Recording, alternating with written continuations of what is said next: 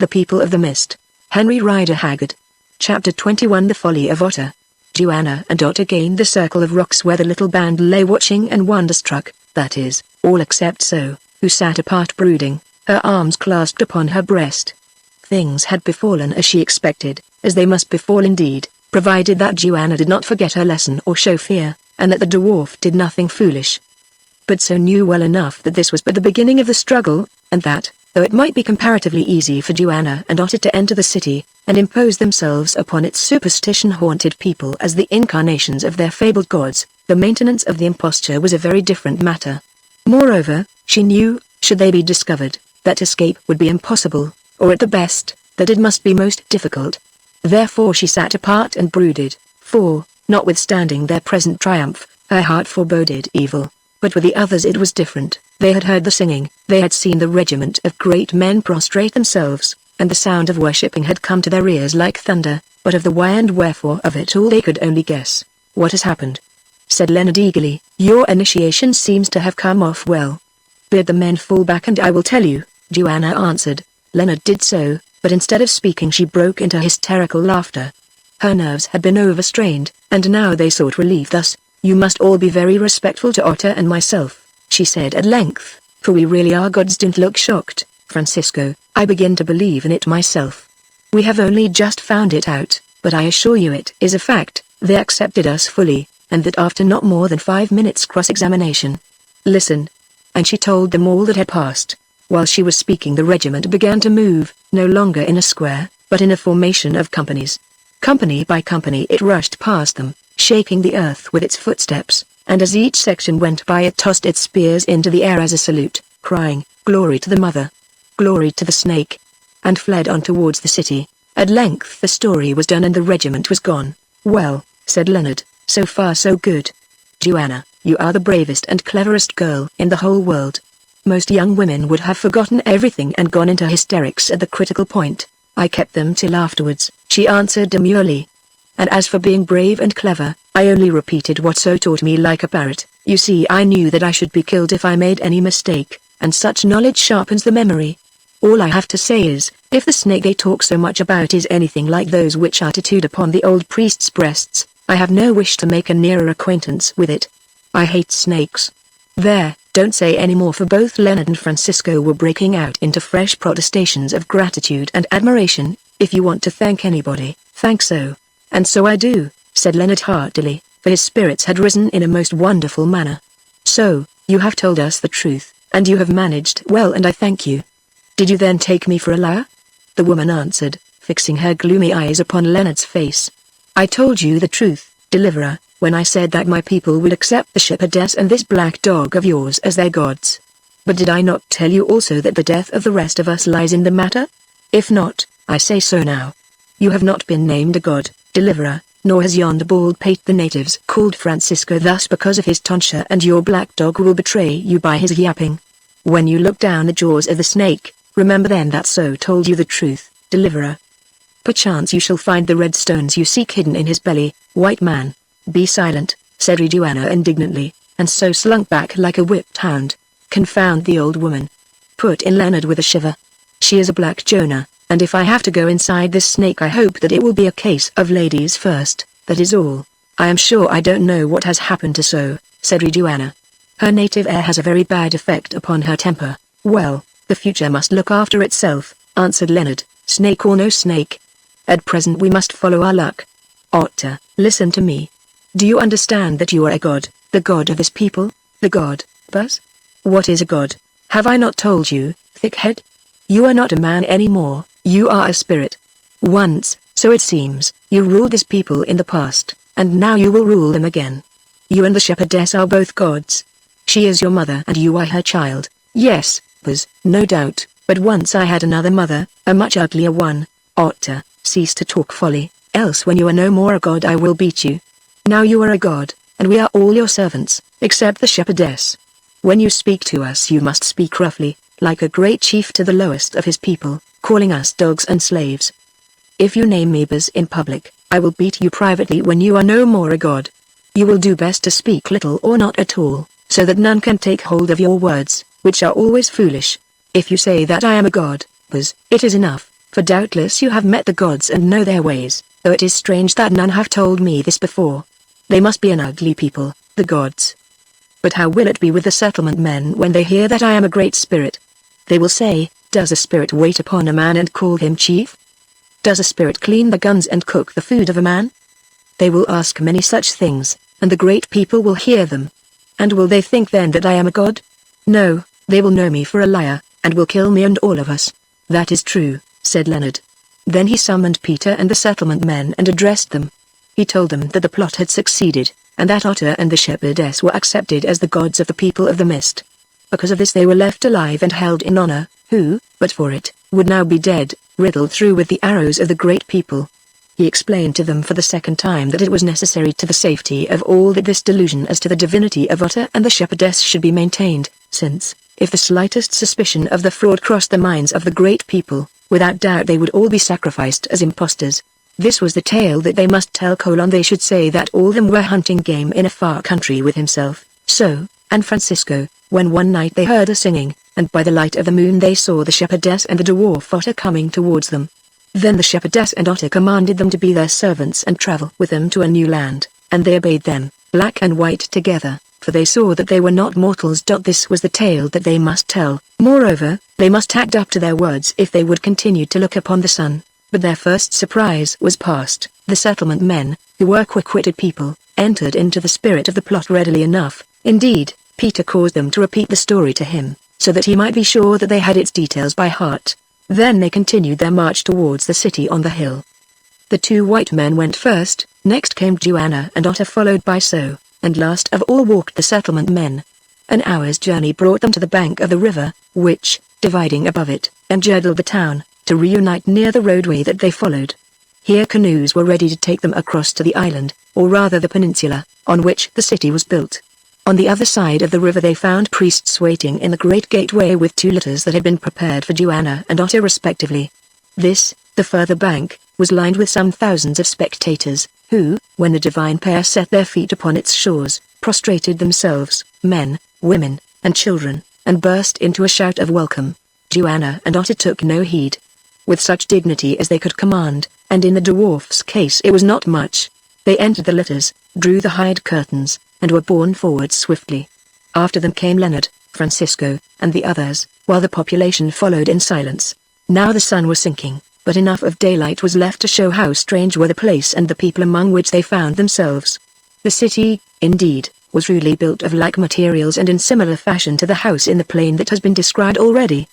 But the streets were roughly paved, each habitation stood apart from the other in its own garden, and the gates were of wood, fastened together with primitive iron bolts. There were drinking shops, or rather booths, and a large marketplace, which they crossed as they ascended the hill, and where, as they afterwards discovered, this people carried on their trade, if trade it could be called, for they had no money, and conducted all transactions like other savages, upon a principle of barter. As they went Leonard took note of these things, which, to his mind, showed clearly that the inhabitants of this city were the degenerate inheritors of some ancient and forgotten civilization. Their fortifications, stone-built houses, drinking shops, and markets indicated this, just as their rude system of theology, with its divinities of light and darkness, or of death and life, each springing from the other, engaged in an eternal struggle, and yet one, was probably the survival of some elaborate nature myth of the early world, but nothing struck him so much as the appearance of the people. In size they were almost giants, a peculiarity which was shared by the women, some of whom measured 6 feet in height. In common with other uncivilized races, most of these women were little except a girdle and a goatskin cloak that hung loosely upon their shoulders, displaying their magnificent proportions somewhat freely. They were much handsomer than the men, having splendid solemn eyes, very white teeth, and a remarkable dignity of gait. Their faces, however, wore the same somber look as those of their husbands and brothers, and they did not chatter after the manner of their sex, but contented themselves with pointing out the peculiarities of the strangers in a few brief words to their children or to one another. After crossing the marketplace the party came to a long and gentle ascent, which terminated at a wall surrounding the lower of the 2 great buildings that they had seen from the plain. Passing its gates they halted at the doors of the first of these edifices. Here priests stood with torches, at least, they judged them to be priests from the symbol of the snake's head tattooed upon their naked breasts, ready to conduct them to their lodging, for now the night was closing in rapidly. Soon they found themselves within the walls of a great house, built in the usual way with rough boulders, but on 3 sides of a square, and enclosing a courtyard in which a fountain bubbled. The furniture of the house was rude but grotesquely carved, and in the courtyard stood a throne, sheltered by a roof of turf, and fashioned of black wood and ivory, with feet shaped like those of a human being. Indeed, as they afterwards discovered, this was the palace of the king, Ulfan, who had been summarily ejected by the priests to make room for the newcomers. Here in this strange dwelling the attendant priests assigned them all quarters, the settlement men in one wing, Leonard, Francisco and So in the other, and Joanna and Otter in 2 separate apartments in the body of the building. This arrangement involved the separation of the party, but it was difficult to offer objections, so they were forced to acquiesce in it. Presently women entered bearing food, boiled corn, milk in bowls, and roasted flesh in plenty, of which Leonard and Francisco ate with thankfulness. Before they went to sleep Leonard looked into the courtyard, and was somewhat alarmed to find that guards were stationed at every door, while in front of those leading to the apartments of Joanna and Otter stood a body of priests with torches in their hands. He made an effort to pass through these guards in order to visit Joanna, but without a word they lifted their great spears and stopped him, and for that time he abandoned the attempt. "Why do the priests stand before the door of the shepherdess, so?" asked Leonard. "They guard the place of the gods," she answered. "Unless the gods will it, none may enter there, say." "So," Leonard asked again, "are you not afraid of being here in your own land?" "I am much afraid, deliverer, for if I am found out then I die. Yet many years have gone by since I fled, few live who knew me, and, perchance, none remember me. Also now I do not wear my hair after the fashion of my people, and therefore I may escape, unless the priests discover me by their magic. And now I would sleep." On the following morning at dawn Leonard rose and, accompanied by Francisco, walked into the courtyard. This time the soldiers did not try to stop them, but the priests were still standing in front of Joanna's door, looking like specters in the grey mist. They went to them and signified by signs that they would worship the queen, but were sternly refused admission in words which they could not understand, but that So, who was listening, afterwards translated to them. The mother had come to her home, said the spokesman, and might be profaned no more by the eyes of the vulgar. The snake also was in his home, and none should look upon him. When arguments failed Leonard tried to force his way through, and was met by a huge spear pointed at his throat. How things would have ended it is difficult to say had not Joanna herself appeared at this juncture, standing between the curtains of the doorway. At the sight of her the priests and soldiers fell upon their faces, and Leonard had sufficient presence of mind to follow their example, dragging Francisco down beside him. "What is this tumult?" she asked the guards in their own tongue. "I tell you what it is, Joanna," said Leonard, rubbing his head upon the ground and speaking in English. "If you do not come to an understanding with these scoundrels, you will soon be cut off from all communication with us, and what is more, we shall be cut off too in another way. Will you be so good as to issue an order that we are to be admitted when we like?" Joanna turned towards the priest and spoke angrily. "Who has dared to forbid my servants to come before me and worship me? My will is my own, and I only make it known. It is my will that these white men and yonder black woman pass in before me at their pleasure." "Your will is our will, mother," said the priests humbly. So they went in, and the curtains were closed behind them. "I am so thankful to see you," said Joanna. "You don't know how dreadfully lonely it has been in this great room all night, and I am afraid of those solemn-eyed priests who stand round the doors. The women who brought me food last evening crawled about the place on all fours like dogs. It was horrible." "I am sorry that you have been left alone," said Leonard, "but you must try to make better arrangements. So might sleep with you, at any rate. Where is Otter? Let us pay him a visit. I want to see how the god is getting on." Joanna went to the door and addressed the priests, saying that she desired to be led before the snake, and her servants with her. They demurred a little, then gave way, and all 4 of them were conducted, first into the courtyard, in which no human being was to be seen, and thence to an adjoining chamber, where a curious sight awaited them.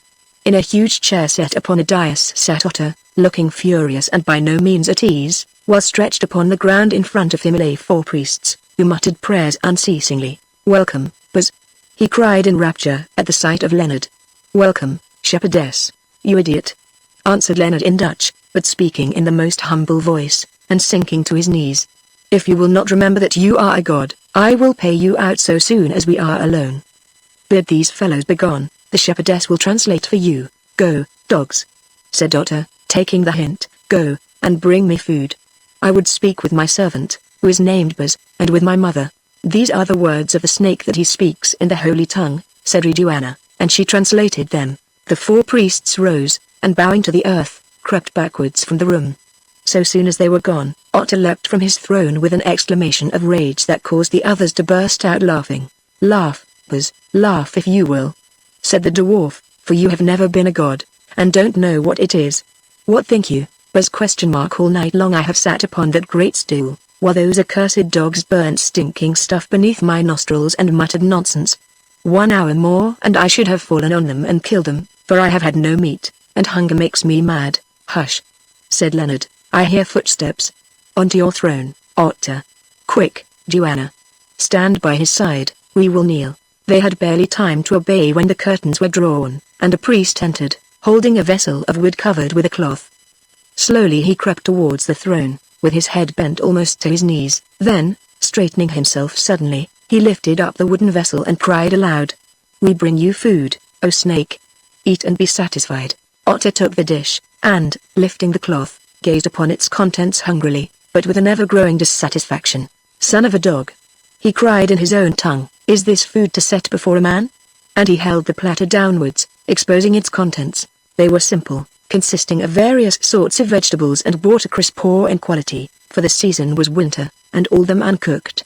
In the center of this fodder, whether placed there in obedience to some religious tradition or by way of ornament, or perhaps to assist the digestive process of the god, as a 10-penny nail is said to assist that of an ostrich, was a fine ruby stone, not so big, indeed, as that which So had given to Leonard, but still of considerable size and value. Leonard saw it with delight, but not so the dwarf, the selfish promptings of whose stomach caused him to forget that his master had journeyed far to seek such gems as this. In the fury of his disappointed appetite he stood upon the footstool of the throne, and, seizing the ruby, he hurled it at the priest, hitting him fair between the eyes. "Am I a Neel?" he roared, "that I should live on water grass, and red gravel?" Then the priest, terrified at the behavior of this strange divinity, picked up the offending gem to the presence of which he attributed his anger and fled, never looking behind him. Joanna and Francisco were seized with uncontrollable laughter, while even so deigned to smile. But Leonard did not smile. "Oh, you last descendant of generations of asses," he said bitterly. "You ass with 4 ears and a 10-fold bray. What have you done? You have hurled the precious stone at the head of him who brought it, and now he will bring no more. Had it not been for you, doubtless with every meal such stones would have been offered to you, and though you grew thin we should all thus have become rich. And that without trouble, tricks, or violence. Forgive me, Buzz," lamented Otter, "but my rage took away my reason, and I forgot. See now what it is to be a god. It is to be fed upon stuff such as would gripe an ox. Oh, Buzz, I would that these wild men had made you a god and left me your servant." And again he gazed with disgust upon the watercress and rows of leathery vegetables resembling turnips. "You had better eat them, Otter," said Joanna, who was still choking with laughter. "If you don't you may get nothing more for days. Evidently you are supposed to have a small appetite." Then, driven to it by his ravening hunger, the wretched Otter fell upon the turnips and munched them sullenly, Leonard rating him all the while for his unequaled stupidity. Scarcely had he finished his meal when there was a stir without, and once again priests entered, headed on this occasion by that same aged man who had acted as a spokesman when Joanna declared herself on the previous day, and who, as they had discovered, was named Nam. In fact he had many other and much longer names, but as this was the shortest and most convenient of them, they adopted it. It chanced that Leonard was standing by so, and when this priest entered, whom she now saw face to face for the first time, he noticed that she started, trembled, and then drew back into the shadow of the throne. Some friend of the old lady's youth, thought Leonard to himself. "I hope he won't recognize her, that is all." Nam bent himself in adoration before the gods, then began an address, the substance of which Joanna translated from time to time. Bitterly did he grieve, he said, that such an insult had been offered to the snake as the presenting to him among his food of the red stone, known as the blood of a cow. That man who had done this folly was doomed to die, if, indeed, he were not already dead. Well could they understand that, the mother and snake having become reconciled, the proffering to Jala that which reminded him of the sin of long ago was a wickedness that might bring a curse upon the land. Let the snake be appeased. Command had been given that all such stones should be hidden in a secret place by him who had wrought the crime, and, as he had said, if the man returned alive from that place he should be slain. But he would not return alive, for to go thither was death, as it should be death henceforth even to mention that stone. of which but one should now be seen in the land, that which the mother wore in memory of the past. "Oh Otter, my friend," murmured Leonard to himself, "if I don't make you pay for this, my name is not Outram." But enough of the stones, went on Arm. He had come upon a more important matter. That night an assembly of all the tribe would be held in the great temple an hour before moonrise, that the mother and the snake might take up their royalty in the presence of the people. Thither they would come to lead them and their servants at the appointed time. Was this pleasing to the gods? Joanna bent her head in assent, and the priest turned to go with many obeisances, but before he went he spoke again, asking if all things were as the gods desired. "Not altogether, my servant," answered Joanna. "It is our will that these, our other servants, should have free access to us at all times and without question. Also, it is our will that their food should be brought to them with our food.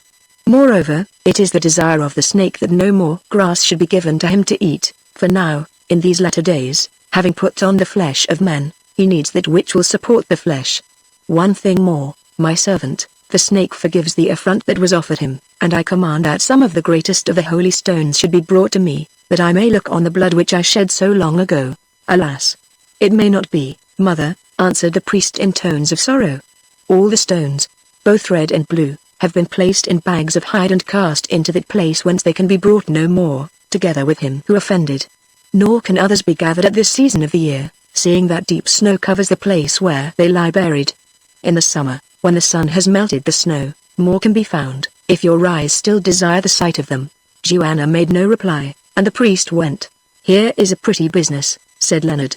"That idiot Otter has upset everything. We might have become millionaires for the asking, and now we must wait for months before we so much as get sight of a ruby or a sapphire." Nobody answered. Indeed, the whole party were plunged into consternation at the fatal effects of this accident. As for Otter himself, when he understood fully what he had done, he almost wept for grief. Who could have known, but? He groaned. "It was the sight of the green food that bewitched me, who have always hated the taste of grass. And now my folly has undone all, and it seems that I must be a god for many months, if, indeed, they do not find me out." "Never mind, Otter," said Leonard, moved to pity by the dwarf's genuine grief. "You have lost the stones and you will have to find them again somehow. By the way, so, why did you start so when the old priest came in?" "Because he is my father, deliverer," she answered. Leonard whistled. Here was a new complication. What if Nam should recognize her? Chapter 22 The Temple of Jarl. In considerable agitation of mind Leonard bid goodbye to Joanna, promising to return soon, and went to visit the settlement men, whom he had not seen since the previous evening. He found them in good case enough, so far as their material comfort was concerned, for they were well supplied with food and warmly lodged. So much could not be said, however, of their mental state, for they were terrified by the multitude of solemn priests and warriors who watched them as cats watch mice. Crouching round him dejectedly they implored Leonard not to leave them, saying that they expected to be murdered every minute. He pacified them as well as he could and left them with the assurance that he would return presently, having first reminded them that the lives of all depended upon the maintenance of the delusion as to the divinity of Otter and the shepherdess. The remainder of that day passed heavily enough. After the first excitement of their strange position had gone by, a reaction set in, and everybody was much depressed. As the hours drew on, the mist, which had lifted a little about 10 o'clock, closed in very densely, throwing the ill-lighted chamber where they sat into a deep gloom. In such an atmosphere conversation languished. Indeed, at times it died altogether, and the only sound to be heard was that of the monotonous voices of the priests without the curtains, as they muttered prayers unceasingly.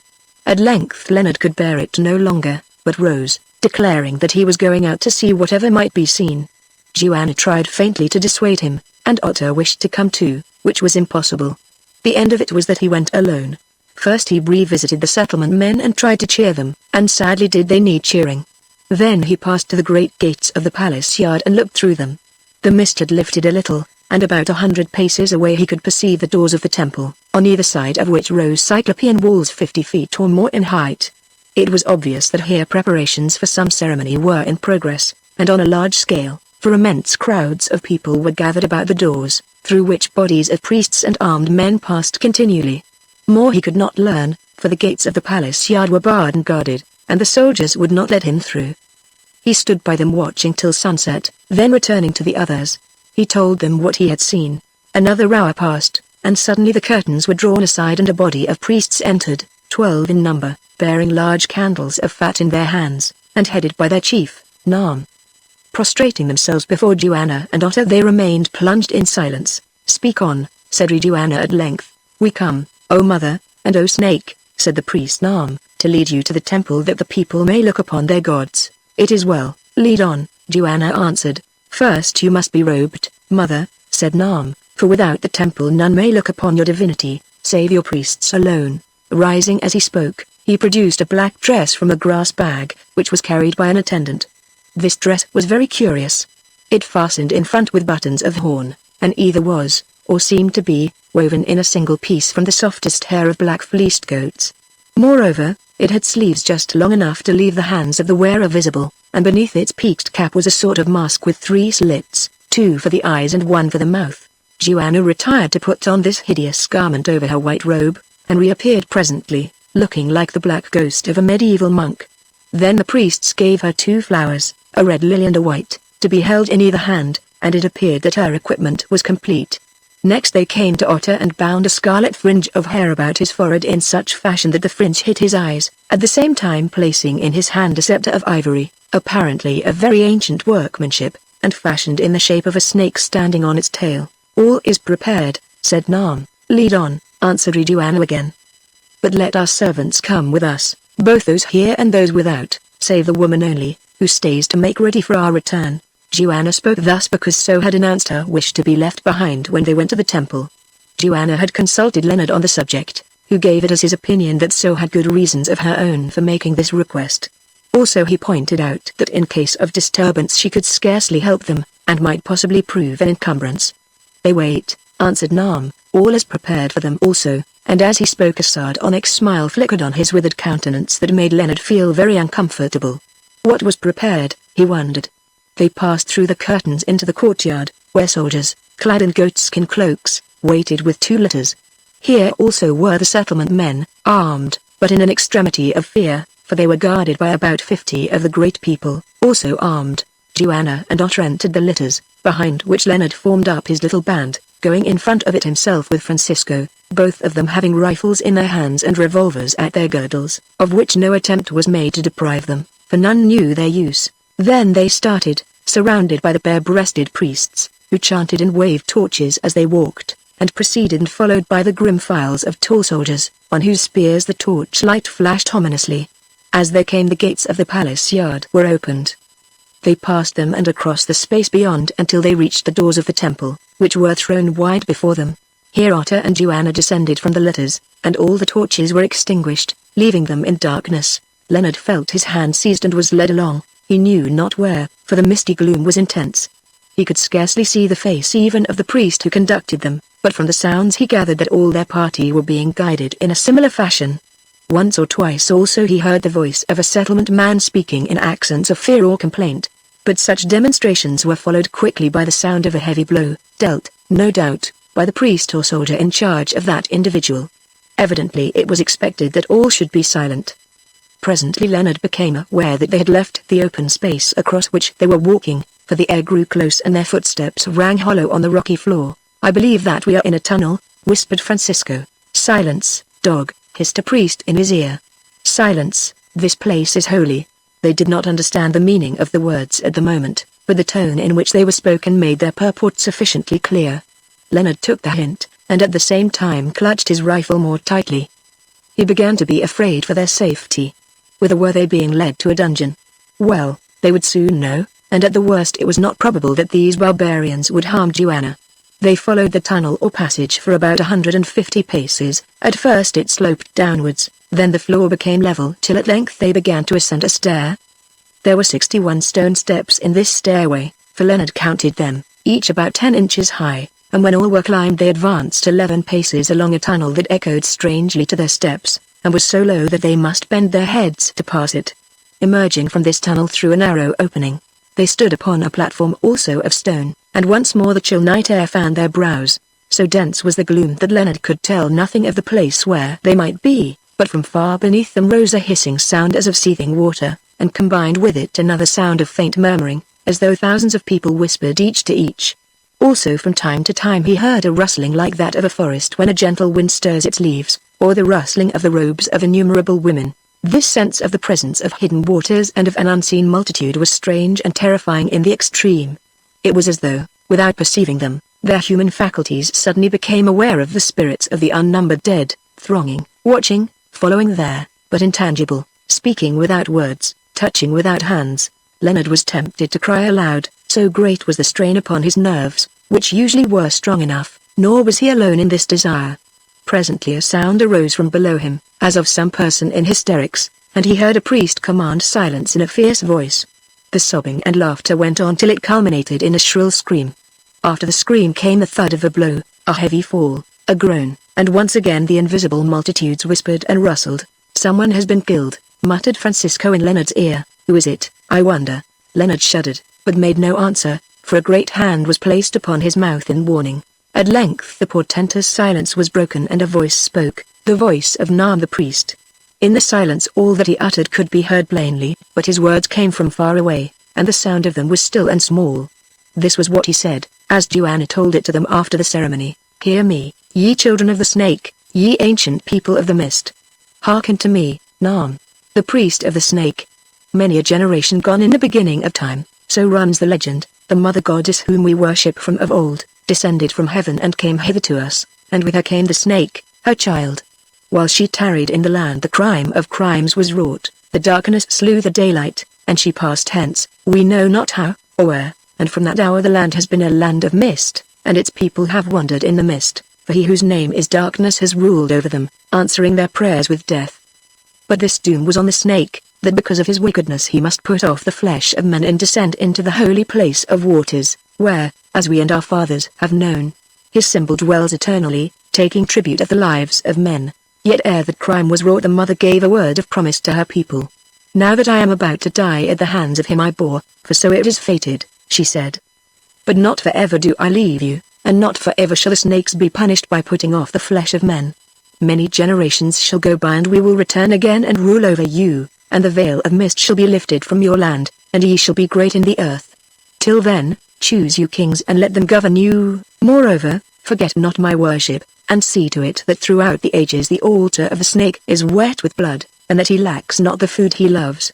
And I will give you a sign by which we shall be known when at length the fate is accomplished, and the hour of forgiveness is at hand.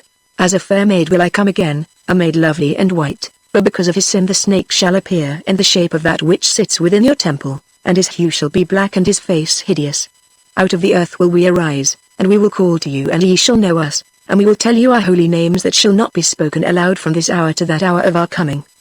But beware lest ye be deceived and false gods set themselves up among you, for then shall the last evil fall upon you and the sun shall hide his face." Thus, children of the mist, did the mother speak to him who was her chief priest in the long ago, and he graved her words with iron on the stone of that whereon I stand, but none can read that writing, for its secret is lost to us, although the prophecy remains. And now the time is full, and it has been given to me, his successor, in my old age, to see the fulfillment of the saying, "The time is full, and this night the promise of the past is accomplished, for, people of the mist, the immortal gods, whose names are holy, have appeared to rule their children. Yesterday they came, ye saw them, and in your ears they called aloud the sacred names. As a maiden fair and white, and as a dwarf black and hideous, have they come, and Ak is the name of the maiden, and Jal is the name of the dwarf." He ceased, and his voice died away in the echoes of the great place. Once again there was silence, broken only by the seething sound of waters and the indefinable murmur of an unseen throng beneath. Leonard stood a while, then edged himself gently forward with the design of discovering where and upon what they were standing. His curiosity soon met with a violent check, for before he had gone a yard he felt that his right foot was dangling in space, and it was only by a strong effort that he prevented himself from falling, whither he knew not. Recovering his balance, he shuffled himself back again to the side of Francisco, and whispered a warning to him not to move if he valued his life. As Leonard spoke, he noticed that the blackness of the night was turning grey with the light of the unrisen moon.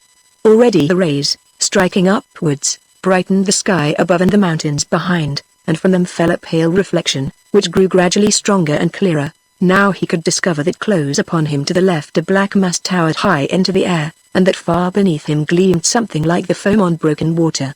For a time he watched this water, or whatever it might be, until a smothered exclamation from Francisco caused him to look up again. As he looked, the edge of the moon rose above the temple wall, and by slow degrees a wonderful sight was revealed to him.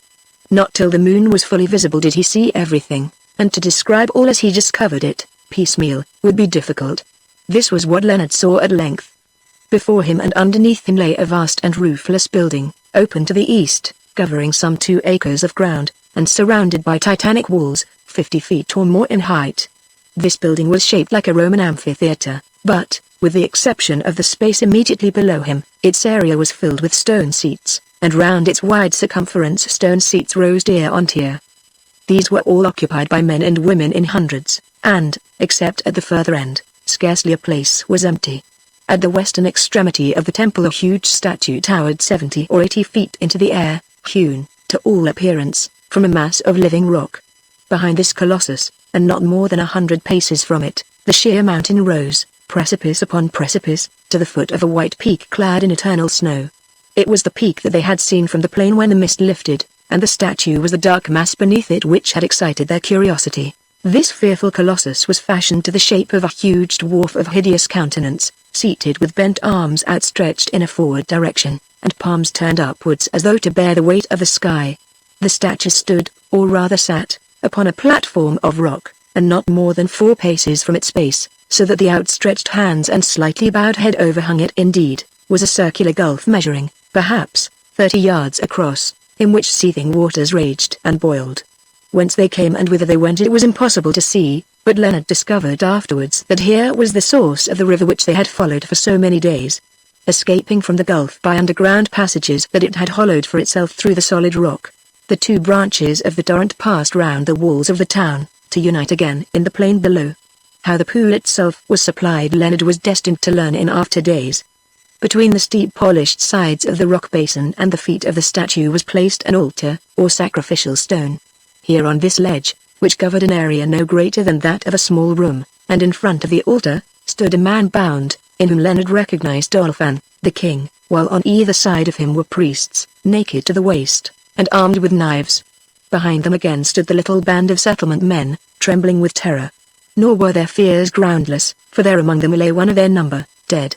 This was the man whose nerve had broken down, who shrieked aloud in the darkness, and in reward had been smitten into everlasting silence. All this Leonard saw by degrees, but the first thing that he saw has not yet been told. Long before the brilliant rays of the moon lit the amphitheater they struck upon the huge head of the dwarf idol, and there, on this giddy perch, some 70 feet from the ground, and nearly 100 above the level of the pool of seething water, sat Joanna herself, enthroned in an ivory chair. She had been divested of her black cloak, and was clad in the robe of snowy linen cut low upon her breast, and fastened round her waist with a girdle. Her dark hair flowed about her shoulders, in either hand she held the lilies, red and white, and upon her forehead glowed the ruby like a blood-red star. She sat quite still, her eyes set wide in horror, and first the moonlight gleamed upon the gem bound to her forehead, next it showed the pale and lovely face beneath, then her snowy arms and breast, the whiteness of her robes, and the hideous demon head whereon her throne was fixed. No spirit could have seemed more beautiful than this woman set thus on high in that dark place of blood and fear. Indeed, in the unearthly light she looked like a spirit, the spirit of beauty triumphing over the hideousness of hell, the angel of light trampling the devil and his works. It was not wonderful that this fierce and barbarous people sighed like reeds before the wind when her loveliness dawned upon them, made ethereal by the moon, or that thenceforth Leonard could never think of her quite as he thought of any other woman. Under such conditions most well-favored women would have appeared beautiful. Joanna did more, she seemed divine. As the light grew downward and the shadows thinned before it, Leonard followed with his eyes, and presently he discovered Dotter. The dwarf, naked except for his girdle and the fringe upon his head, was also enthroned, holding the ivory scepter in his hand, but in a seat of ebony placed upon the knees of the colossus, nearly 40 feet below Joanna. Then Leonard turned to consider Francisco's position and his own, and found it terrible enough. Indeed, the moment that he discovered it was nigh to being his last. In company with 2 priests of the snake, they were standing on the palm of the right hand of the idol, that formed a little platform some 6 feet square, which they had won in the darkness through a tunnel hewn in the arm of stone. That they stood unprotected by any railing or support, and before them and on either side of them was a sheer drop of some 90 feet to the water beneath or of 50 to the rock of the platform. Leonard saw, and for a moment turned faint and dizzy, then, Setting the butt of his rifle onto the stone, he leaned upon the barrel till his brain cleared. It was well for him that he had not known what lay beneath when, but now. He thrust his foot into vacancy, for then his senses might have failed him. Suddenly he remembered Francisco, and opened his eyes, which he had closed to shut out the sight of the yawning gulf beneath. It was not too soon. The priest had seen also, and consciousness was deserting him, even as Leonard turned. His knees gave way, and he sank forward and downward. Quick as thought, Leonard stretched out his right hand and caught Francisco by the robe he wore, then, resting his weight upon the rifle, he strained at the priest's falling body with all his force in such a manner that its direction was turned, and it fell sideways upon the platform, not downwards into space.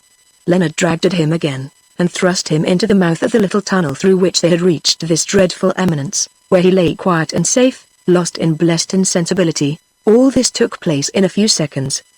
The two priests of the snake, who stood by them as calmly as though their feet were still on the solid earth, saw, but made no movement. Only Leonard thought that they smiled grimly, and a horrible fear struck his heart like a breath of ice. What if they waited a signal to cast him down? It might well be so. Already he had seen enough of their rites to enable him to guess that theirs was a religion of blood and human sacrifice.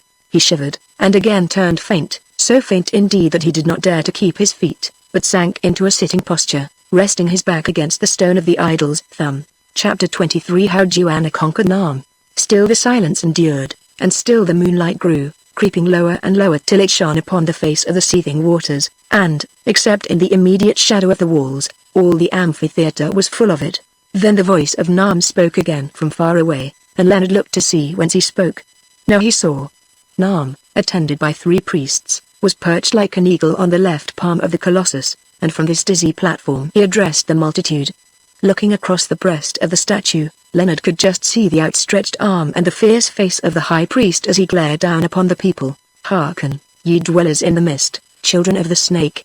Ye have seen your ancient gods, your father and your mother, come back to rule you and to lead you on through war to peace, to wealth, to power, and to glory. Ye see them now by that light and in that place wherein only it is lawful that ye should look upon them. Say, do ye believe and do ye accept them? Answer, every one of you, answer with your voice. Then a mighty roar of sound went up from the gathered thousands, a roar that shaped itself into the words. We believe and we accept. It is well, said Nam when the tumult had died away. Hearken, ye high gods.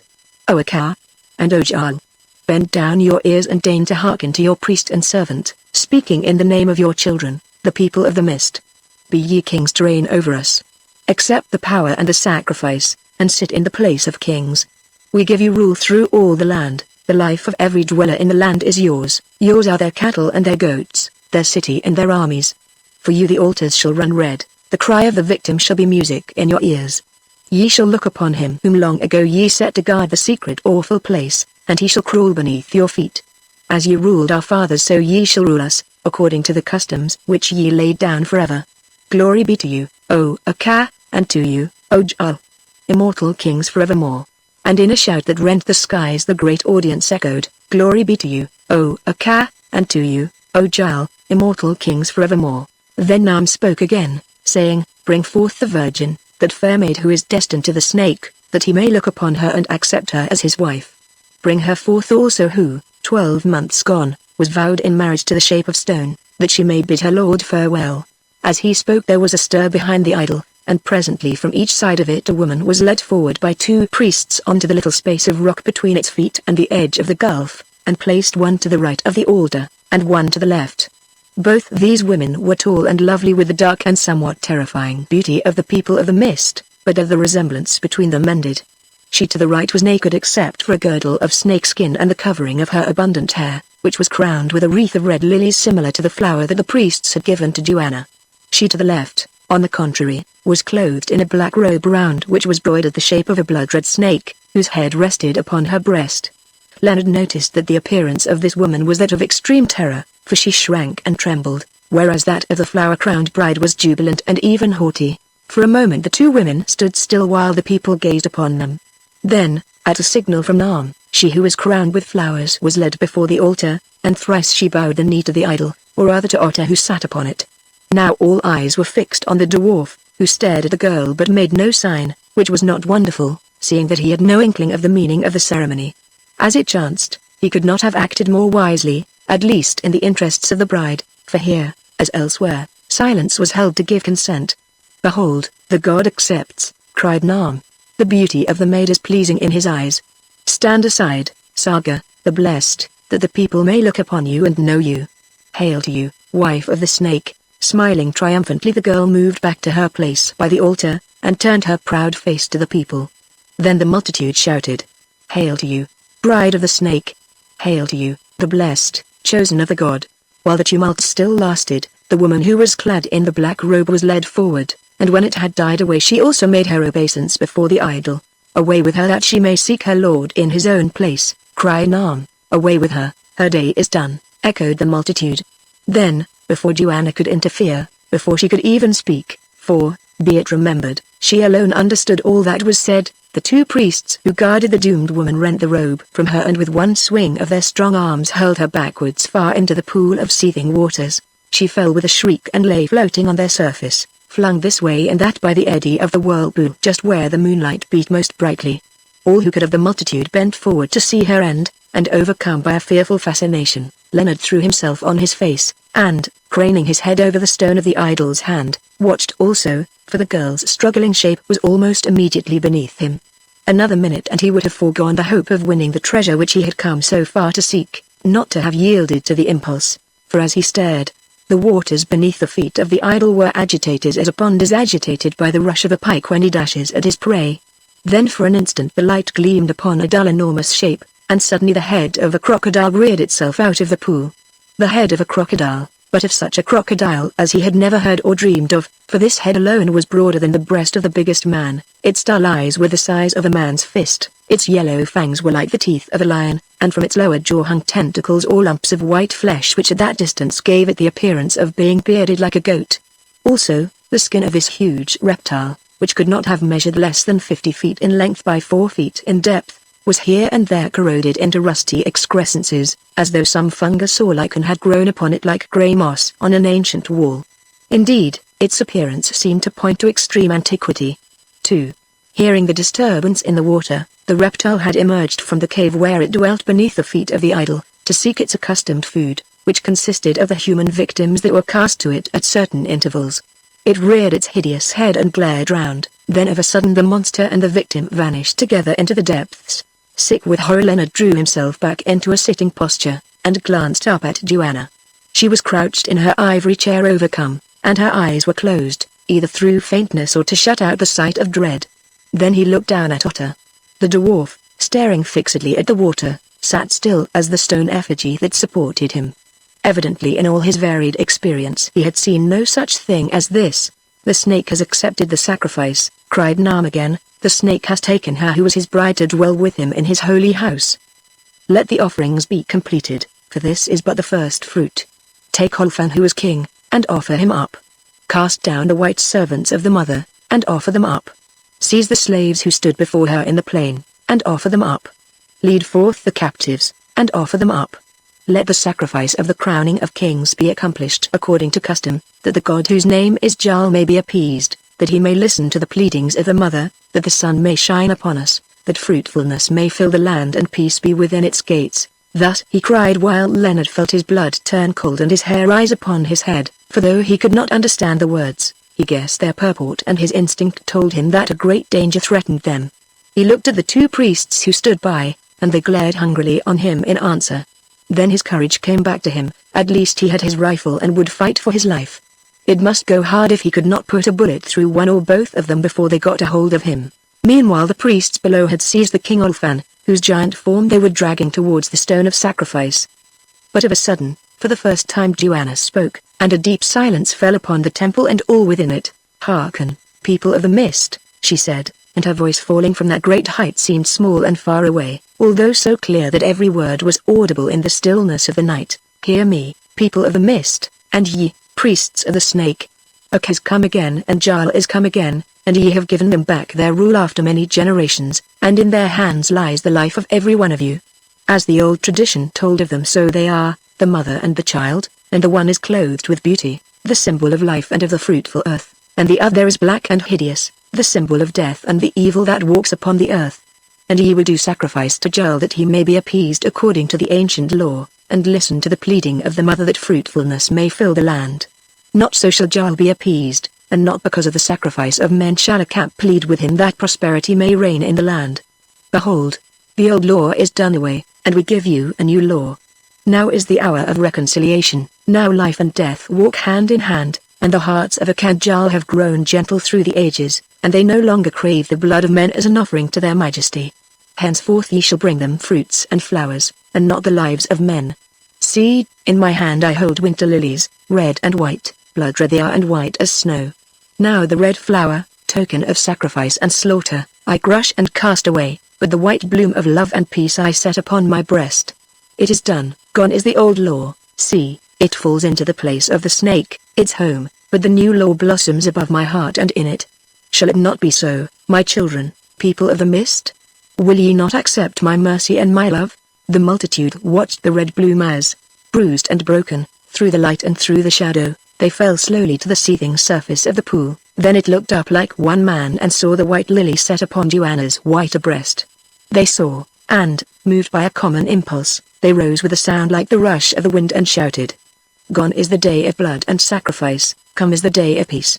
We thank you, Mother, and we take your mercy and your love. Then they were silent, and again there was a sound like that of the wind, as all their thousands sank back to the seats of stone. Now Nam spoke again in a voice of fury that rang through the still air like a clarion. What is this that my ears hear? He cried. Are ye mad, O ye dwellers in the mist? Or does the mother speak with a charmed voice? Shall the ancient worship be changed in an hour? Nay, not the gods themselves can alter their own worship. Slay on, ye priests, slay on, or ye yourselves shall die the dreadful death. The priests below heard, and seizing the struggling king they cast him with difficulty down upon the stone. Leonard, Leonard, cried Joanna in English, addressing him for the first time by his Christian name, as even then he noticed, but looking straight before her that none might guess to whom she spoke.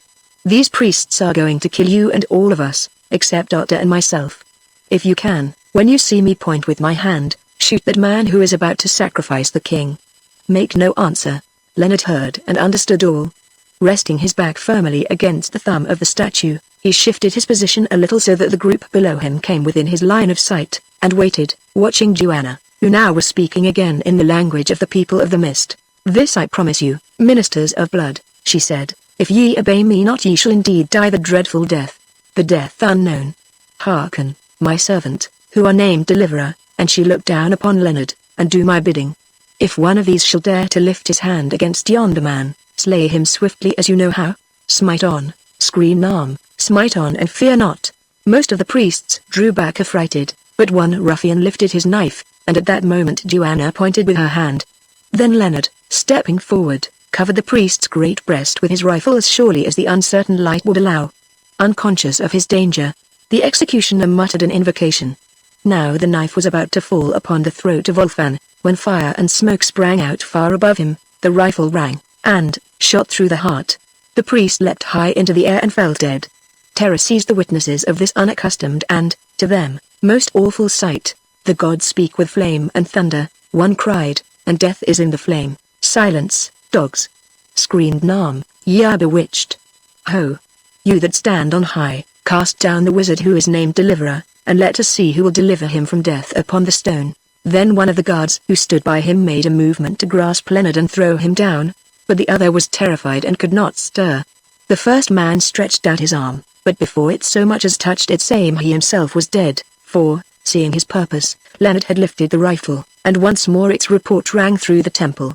Suddenly the priest threw his arms wide, then fell backwards, and with a mighty rush dived into sheer space to crash lifeless on the stone floor below, where he lay, his head and hands hanging over the edge of the pool.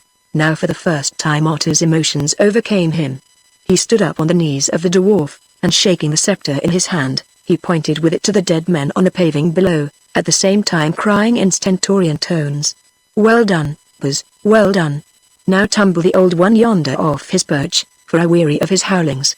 This speech of Otter's produced even a greater effect on the spectators, if that were possible, than the mysterious death of the priests. That he whose name was Silence should cry aloud in a strange tongue, of which they understood no single word, was a dread and ominous thing that showed his anger to be deep. But Leonard took no heed, He was too engaged in covering the second guard with the barrel of his repeater. This man, however, had no liking for such a dreadful death. Swiftly he flung himself onto his knees, imploring Leonard to spare him in humble accents, and with gestures that spoke more plainly than his words. Taking advantage of the pause, again Joanna cried aloud, "Ye see, people of the mist, I make no idle threats. Where are they now? The disobedient ones. The tongue of flame has licked them and they are dead, and as they have perished, so shall all perish who dare to gainsay my word, or the word of Jael. Ye know us for gods and ye have crowned us kings, and gods and kings we are indeed. Yet fear not, for on the rebellious only shall our anger fall. Answer you, Nam. Will you do our bidding? Or will you die also as your servants died?" Nam glanced round desperately. He looked down on the multitude and found no help there. Long had they cowered beneath him, now hope was born in their breasts, and in the presence of a power greater than his, if only for a little while, they broke his yoke and the yoke of their red superstitions. He looked at the company of priests, their heart was out of them, they were huddled together like knots of frightened sheep, staring at the corpses of their two companions. Then he bethought him of Otter.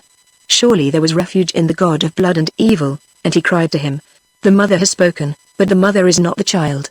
Say, O Jael, what is your command?" Otter made no answer, because he did not understand.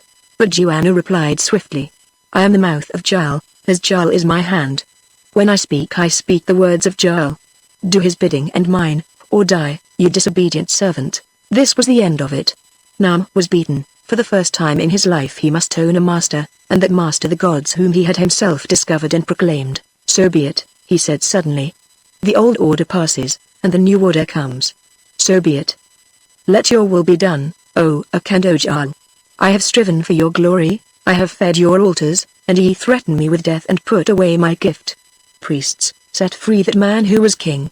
People, have your way, forget your ancient paths, pluck the white flower of peace and perish. I have said," so he spoke from on high, shaking his clenched fists above his hoary head, and was gone. Then the executioners unbound the limbs of the ex-king, and he rose from the stone of death. "Ulfan," cried Joanna from on high, "you that were the king, we, who have taken your kingship, give you life, and liberty, and honor, see that in reward you serve us well, lest again you should lie upon that bed of stone. Do you swear fealty to us, forever and forever?" "I swear it by your holy heads," answered Ulfan. "It is well. Now under us once more we give you command of the armies of this people, our children. Summon your captains and your soldiers. Bid those that brought us hither lead us back whence we came, and the set guards about us, so that none trouble us. For you, our people, for this time fare you well. Go in peace to dwell in peace beneath the shadow of our strength." Chapter 24. Ulfan tells of the rubies. It was at this juncture that Francisco recovered his senses. "Oh!" he gasped, opening his eyes and sitting up, "is it done, and am I dead?" "No, no, you're alive and safe," answered Leonard. "Stay where you are and don't look over the edge, or you will faint again. Here, take my hand. Now, you brute," and he made energetic motions to the surviving priest, indicating that he must lead them back along the path by which they had come, at the same time tapping his rifle significantly. The man understood and started down the darksome tunnel as though he were glad to go, Leonard holding his robe with one hand, while with the other he pressed the muzzle of the loaded rifle against the back of his neck. Francisco followed, leaning on Leonard's shoulder, for he could not walk alone. As they had come so they returned. They passed down the steps of stone which were hollowed in the body of the Colossus, they traversed the long underground tunnel, and at length, to their intense relief, once more they stood upon the solid ground and in the open air. Now that the moon was up, and the mist which had darkened the night had melted, they could see their whereabouts. They had emerged upon a platform of rock within a bowshot of the great gates of the palace, from whence the secret subterranean passage used by the priests was gained, its opening being hidden cunningly among the stonework of the temple. "I wonder where the others are," asked Leonard anxiously of Francisco. As he spoke, Joanna, wrapped in her dark cloak, appeared, apparently out of the stones of the wall, and with her Otter, the settlement men bearing their dead companion, and a considerable company of priests, among whom, however, Nam was not to be seen. "Oh, is that you, Leonard?" said Joanna in English, and in a voice broken with fear. "Thank heaven that you are safe, thank heaven that we are all safe," he answered. "Come, let us get on." "No, we can walk, thank you," and he waved away the priests, who produced the litters from where they had hidden them under the wall. The men fell back and they walked on. At the gate of the palace a welcome sight met their eyes, for here stood Ulfan, and with him at least 100 captains and soldiers, who lifted their spears in salute as they advanced. "Ulfan, hear our bidding," said Joanna. "Suffer no priest of the snake to enter the palace gates. We give you command over them, even to death. Set guards at every doorway and come with us." The ex-king bowed and issued some orders, in obedience to which the sullen priests fell back murmuring. Then they all passed the gates, crossed the courtyard, and presently stood in the torchlit throne room, where Joanna had slept on the previous night. Here food had been prepared for them by So, who looked at them curiously, especially at Leonard and Francisco, as though, indeed, she had never expected to see them again. "Hearken, Ulfan," said Joanna, "we have saved your life tonight and you have sworn fealty to us, is it not so?" "It is so, Queen," their warrior answered. "And I will be faithful to my oath. This heart, that but for you had now been cold, beats for you alone. The life you gave back to me is yours, and for you I live and die."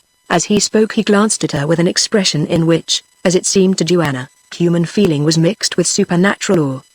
Was it possible, she wondered with a thrill of fear, that this savage king was mingling his worship of the goddess with admiration of the woman? And did he begin to suspect that she was no goddess after all? Time would show, but at least the look in his eyes alarmed her. "Fear not," he went on, "1,000 men shall guard you night and day. The power of Nam is broken for a while, and now all this company may sleep in peace. It is well, Ulfan. Tomorrow morning, after we have eaten, we will talk with you again, for we have much to say. Till then, watch." The great man bowed and went, and at last they were alone. "Let us eat," said Leonard. "What is this? Spirit, or a very good imitation of it? Well, I never wanted a glass of brandy more in my life." When they had finished their meal, at the request of Leonard, Joanna translated all that had been said in the temple, and among her listeners there was none more interested than So. "So," said Leonard, when she had finished, "you did not expect to see us come back alive, did you? Is that why you stayed away?" "No, Deliverer," she answered. "I thought that you would be killed, every one of you. And so it must have come about, had it not been for the shepherdess. Also, I stayed away because those who have looked upon the snake once do not desire to see him again. Many years ago I was bride to the snake, Deliverer, and, had I not fled, my fate would have been the fate of her who died this night." "Well, I do not wonder that you chose to go," said Leonard. "Oh, Buzz," broke in Archer, "why did you not shoot that old medicine man as I told you? It would have been easy when you were about it, Buzz, and now he would have been broken like an eggshell thrown from a housetop, and not alive and full of the meat of malice. He is mad with rage and wickedness, and I say that he will kill us all if he can." "I rather wish I had," said Leonard, pulling his beard. "I thought of it, but could not do everything, and on future occasions, Otter, will you remember that your name is Silence? Luckily, these people do not understand you. If they did you would ruin us all." "What is the matter, So?" "Nothing, Deliverer," she answered, "only I was thinking that Nam is my father, and I am glad that you did not shoot him, as this black dog, who is named God, suggests. Of gods I know nothing." "You old cow," answered Otter angrily, "they are a far-off people, though it seems that I am one of them, at any rate among these fools, your kinsmen. But of dogs I can tell you something, and it is that they bite." "Yes, and cows toss dogs," said So, showing her teeth. "Here is another complication," thought Leonard to himself. "One day this woman will make friends with her venerable parent and betray us, and then where shall we be? Well, among so many dangers an extra one does not matter. I must go to bed," said Joanna faintly. "My head is swimming. I cannot forget those horrors and that giddy place. When first I saw where I was, I nearly fainted and fell, but after a while I grew more used to it. Indeed, while I was speaking to the people I quite forgot my fear, and the height seemed to exhilarate me. What a sight it was! When all is said and done, it is a grand thing to have lived through such an experience. I wonder if anyone has ever seen its like." "You are a marvelous woman, Joanna," said Leonard, with admiration. "We owe our lives to your wit and courage. You see I was right in insisting on coming with you," she answered somewhat aggressively. "For our sakes, yes, for your own I am not so sure. To tell you the truth, I think that we should have done better never to have started on this mad expedition. However, things look a little more promising now, though Nam and his company have still to be reckoned with, and we don't seem much nearer the rubies, which are our main object." "No," said Joanna, "they are gone, and we shall be lucky if we do not follow them into the home of that hideous snake." "Good night, Francisco," said Leonard, as he rolled himself up in his blanket. "You had a narrow escape tonight." If I had missed my hold, yes, Outram, it was lucky for me that your arm is strong and your mind quick. Ah, I am a dreadful coward, and I can see the place now, and he shuddered. Always from a child I have believed that I shall die by a fall from some height, and tonight I thought that my hour had come. At first I did not understand, for I was watching the Signora's face in the moonlight, and to me she looked like an angel. Then I saw, and my senses left me. It was as though hands were stretched up from the blackness to drag me down. Yes, I saw the hands. But you saved me, Outram, though that will not help me, for I shall perish in some such way at last. So be it. It is best that I should die, who cannot conquer the evil of my heart. Nonsense, my friend, said Leonard, don't talk like that about dying. We can none of us afford to die just at present, that is, unless we are obliged to do so. Your nerves are upset, and no wonder. As for the evil of your heart, I wish that most men had as little, the world would be better. Come, go to sleep, you will feel very differently tomorrow. Francisco smiled sadly and shook his head, then he knelt and began to say his prayers. The last thing that Leonard saw before his eyes closed in sleep was the rapt girlish face of the priest, round which the light of the taper fell like an aureole, as he knelt muttering prayer after prayer with his pale lips. It was 9 o'clock before Leonard awoke next morning, for they had not slept till nearly 4 to find Francisco already up, dressed, and, as usual, praying. When Leonard was ready they adjourned to Joanna's room, where breakfast was prepared for them. Here they found Otter, looking somewhat disturbed. Buzz, he said, they have come and will not go away. Who? Asked Leonard. The woman, Buzz, she who was given to me to wife, and many other women her servants with her. There are more than 20 of them outside, Buzz, and all them very big. Now, what shall I do with her, Buzz? I came here to serve you and to seek the red stones that you desire, and not a woman tall enough to be my grandmother. I really don't know and don't care, answered Leonard. If you will be a god you must take the consequences. Only beware, Otter, lock up your tongue, for this woman will teach you to speak her language, and she may be a spy. Yes, Buzz, I will see to that. Is not my name Silence, and shall women make me talk me, who have always hated them? But the Buzz would not like to marry her himself? I am a god, as you say, though it was you who made me one, Buzz, not I, and my heart is large. I will give her to you, Buzz. Certainly not, answered Leonard decidedly. See if the breakfast is ready. No, I forgot, you are a god, so climb up into the throne and look the part, if you can. As he spoke, Joanna came from the room, looking a little pale, and they sat down to breakfast. Before they had finished their meal, So announced that Olfan was waiting without. Joanna ordered him to be admitted, and presently he entered. "Is all well, Olfan?" asked Joanna. "All is well, Queen," he answered. Nam and 300 of his following held council at dawn in the house of the priests yonder. There is much stir and talk in the city, but the hearts of the people are light because their ancient gods have come back to us, bringing peace with them. "Good," said Joanna. Then she began to question him artfully on many things, and by degrees they learned more of the people of the mist. It seemed, as Leonard had already guessed, that they were a very ancient race, having existed for countless generations on the same misty upland plains. They were not, however, altogether isolated, for occasionally they made war with other savage tribes. But they never intermarried with these tribes, all the captives taken in their wars being offered in sacrifice at the religious festivals. The real governing power in the community was the Society of the Priests of the Snake, who held their office by hereditary tenure, outsiders being admitted to their body only under very exceptional circumstances.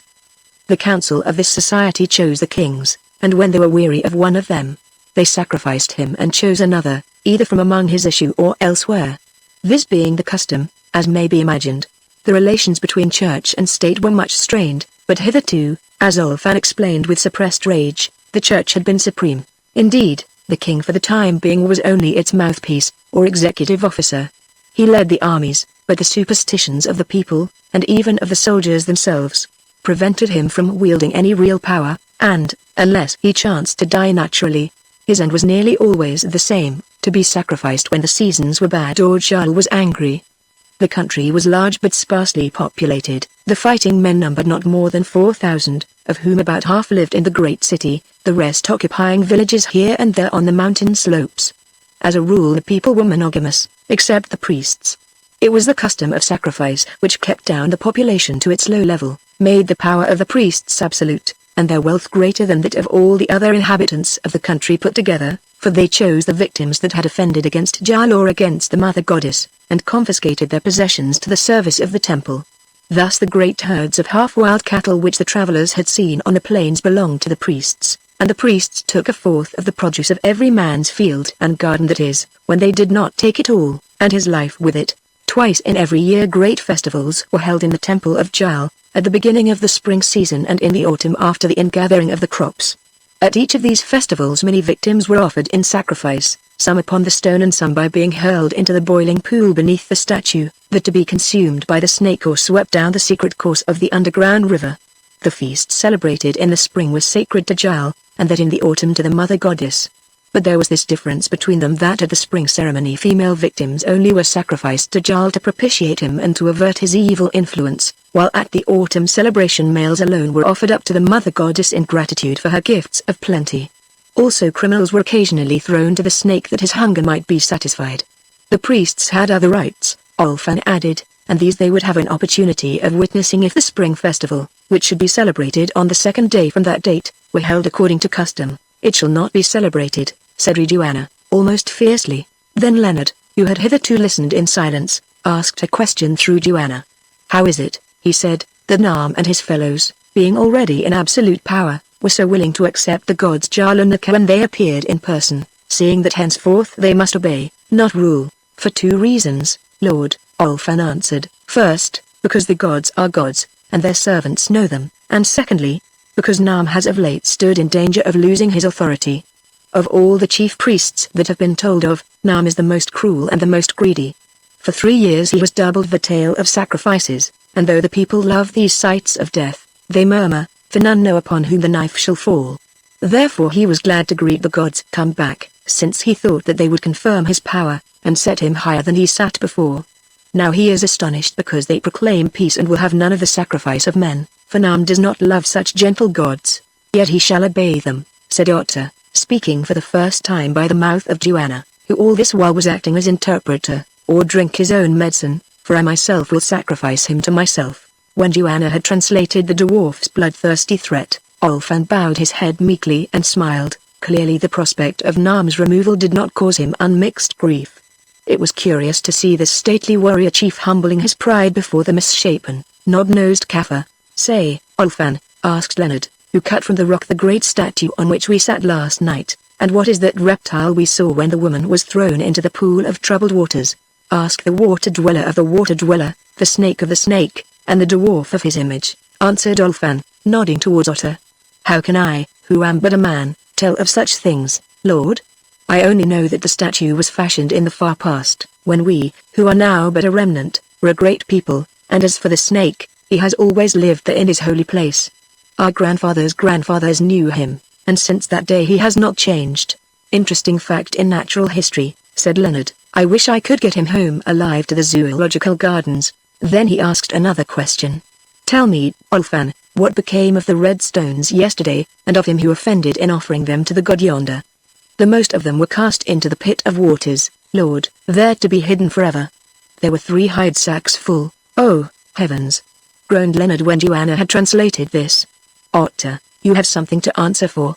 "But the choicest," went on Olfan, "were put in a smaller bag, and tied about the neck of the man who had sinned. There were not many, but among them were the largest stones, that until yesterday shone in the eyes of the idol, stones blue and red together. Also, there was that stone, shaped like a human heart, which hitherto has been worn by the high priest on the days of sacrifice, and with it the image of the dwarf fashioned from a single gem, and that of the water dweller cut from the great blue stone, and other smaller ones chosen because of their beauty and also because they have been known for long in the land. For although many of these pebbles are found where the priests dig for them, but few are large and perfect, and the art of shaping them is lost." "And what became of the man?" Leonard asked, speaking as quietly as he could, for his excitement was great. "Nay, I do not know," answered Olfan. "I only know that he was let down with ropes into the home of the snake, and that he gained that holy place, for it was told to me that he dragged rope after him, perhaps as he fled before the snake. Now it was promised to the man that when he had laid the bag of stones in the place of the snake, for the snake to guard forever, his sins would be purged, and, if it pleased the water dweller to spare him, that he should be drawn up again. Thus Nam swore to him. But he did not keep his oath, for when the man had entered the cave he bade those who held the ropes to cast them loose, and I know not what happened to him, but doubtless he is food for the snake. None who look upon that holy place may live to see the sun again. I only hope that the brute did not swallow the rubies as well as their bearer, said Leonard to Joanna, not that there is much chance of our getting them, anyway. Then Olafan went, nor did he return till the afternoon, when he announced that Nam and his two principal priests waited without to speak with them. Joanna ordered that they should be admitted, and presently they came in. Their air was humble, and their heads were bowed, but Leonard saw fury gleaming in their somber eyes, and was not deceived by this mask of humility.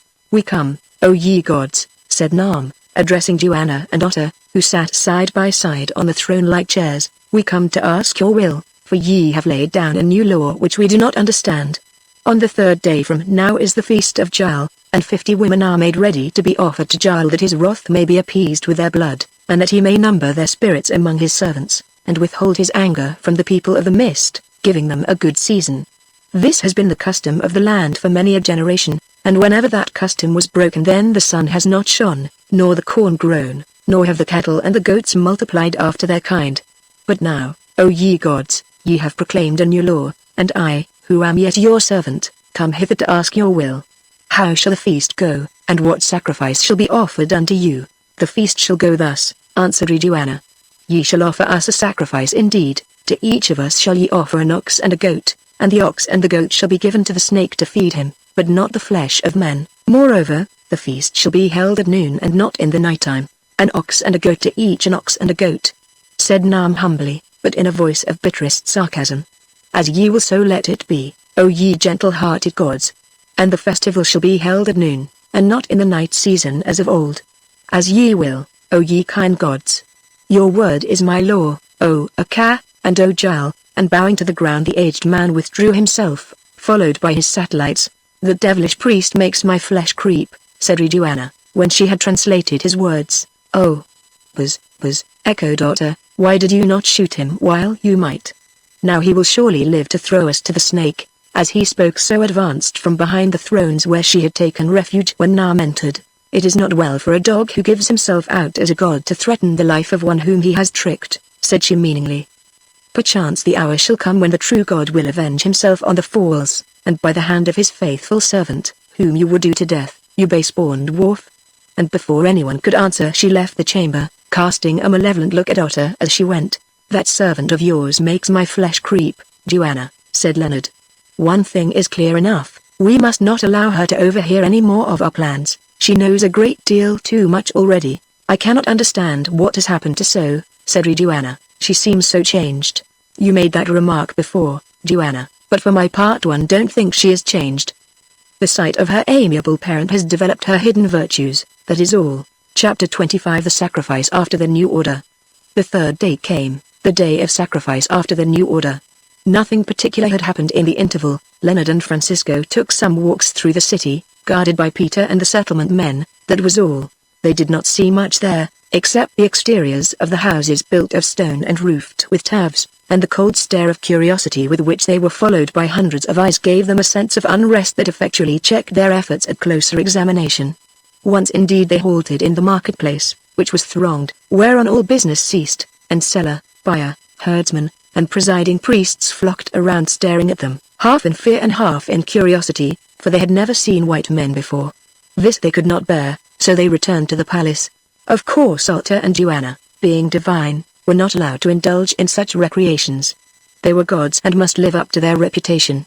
For one day Otter endured it, on the second, in spite of Leonard's warnings, he sought refuge in the society of the Bridge Saga. This was the beginning of evil, for if no man is a hero to his valet de chamber, much less can he remain a god for long in the eyes of a curious woman. Here, as in other matters, familiarity breeds contempt. Leonard saw these dangers and spoke seriously to the dwarf on the subject. Still he could not conceal from himself that, putting aside the question of his ennui, which made his conduct natural, at any rate in a savage, Otter's position was a difficult one. So Leonard shrugged his shoulders and consoled himself as best he could with the reflection that, at least, his wife would teach the dwarf something of her language, which, by the way, he himself was practicing assiduously under the tuition of Joanna and So. At noon the party adjourned to the temple. escorted by a bevy of priests and soldiers, for in obedience to Joanna's commands the feast was to be celebrated in the daytime and not at night. As before, the vast amphitheater was crowded with thousands of human beings, but there was a difference in the arrangements. Joanna and Otter had declined to occupy their lofty thrones, and sat in chairs at the feet of a huge and hideous stone idol, almost on the edge of the pool, Nam alone standing before them, while Leonard, Francisco, and the settlement men ranged themselves on either side. The day was cold and miserable, and snow fell from time to time in large flakes from an ashen sky. Presently Nam addressed the multitude. "People of the mist," he cried, "ye are gathered here to celebrate the feast of Jal, according to ancient custom, but the gods have come back to you, as ye know, and the gods in their wisdom have changed the custom." 50 women were prepared for the sacrifice. This morning they rose rejoicing, deeming that they were destined to the snake, but now their joy is turned to sorrow, since the gods will not accept them, having chosen a new offering for themselves. "Let it be brought forward." At his word lads appeared from behind the idol, driving 2 lean bulls, and with them a pair of he-goats. Whether by accident or design, they drove them so unskillfully that the animals blundered hither and thither over the rocky platform till they were finally dispatched with blows from clubs and axes, that is, except one goat, which, escaping its pursuers, rushed down the amphitheater and scrambled from seat to seat among the audience, uttering a succession of terrified bars. Indeed, the scene was so comic that even that somber and silent people began to laugh, accustomed as they were on these occasions to the hideous and impressive ceremonial of the midnight sacrifice of so many human beings. The ancient feast was a fiasco. This was a fact which could not be concealed. "Begone, ye people of the mist," said Nam presently, pointing to the dead animals. "The sacrifice is sacrificed, the festival of Jal is done. May the mother plead with the snake that the sun may shine and fruitfulness bless the land." Now scarcely 10 minutes had elapsed since the beginning of the ceremony, which in the ordinary course of events lasted through the greater part of the night, for it was the custom to slaughter each victim singly and with appropriate solemnities. A murmur of disapprobation arose from the far end of the amphitheater, that swelled gradually to a roar. The people had been thankful to accept Joanna's message of peace, but, brutalized as they were by the continual sight of bloodshed, they were not willing to dispense with their carnivals of human sacrifice. A Roman audience gathered to witness a gladiatorial show, to find themselves treated instead to a donkey race and a cockfight, could scarcely have shown more fury. "Bring out the women. Let the victims be offered up to Jal as of old," the multitude yelled in their rage, and 10 minutes or more elapsed before they could be quieted. Then Nam addressed them cunningly. "People of the mist," he said, "the gods have given us a new law, a law of the sacrifice of oxen and goats in the place of men and maids, and ye yourselves have welcomed that law. No longer shall the blood of victims flow to Jal beneath the white rays of the moon while the chant of his servants goes up to heaven. Nay, henceforth this holy place must be a shambles for the kine. So be it, my children. In my old age I hear the gods speaking in an altered voice and I obey them. It is nothing to me who am about to die, yet I tell you that rather would I myself be stretched upon the ancient stone than see the worship of our forefathers thus turned into a mockery. The sacrifice is sacrificed. Now may the maid intercede with the snake that plenty may bless the land." And he smiled satirically and turned away. Those of the audience who were near enough to hear his words cried them out to the ranks behind them, and when all understood there followed a scene of most indescribable tumult. "Blood, give us blood!" roared the populace, their fierce faces alight with rage. "Shall we be mocked with the sacrifice of goats? Offer up the servants of the false gods. Give us blood. Lead forth the victims." In the midst of this uproar Joanna, clad in her white robes and with the red stone bound upon her brow, rose from her seat to speak. "Silence!" cried Nam. Hear the voice of a cow, and by degrees the shouting died away, and she spoke. "Do ye dare thus to offer outrages to the gods?" she cried. "Be warned lest we bring death and famine upon you all. Men shall be offered up to us no more. I have spoken." For a while there was silence, then the clamor broke out with redoubled violence, and a portion of the multitude made a rush around the edge of the pool towards the rock platform, which was repelled by the soldiers in a very half-hearted way. "Now," said Olfan, "I think that these will do well to be going," and he pointed to Leonard, Francisco, and the settlement men. "Doubtless the gods can defend themselves, but if the others do not fly this is sure, that presently they will be torn to pieces. Let us all go," said Joanna, whose nerve began to fail her, and suiting the action to the word she led the way towards the rock tunnel, followed by the others. They were not allowed to reach it unmolested, however, for a number of the crowd, headed, as Leonard noticed, by 2 priests, forced their way through the cordon of guards and became mixed with the rear of their little party, the members of which they threatened and struck at savagely. This happened just as they were entering the mouth of the tunnel, behind the statue where the gloom was great.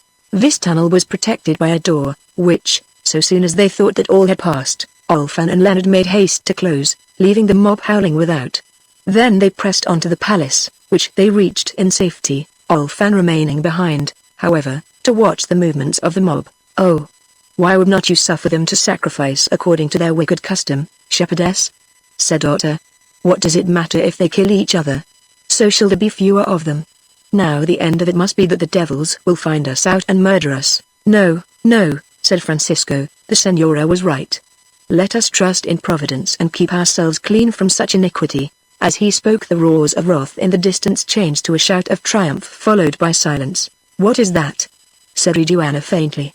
At this moment Olfan pushed the curtains aside and entered, and his face was heavy. "Speak, Olfan," she said.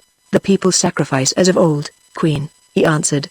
"All of us did not pass the gate. 2 of your black servants were mixed up with the crowd and left, and now they offer them to Giles, and others with them." Leonard ran to the yard and counted the settlement men, who were huddled together in their fear, staring towards the temple through the bars of the gate. 2 were missing. As he returned he met Olfan coming out. "Where is he going?" he asked of Joanna. "To guard the gates. He says that he cannot be sure of the soldiers." "Is it true about the settlement men?" "Alas. Yes. 2 are gone." She hid her face in her hands and shuddered. "Poor creatures," she said presently in a hoarse voice. "Why did we ever bring them here?" "Oh, Leonard, is there no escape from this land of demons?" "I hope so," he answered, then added, "Come, Joanna, do not give way. Things look so bad that they are sure to mend." "There is need of it," she sobbed. All that evening and night they watched, hourly expecting to be attacked and dragged forth to sacrifice, but no attack was made. Indeed, on the morrow they learnt from Olfan that the people had dispersed after sacrificing about a score of human beings, and that quiet reigned in the city. Now began the most dreadful of their trials, and the longest, for it endured 5 whole weeks. As has been said, the climate of these vast upland plains, backed by snow-clad mountains, that are the dwelling place of the people of the mist, is cold during the winter months to the verge of severity. But at a certain period of a year, almost invariably within a day or 2 of the celebration of the Feast of Giles, the mists and frost vanish and warm weather sets in with bright sunshine. This is the season of the sowing of crops, and upon the climatic conditions of the few following weeks depends the yield of the harvest. Should the spring be delayed even a week or 2, a short crop would certainly result, but if its arrival is postponed for a month, it means something like a famine during the following winter. For although this people dwell on highlands, they cultivate the same sorts of grain which are common in these latitudes, namely maize and sundry varieties of Kaffir corn, having no knowledge of wheat and the other hardy cereals. Therefore, it is all important to them that the corn should have a fair start, for if the autumn frosts catch it before it is fit to harvest, the great proportion of the crop turns black and is rendered useless. These agricultural details had no small bearing upon the fate of our adventurers. The Feast of Giles was celebrated in order to secure a good seedbed and springing time for the grain. Joanna and Otter had abolished the hideous ceremonies of that feast, and the people of the mist watched for the results with a gloomy and superstitious eye. If the season proved more than ordinarily good, all might go well, but if it chanced to be bad, and, as was to be expected, seeing how much depended upon it, this spring proved the very worst which any living man could remember in that country. Day after day the face of the sun was hidden with mists that only yielded to the bitter winds which blew from the mountains at night, so that when the spring should have been a month old, the temperature was still that of midwinter and the corn would not start at all. Leonard and Joanna soon discovered what this meant for them, and never was the aspect of weather more anxiously scanned than by these 2 from day to day. In vain, every morning the blanket of cold mist fell like a cloud, blotting out the background of the mountains, and every night the biting wind swept down upon them from the fields of snow, chilling them to the marrow. This state of things, wretched enough it itself, was only one of many miseries which afflicted them. Otter and Joanna were still treated as gods indeed, and considerable respect was shown to Leonard and Francisco, that is, within the walls of the palace. But if, wearied with the monotony of their life, they went out, which they did twice only during these 5 dreadful weeks, matters were different. Then they found themselves followed by a mob of men, women, and children, who glared at them ferociously and cursed them aloud, asking what the gods had done with the sunshine. On the second occasion indeed they were forced to fly for their lives, and after this they gave up making the attempt to walk abroad, and sat in the palace with Joanna and Otter, who of course never dared to leave it. It was a terrible life, there was nothing to do, nothing to read, and only anxieties to think on. The greater part of the day Leonard and Joanna occupied in talking, for practice, in the language of the people of the mist. When their conversation was exhausted they told each other tales of their adventures in past years, or even invented stories like children and prisoners. Indeed they were prisoners, as they feared, under sentence of death. They grew to know each other very well during those 5 weeks, so well indeed that each could almost guess the other's thoughts. But no tender word ever passed their lips. On this subject, whatever their hearts might feel, their tongues were sealed, and in their curious perversity the chief object of each was to disguise the truth from the other.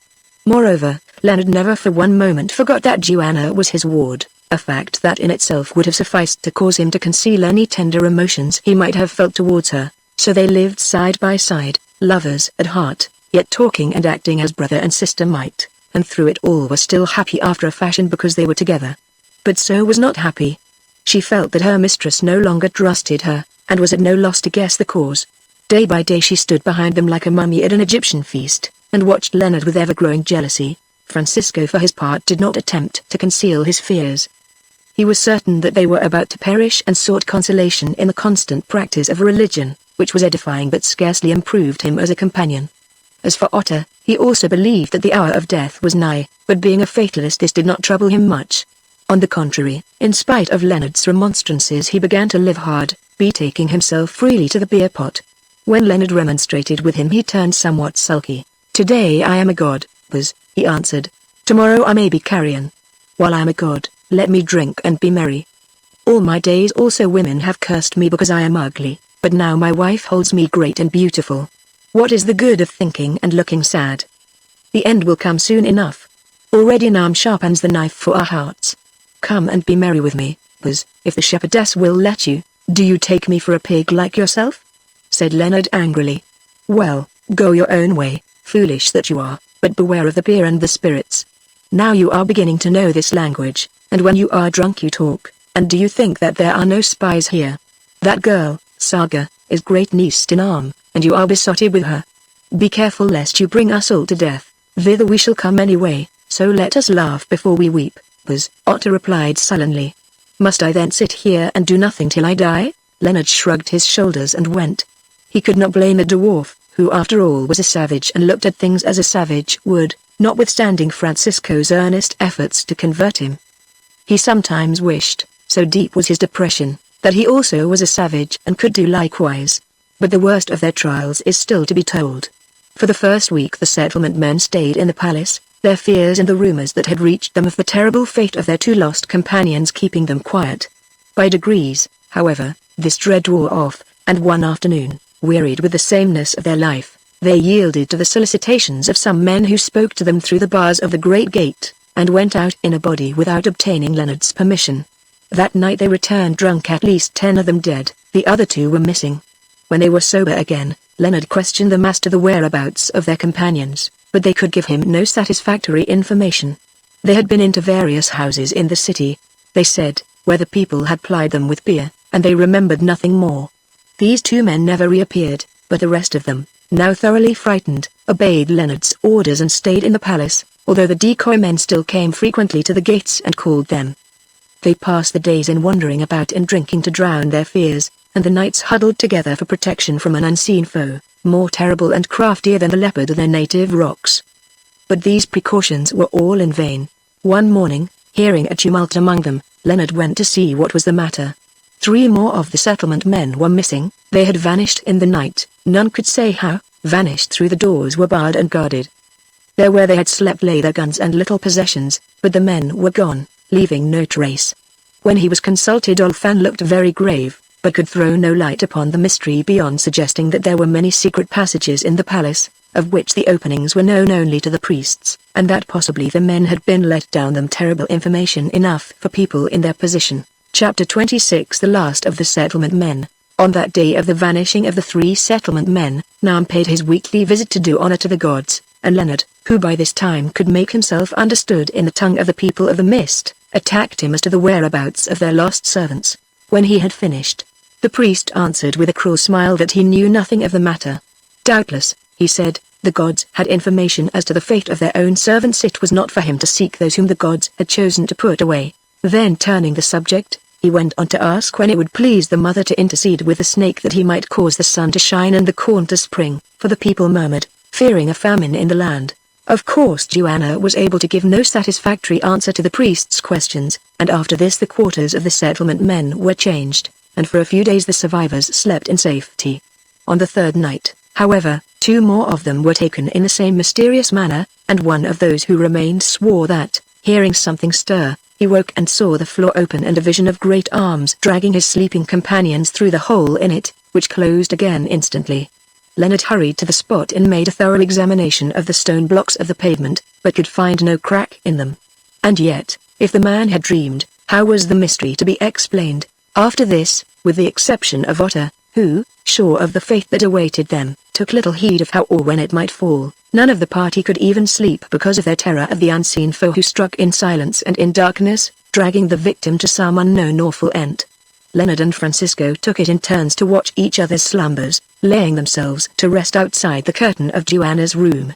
As for the survivors of the settlement men, their state can scarcely be described. They followed Leonard about, upbraiding him bitterly for leading them into this evil land and cursing the hour when first they had seen his face. It would have been better, they said, that he should have left them to their fate in the slave camp than have brought them here to die thus. The yellow devil was at least a man, but these people were sorcerers and lost spirits in human shape. Nor did the horror stop here, for at last the headman Peter, a man whom they all liked and respected, went mad with fear and ran to and fro in the palace yard while the guards and women watched him with curious eyes as he shrieked out curses upon Joanna and Leonard. This shocking scene continued for some hours, for his companions would not interfere with him, vowing that he was possessed by a spirit, till at length he put a period to it by suddenly committing suicide. In vain did Leonard caution the survivors to keep their heads and watch at night. They flew to the beer which was supplied to them in plenty, and drank till they were insensible. And still one by one they vanished mysteriously, till at length all were gone. Never might Leonard forget his feelings when one day at dawn, in the 5th week of their incarceration, he hurried as usual to the chamber where the last 2 of the unfortunate men were accustomed to sleep, and found them not. There were their blankets, there was the place where they had been, and on it, laid carefully in the form of a St. Andrew's cross by some unknown hand, shone 2 huge sacrificial knives such as the priests wore at their girdles. Sick and faint with fear he staggered back to the throne room. "Oh! What is it now?" said Joanna, who, early as it was, had risen already, looking at him with terrified eyes and trembling lips. "Only this," he answered hoarsely, "the last 2 have been taken, and here is what was left in the place of them," and he cast down the knives onto the pavement. Then at last Joanna gave way. "Oh! Leonard, Leonard," she said, weeping bitterly, "they were my father's servants whom I have known since I was a child, and I have brought them to this cruel end. Cannot you think of any way of getting out of this place? If not, I shall die of fear. I can sleep no more. I feel that I am watched at night, though I cannot tell by whom. Last night I thought that I heard someone moving near the curtain where you and Francisco lie, though so declares that it is fancy." "It is impossible," said Leonard. Francisco was on guard. "Ah! Here he comes." As he spoke Francisco entered the room with consternation written on his face. "Outram," he gasped, "someone must have been in the throne chamber where we slept last night. All the rifles have gone, ours and those of the settlement men also." "Great heavens!" said Leonard, "but you were watching." "I suppose that I must have dozed for a few moments," answered the priest. "It is awful, awful. They are gone and we are weaponless. Oh! Can we not escape?" moaned Joanna. "There is no hope of it," answered Leonard gloomily. "We are friendless here except for Ulfan, and he has little real power, for the priests have tampered with the captains and the soldiers who fear them. How can we get out of this city? And if we got out, what would become of us, unarmed and alone? All that we can do is to keep heart and hope for the best. Certainly they are right who declare that no good comes of seeking after treasure, though I believe that we shall live to win it yet," he added. "What? Deliverer," said a satirical voice behind him, "do you still desire the red stones, whose heart's blood shall soon redden a certain stone yonder? Truly the greed of the white man is great." Leonard looked round. It was So who spoke, So who had been listening to their talk, and she was glowering at him with an expression of intense hate in her sullen eyes. A thought came into his mind. Was it not possible that this woman had something to do with their misfortunes? How came it about that the others were taken while she was left?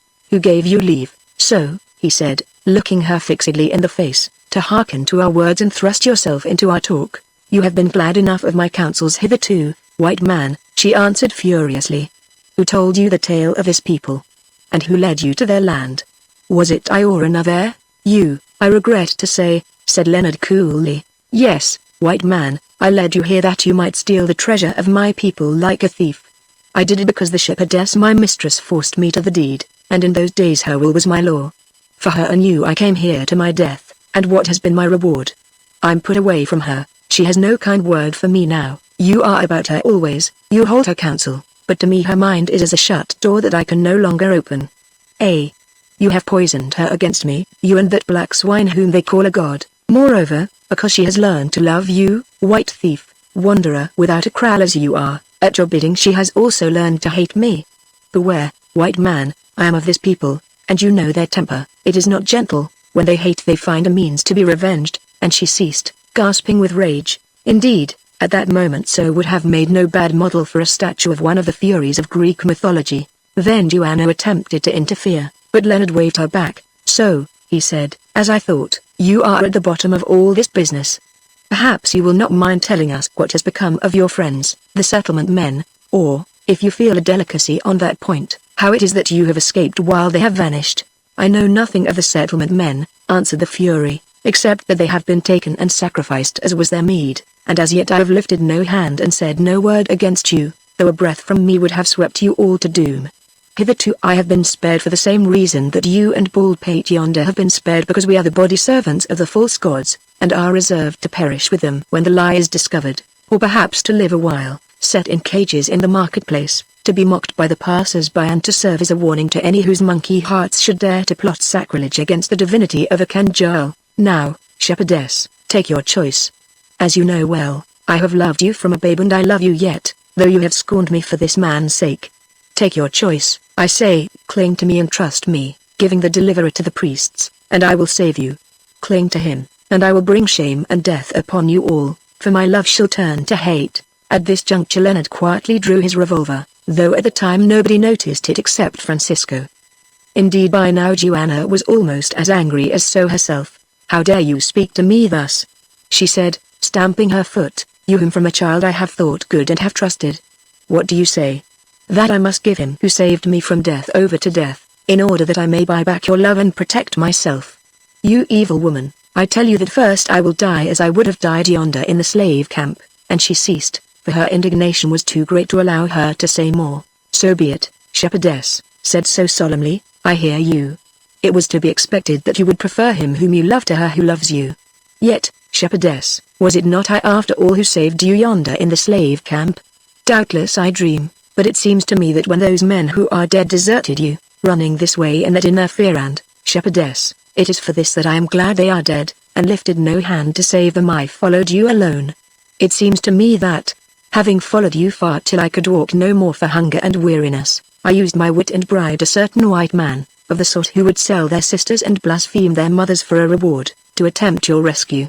I bribed him with a gem of great price. Had there been 10 of them, that gem would have bought them all, and with the gem I told him the secret of the treasure which is here. He took the bribe, and being brave and desperate, he drew you out of the clutches of the yellow devil, though in that matter also I had some part, and then you loved him. Ah! Could I have foreseen it, shepherdess, I had left you to die in the slave camp, for then you had died loving me who now hate me and cast me off for the sake of this white thief. Leonard could bear it no longer, and in the interest of their common safety he came to a desperate resolve. With an exclamation, he lifted the pistol and covered so. Both Francisco and Joanna saw the act and sprang to him, the latter exclaiming, "Oh! What are you going to do?" "I propose to kill this woman before she kills us, that is all," he answered coldly. "No. No," cried Joanna, "she has been faithful to me for many years. I cannot see her shot. Let the butcher do his work." Mocked so, it shall avail him little. Doubtless he is angry because I have spoken the truth about him, and she folded her arms upon her breast, awaiting the bullet. "What is to be done?" said Leonard desperately. "If I do not shoot her, she will certainly betray us." "Then let her betray," said Francisco. "It is written that you shall do no murder." If you fear to shoot a woman, send for your black dog, white man, mocked so. He would have killed my father, and doubtless this task also will be to his liking. I can't do it. Get a rope and tie her up, Francisco, said Leonard. We must watch her day and night. It will be a pleasant addition to our occupations. After all, it is only one more risk, which is no great matter among so many. I fancy the game is about played out, anyhow. Francisco went for the rope and presently returned accompanied by Otter. A month of furious dissipation had left its mark even on the dwarf's iron frame.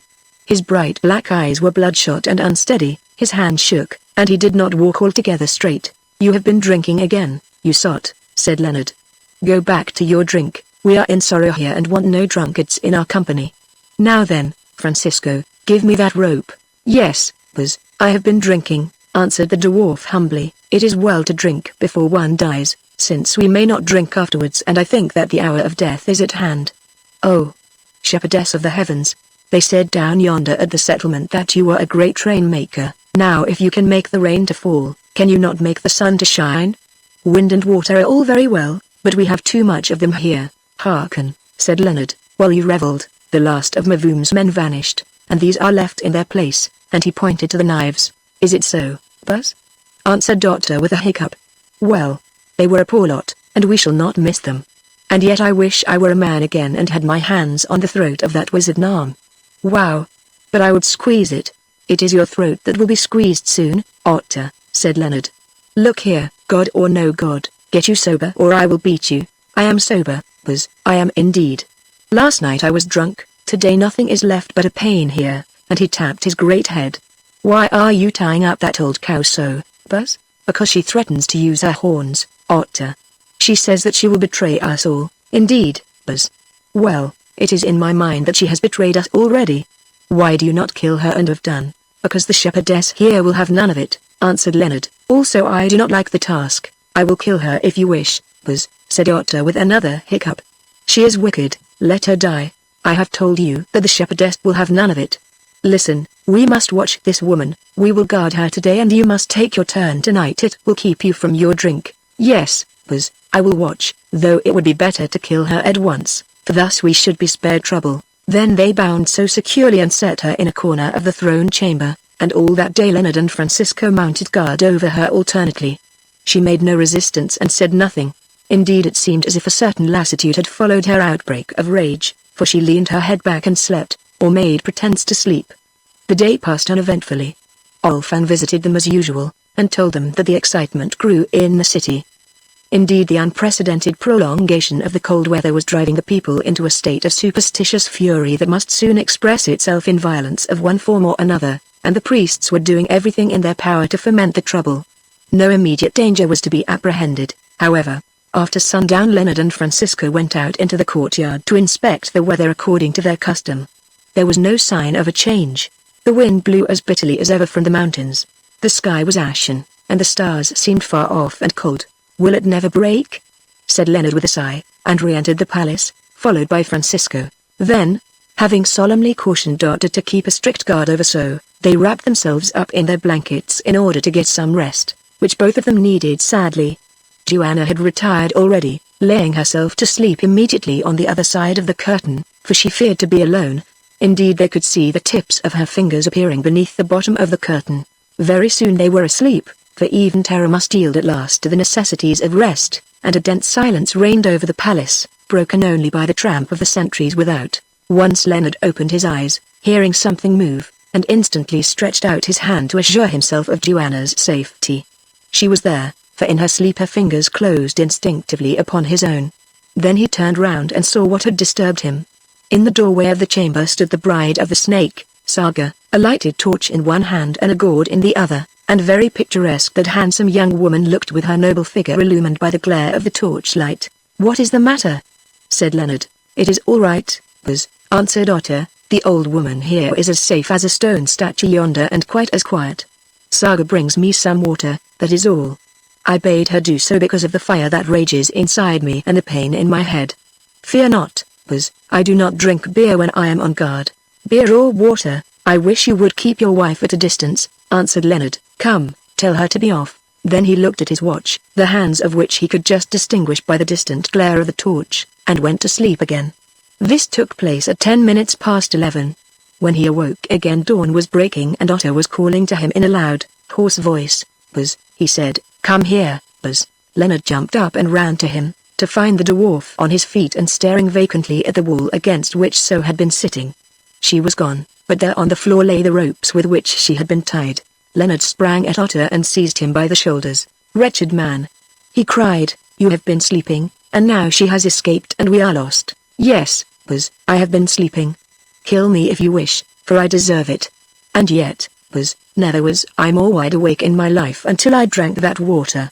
I am not wont to sleep on guard, Buzz." "Otto," said Leonard, "that wife of yours has drugged you." "It may be so, Buzz. At least the woman has gone, and, say, whither has she gone?" "Denham, her father," answered Leonard. Chapter 27 Father and Daughter. While Leonard and Otto spoke thus in their amazement, had they but known it, a still more interesting conversation was being carried on some 300 yards away. Its scene was a secret chamber hollowed in the thickness of the temple wall, and the dramatis personae consisted of Nam, the high priest, So, Joanna's servant, and Saga, wife of the snake. Nam was an early riser, perhaps because his conscience would not allow him to sleep, or because on this occasion he had business of importance to attend to. At any rate, on the morning in question, long before the break of dawn, he was seated in his little room alone, musing, and indeed his thoughts gave him much food for reflection. As has been said, he was a very aged man, and whatever may have been his faults, at least he was earnestly desirous of carrying on the worship of the gods according to the strict letter of the customs which had descended to him from his forefathers, and which he himself had followed all his life. In truth, from long consideration of them, their attributes, and the traditions concerning them, Nam had come to believe in the actual existence of these gods, although the belief was a qualified one and somewhat half-hearted. Or, to put it less strongly, he had never allowed his mind to entertain active doubt of the spiritual beings whose earthly worship was so powerful a factor in his own material rule and prosperity, and in that of his class. In its issues this half-faith of his had been sufficiently real to induce him to accept Otto and Joanna when they arrived mysteriously in the land. It had been prophesied that they should arrive thus, that was a fact, and their outward appearance exactly fitted every detail of the prophecy, that was another fact, and these two facts together seemed to point to a conclusion so irresistible that, shrewd and experienced as he was, Nam was unable to set it down to mere coincidence. Therefore in the first rush of his religious enthusiasm he had accorded a hearty welcome to the incarnations of the divinities whom for some 80 years he had worshipped as powers spiritual. But though pious zeal had much to do with this action, as Ulfan informed Joanna, it was not devoid of worldly motives.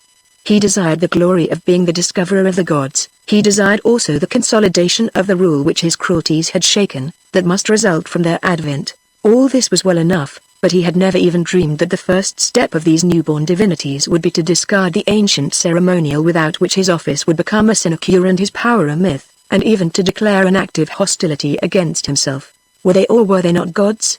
This was the question that exercised his mind. If there was truth in prophecies, they should be gods. On the other hand, he could discover nothing particularly divine about their persons, characters, or attributes, that is to say, nothing sufficiently divine to deceive Nam himself, whatever impression they produced upon the vulgar.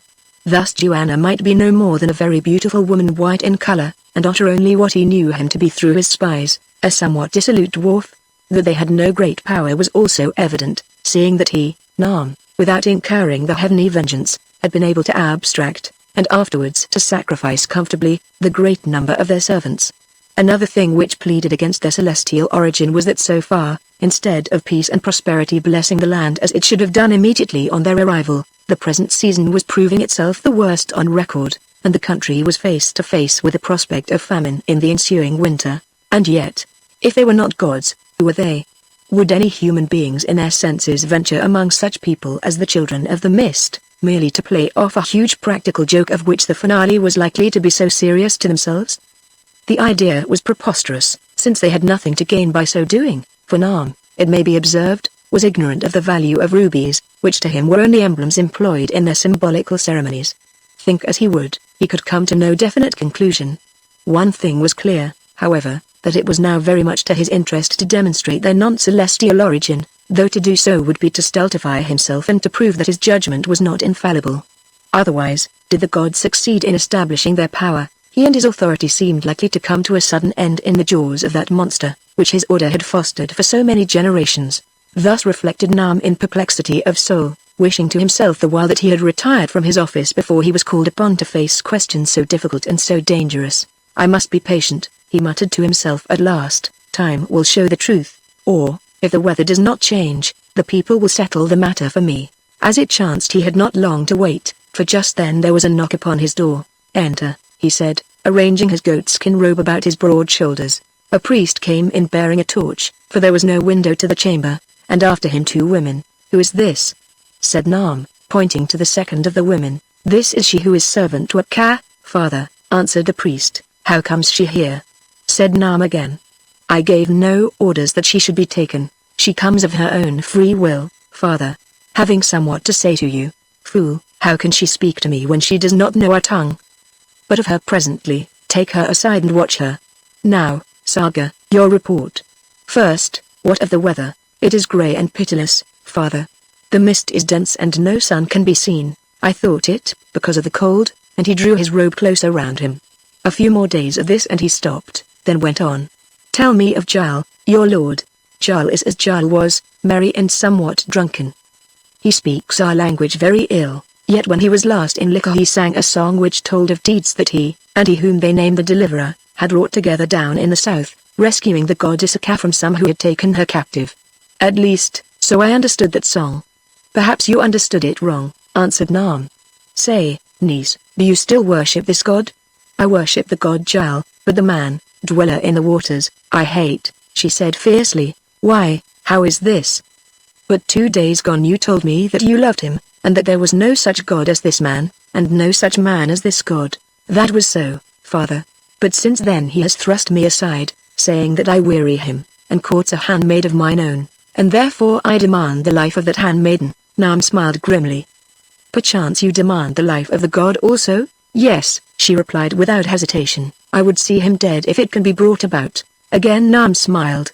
Truly, niece, your temper is that of my sister, your grandmother, who brought 3 men to sacrifice because she grew jealous of them. Well, well, these are strange times, and you may live to see your desire satisfied by the death of the god. Now, what of that woman? How comes she to be with you? She was bound by the order of Akka, father, and Jal was set to watch her, but I drugged Jal, and loosing her bonds I led her down a secret way, for she desires to speak to you. How can that be, niece? Can I then understand her language? Nay, father, but she understands ours.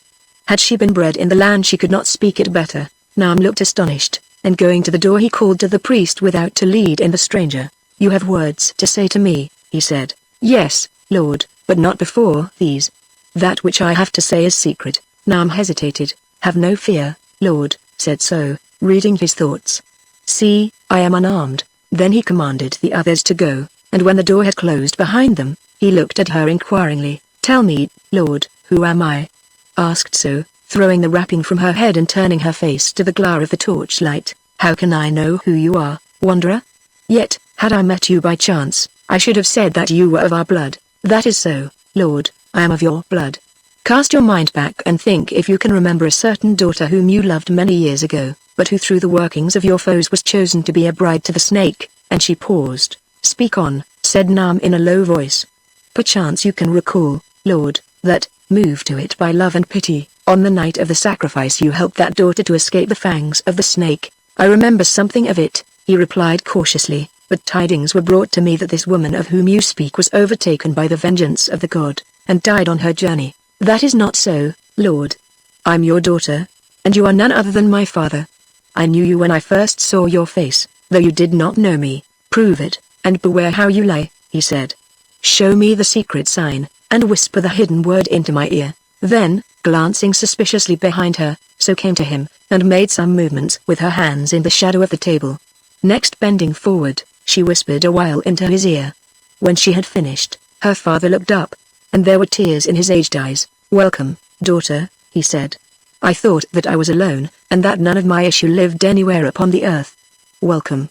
Your life is forfeit to the snake, but, forgetting my vows, I will protect you, even at the cost of my own.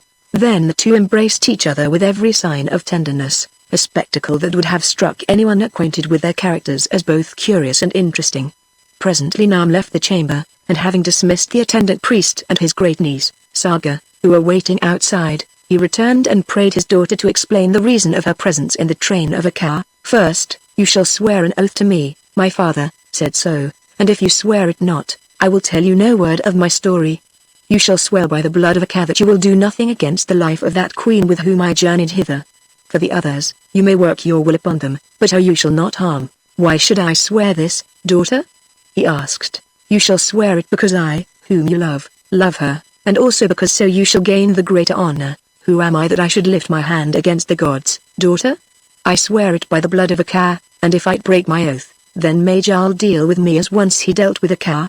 Then so went on freely, for she knew that this was a vow that could not be broken. Beginning at its commencement, she told him all the story of her life since, 40 years ago, she had fled from among the people of the mist, passing on rapidly, however, to that part of it which had to do with the capture and rescue of Joanna from the slave traders, and with the promise that she had made to Leonard as the price of his assistance. This promise, she was careful to explain, she had not intended to fulfill until she was forced to do so by Joanna herself. Then she gave him a minute history of the object and details of their expedition, down to her final quarrel with Leonard and her mistress on the previous day. To say that the old priest was thunderstruck at these extraordinary revelations would be too little. He was overwhelmed, so overwhelmed that for a while he could scarcely speak. "It is fortunate for this jade of a mistress of yours, who dares to make a mockery of our goddess that she may steal her wealth, that I have sworn to save her from harm, daughter," he gasped at length, "else she had died, and swiftly. At least, the others remain to me," and he sprang to his feet. "Stay a while, father," said So, catching his cloak. "What is your plan?" "My plan? To drag them to the temple and denounce them. What else is there to do? And thereby denounce yourself also, who proclaimed them gods. I think I have a better. Tell it then, daughter. It is this. Do you pass in before the gods this day, speak humbly to the gods, praying them to change the face of the heavens that the sun may shine, telling them also that strange talk has come to your ears by the mouth of Saga and the other women, of words that have been spoken by the god Jal, which would seem to show that he is no god, but that of this you believe nothing as yet. Then say to them that if the face of the heavens remains grey on the morrow, you will know that this talk is true, and that they will be brought to the temple, there to be judged and dealt with according to the finding of the people, who have heard these things also. And what if the weather should change, daughter? It will not change yet a while, but if that should chance, we must make another plan. Just now I swore to you that I could not harm her whom you love, and yet, daughter, if she is proved to be a false goddess in the face of all the multitude, how shall she escape harm? For then her end must be quick and terrible. She shall escape because she will not be the father. You have seen the white man with her, not the deliverer. The other. Were that man dressed in the robes of a Ka, and sat on her upon the head of the statue when the light is low, who should say that he was not a Ka? Then you would give all the others to death, daughter? Nay, I would save the deliverer alive, for a while at least. And wherefore? You are too subtle for me. For this reason, father, he loves her who is named a Ka, and trusts to marry her fully according to the custom of his people. Therefore I would that he should see her given to another. To whom then? To Ulfan the king, who also loves her. Now Nam held up his hands in perplexity, saying, "Oh, my daughter, be plain, I pray of you, for I cannot understand your counsels. Were it not better to give to these people the red stones which they desire, and send them secretly from the land, saying that they had vanished into the earth again, for so it seems to me we should be rid of much shame and trouble? Listen, my father, and I will tell you.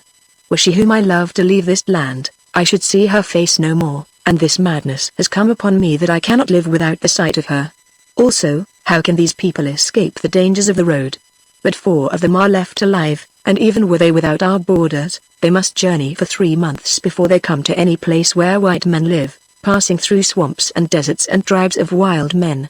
This they could hardly do with arms such as those whereby the deliverer slew the priests, and now their arms are gone. You alone know where, my father.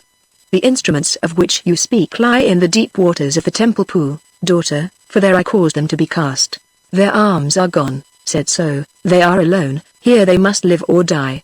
3 of them I will give to death, and the 4th I would make the wife of the king, seeing that nothing better can be done for her.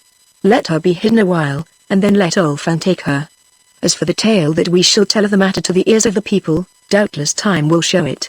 I say that Ulfan loves her and will buy her with a great price, and the price which you must ask shall be that henceforth he obeys you in everything. The scheme is good, daughter, at the least, bearing my oath in mind. I have none better, though were it not for my oath, either I should kill them all or set them free. Yet who can say that it shall succeed? It is in the hands of fate, let it go as fate wills. And now follow me, that I may place you where you shall dwell in comfort. Then after we have eaten I will speak with these gods whom you have let loose upon us. That morning passed heavily enough to the 4 wretched prisoners in the palace. For some hours they sat together in the throne room almost silent, for they were crushed by misfortune and fear. The toils were closing on them, and they knew it, nor could they lift a finger to save themselves. Francisco knelt and prayed. Leonard and Joanna sat hand in hand listening to him, while Lotta wandered to and fro like an unquiet spirit, cursing Saga, and all women in many languages and with a resource and vigor that struck his hearers as unparalleled. At length he vanished through the curtains, to get drunk probably, Leonard reflected. However, the dwarf sought not drink, but vengeance. A few minutes later, hearing screams in the courtyard, Leonard ran out to find himself witness to a curious scene. There on the ground, surrounded by a group of other women, her companions, who were laughing at her discomfiture, lay the stately Saga, bride of the snake. Over her stood her lord and master, the god Jal, his left hand twisted in her long hair, while with his right, in which he grasped a leather thong. Despite her screams and entreaties, he administered to her one of the soundest and, be it added, best deserved thrashings that ever fell to the lot of erring woman. "What are you doing?"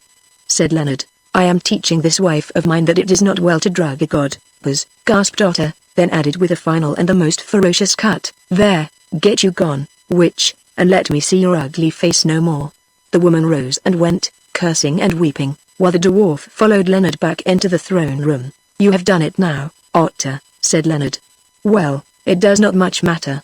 I fancy she is gone for good, anyway." "Yes, she has gone, and she has gone sore," replied Otter with a faint grin. At that moment a messenger arrived announcing that Nam was without waiting for an audience. "Let him be admitted," said Joanna with a sigh, and seated herself on one of the thrones, Otter clambering into the other. They had scarcely taken their places when the curtains were thrown back and the ancient priest entered, attended by about a score of his fellows. He bowed himself humbly before Joanna and the dwarf and then spoke. "Oh, ye gods," he said, "I come in the name of the people of the mist to take counsel with you.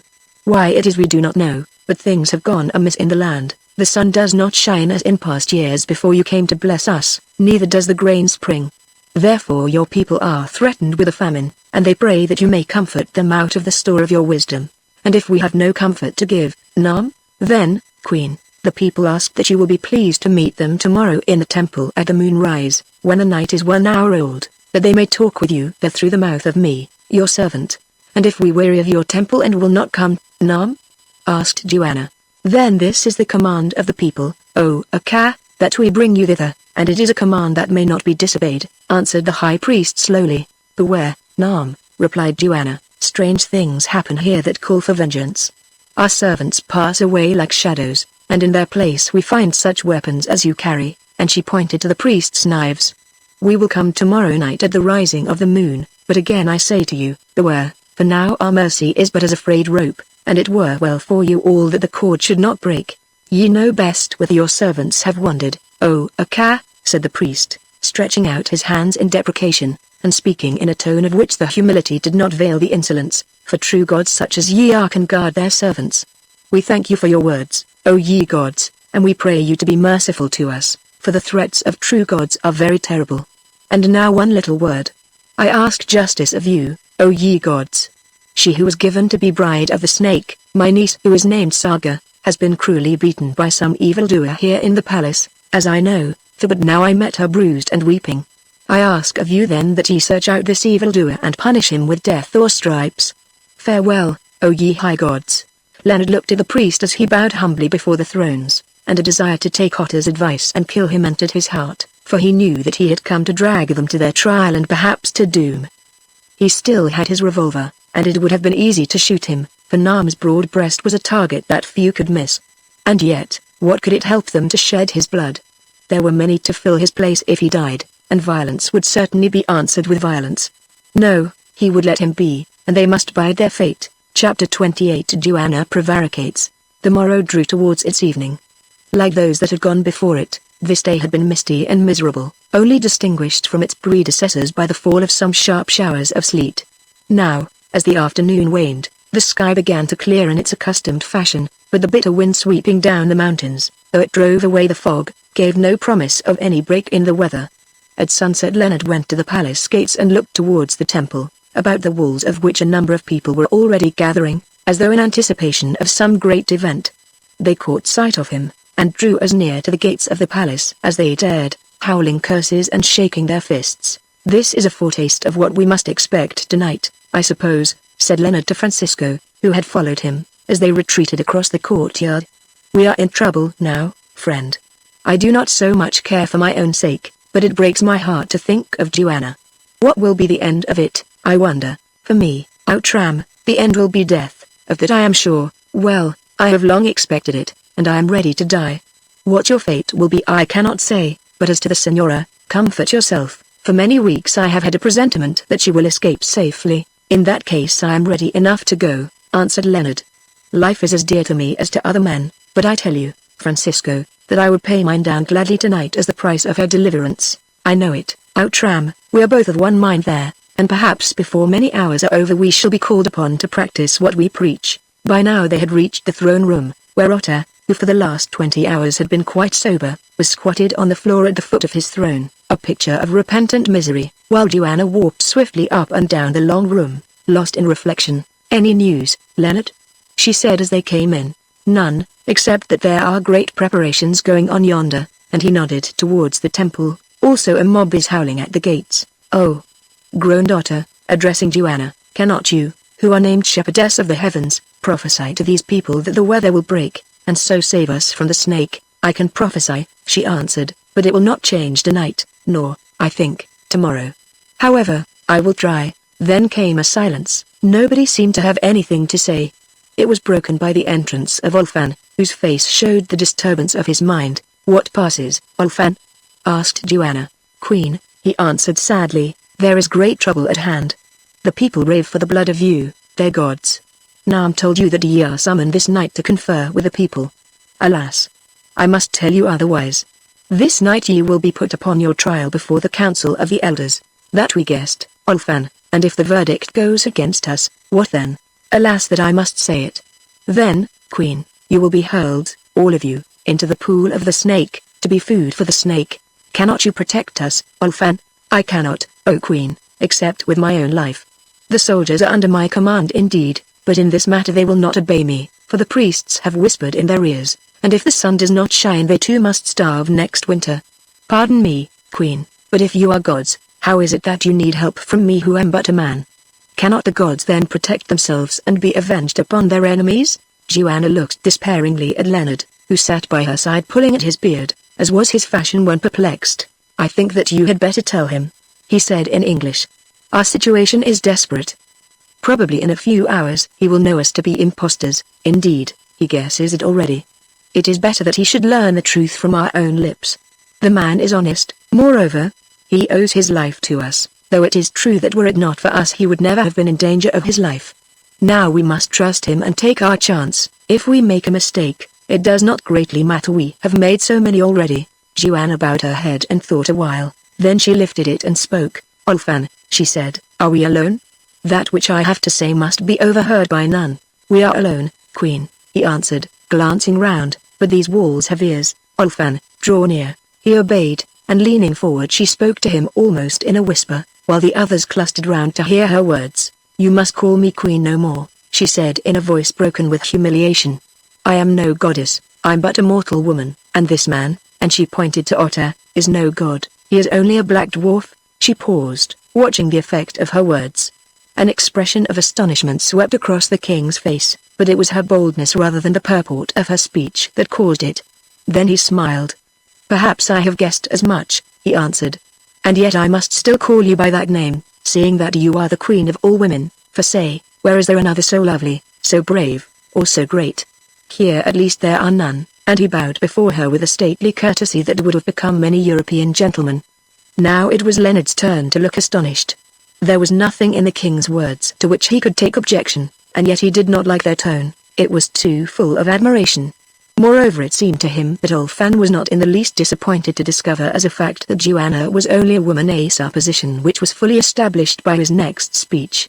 I am glad to learn from your own lips, Queen, that you are no goddess, but a mortal lady, seeing that goddesses are far away and we men must worship them from afar, whereas women we may love. And again he bowed. My word, said Leonard to himself, this king is setting himself up as my rival. I almost wish I had put things on a more satisfactory footing, but of course it is absurd. Poor Joanna. As for Joanna herself, she started and blushed. Here was a new trouble, but however disagreeable it might prove to be, now was no time to show displeasure. Listen, Ulfan, she said, this is not an hour for pretty speeches which mean nothing, for it seems that before the light dawns again I may well be dead and far beyond all love and worship. This is our tale. We came to your land to seek adventures, and also to win those red stones that you name the blood of a cow, which among the white people are much prized as ornaments for their women. That is why I, who am a woman, urged the deliverer to undertake this journey, and it is because of my folly that now we stand in danger of our lives. Your pardon, Queen, said Ulfan bluntly, but I would ask you one question before you tell me the end of your tale. What is this white man to you? Now Joanna was in a cleft stick. If she said that Leonard was nothing to her, it might possibly be better for him, though it was doubtful whether Ulfan would believe her. If, on the other hand, she said that he was her husband, it might be better for herself, and protect her from the advances of this dignified savage, but against this course her pride revolted. Had she not always indignantly repudiated the validity of that hateful marriage, and though she loved him, were not she and Leonard in a sense at daggers drawn?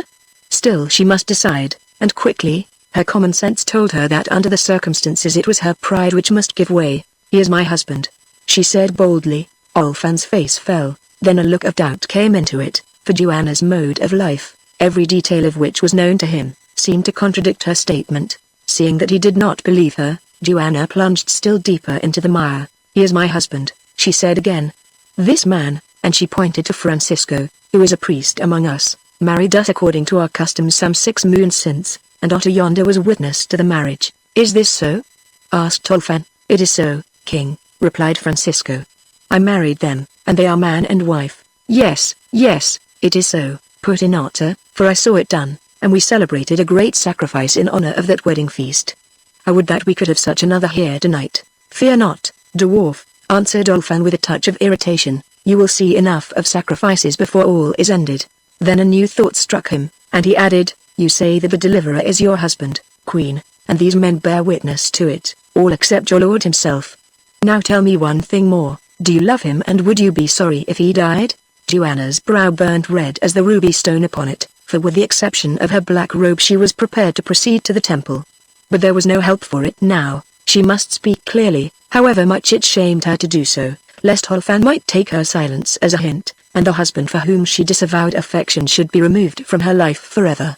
You have little right to put such a question to me, King, yet I will answer it. I love him, and if he died I should die also. Leonard suppressed an exclamation with difficulty, for here was Joanna appearing in a new light indeed. I am answered, Queen, said Ulfan in tones of deep depression. Now, if it pleases you, will you end your tale? There is not much to tell, replied Joanna, heaving a sigh of relief, for this cross-examination as to her exact relations with Leonard had been somewhat trying. The woman my servant, is of your people. Indeed, she is a daughter to Nam the priest, and fled the land 40 years ago because she was destined to the snake. Where is she now? Interrupted Ulfan, looking round. We do not know. Last night she vanished as our other servants have vanished. Perhaps Nam knows, and if so you may see her again soon. Proceed, Queen. After the deliverer and I were married, who had been my nurse for many years, told us of the great people her brethren, among whom she wished to die. May her desire be gratified, put in Otter, and said that if we would escort her thither we could buy many such stones as that upon my brow, which she had brought with her from this country and given to me. Then it was that I, desiring the playthings, tormented my husband till he consented to lead me hither, though his own heart spoke against it. So we came, and the journey was long and terrible, but at last we reached the cliff yonder which borders the land of mist, and it was then for the first time, when it was too late to go back, that so told us the tale of the gods of your people, and showed us that either we must do sacrilege and feign to be those gods come back, as the prophecy promised, or perish miserably. Indeed this was her plot, to set up false gods over you. having first told the secret to the priests that she might gain honor with them and save herself alive. And now, Olfan, that is all the tale. We have played the game and we have lost, or so it seems, that is, unless you help us." And she clasped her hands and looked upon him pleadingly. The king dropped his eyes as though he were not willing to contemplate the loveliness which, as he now learned, belonged to the white stranger at Joanna's side. "Have I not said that my power is little, Queen?" he answered somewhat sullenly.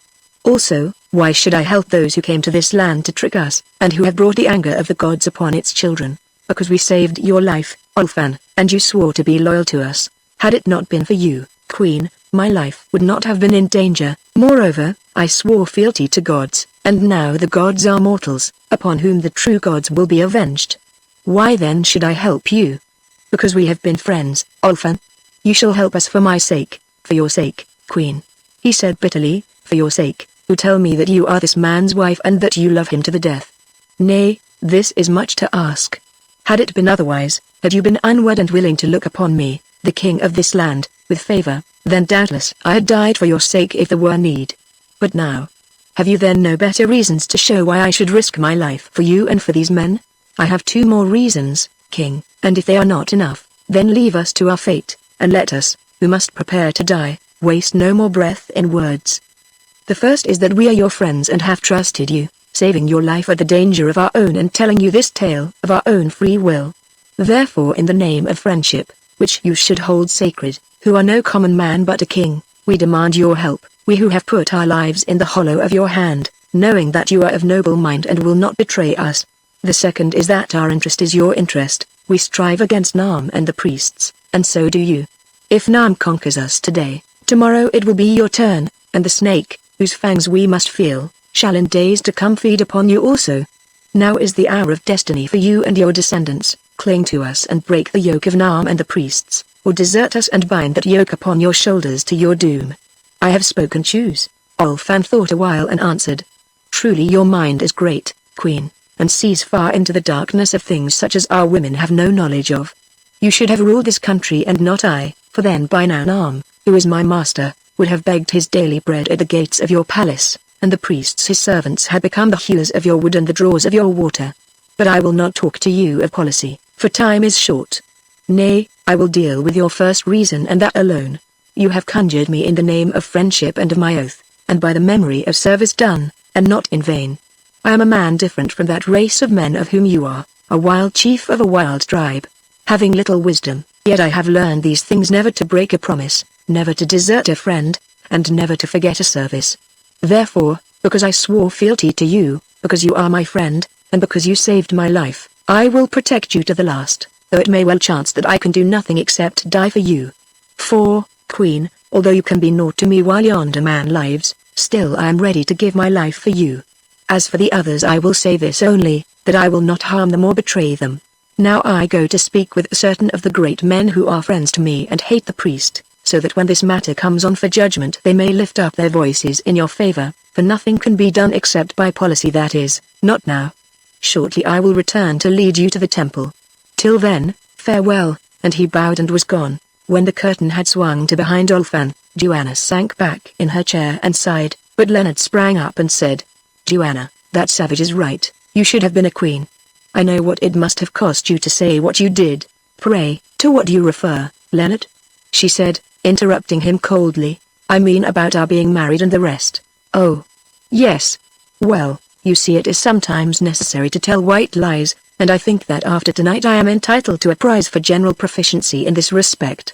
Of course," she added, dropping her sarcastic tone, "you will not misinterpret anything that I was forced to say to Olfan with reference to yourself, because you know that those statements were the biggest fibs of all.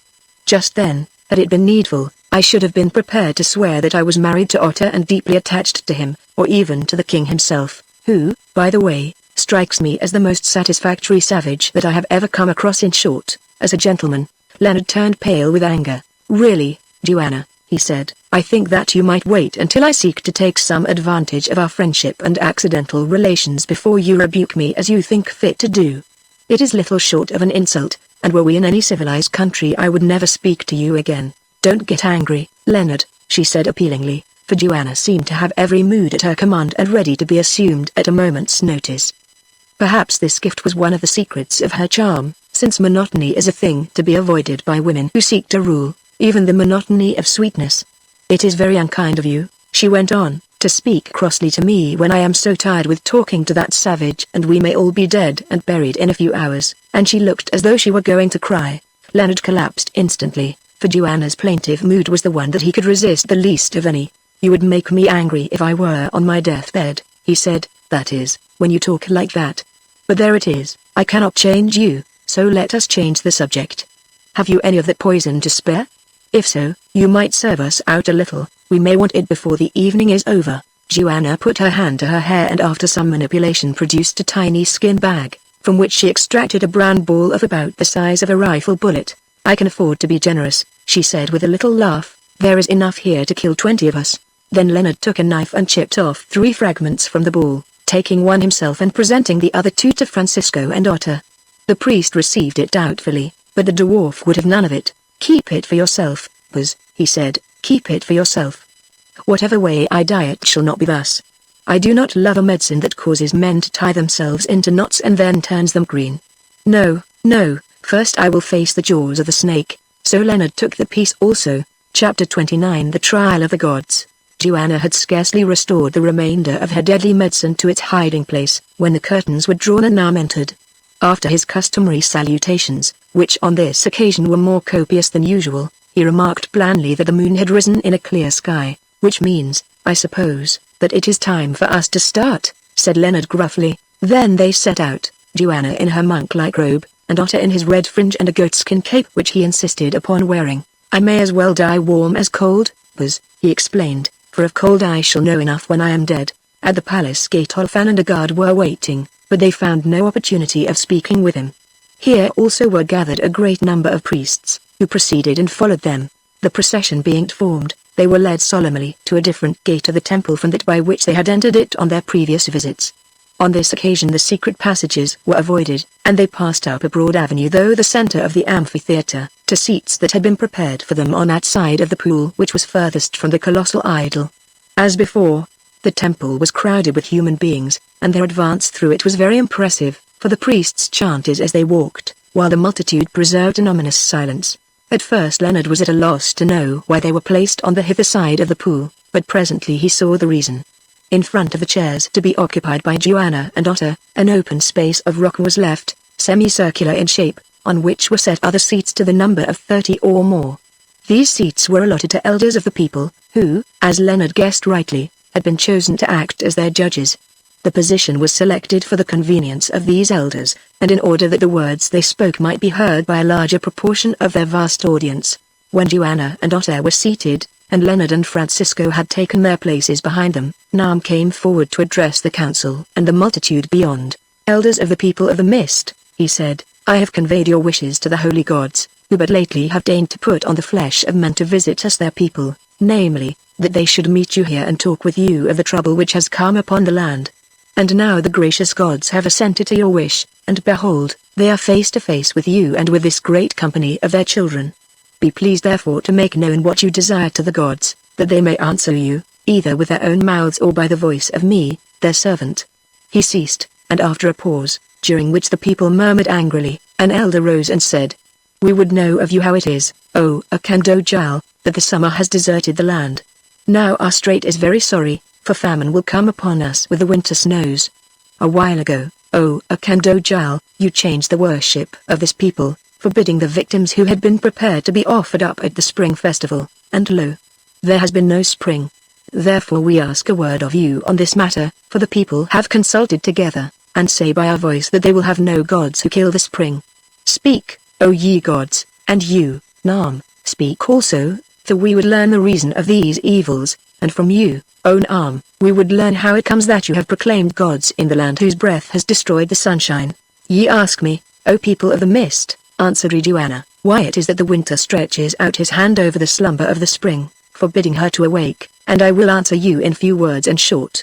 It is because of your disobedience and the hardness of your hearts, O ye rebellious children. Did ye not do sacrifice when we forbade you to take the blood of men? And have not our servants been stolen secretly away and put to death to satisfy your lust for slaughter? It is for this reason, because of your disobedience, that the heavens have grown hard as your own hearts and will not bless you with their sunshine and their gentle rain. I have answered you." Then again the spokesman of the elders rose and said, "We have heard your words, O Akka, and they are words of little comfort, for to sacrifice is the custom of the land, and hitherto no evil has befallen us because of that ancient custom.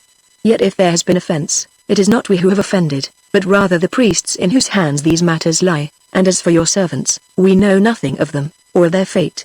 Now, Nam, make answer to the charges of the gods, and to the questions of the people, for you are the chief of their servants and you have proclaimed them to be true gods and set them over us to rule us." Thus adjured, Nam stood forward, and his mien was humble and anxious, for he saw well that his accusers were not to be trifled with, and that his life, or at least his power, was at stake, together with those of the gods.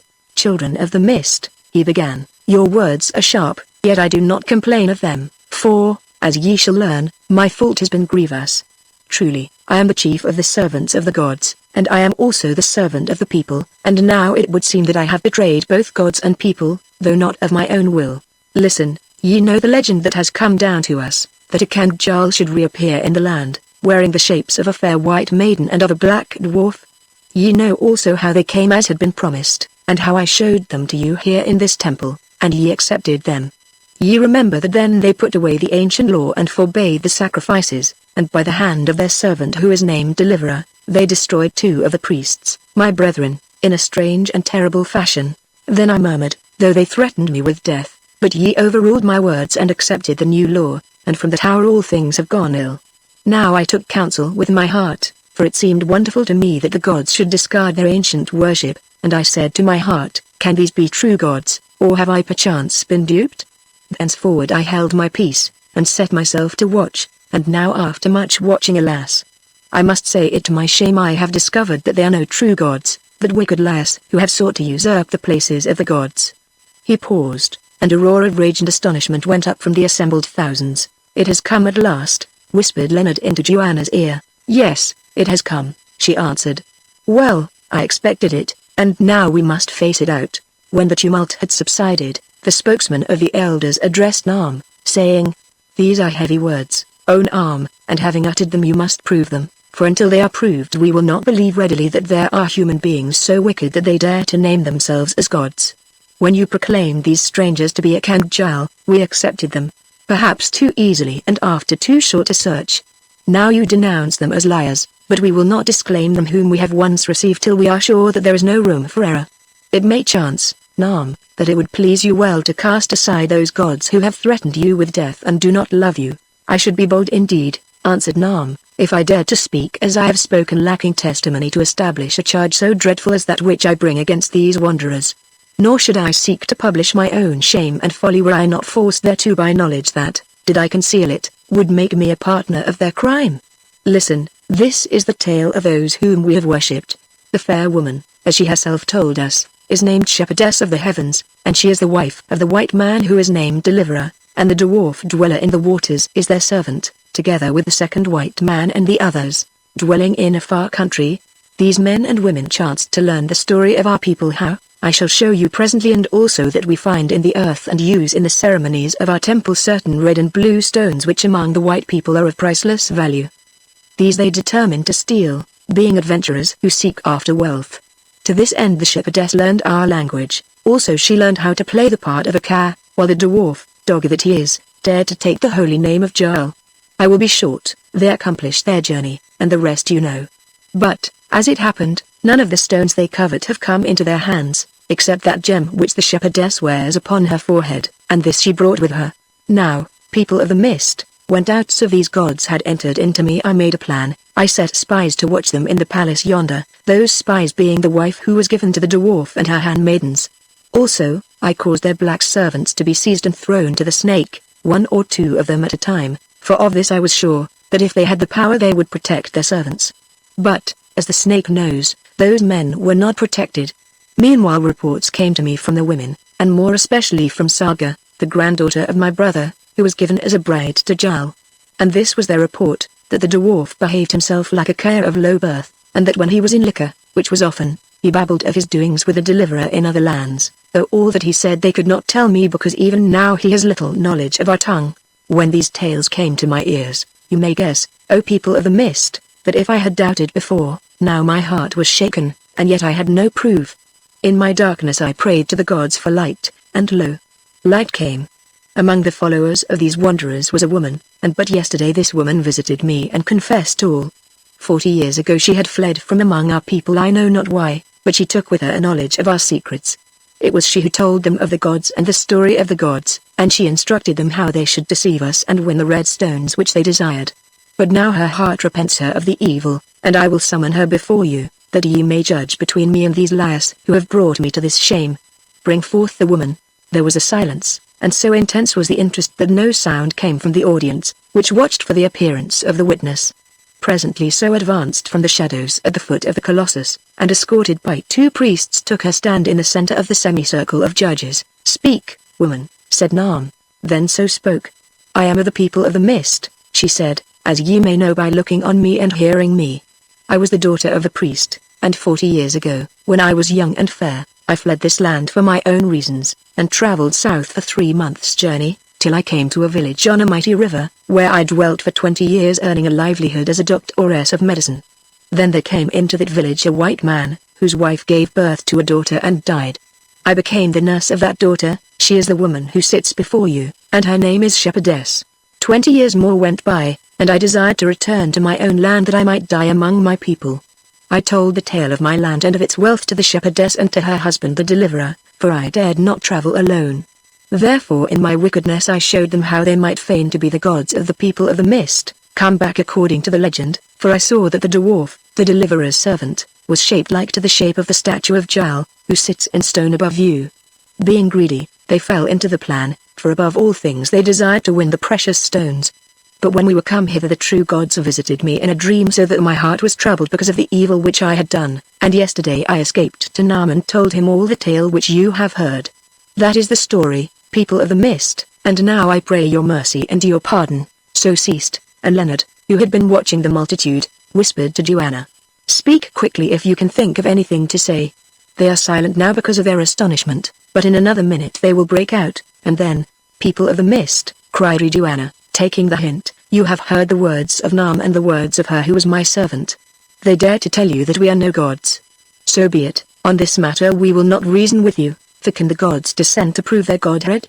We will not reason, but I will say this in warning, put us away if you wish, and it may well chance that we shall suffer ourselves to be put away, since the gods do not desire to rule over those who reject them, but would choose rather to return to their own place.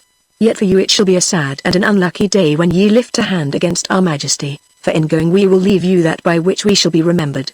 A. We will bequeath to you 3 things, famine and pestilence and civil war, which shall rage among you and destroy you till ye are no more a people. Ye have suffered our servants to be murdered, and disobeyed our commands, and it is for this reason, as I have told you, that the sun shines no more and the summer will not come. Complete your wickedness if ye will, and let the gods follow by the path that their servants trod. Then, people of the mist, ye shall reap as ye have sown, and death and desolation shall be your harvest. Now for that base slave who has borne false witness against us. Among the many things she has told you, one thing she has left untold, that she is daughter to Naam the priest, that she fled the land because she was chosen bride to the snake, and is therefore an apostate worthy of death. One word also as to Naam, her father, if his tale be true, then he himself is condemned by it, for doubtless he knew all at the beginning, from the lips of his daughter so. Yes, knowing the truth he dared to set up gods in the land whom he believed to be false, trusting thereby to increase his own power and glory, and when these failed him because of his wickedness, then he did not scruple to cry aloud his shame. I have spoken, people of the mist.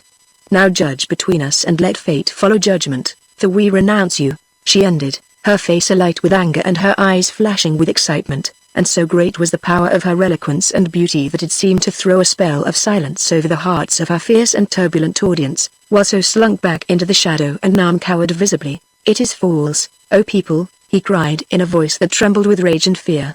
My daughter told me the tale for the first time at dawn today. His words awoke the audience as it were, and instantly there arose a babel of sounds that rent the very skies. His daughter? He says that she is his daughter. Naam owns his crimes. Yelled some, away with the false gods. Shouted others, touch them not, they are true gods and will bring a curse upon us. answered a third party, among whom Leonard recognized the voice of Ulfan, and so the clamor went on.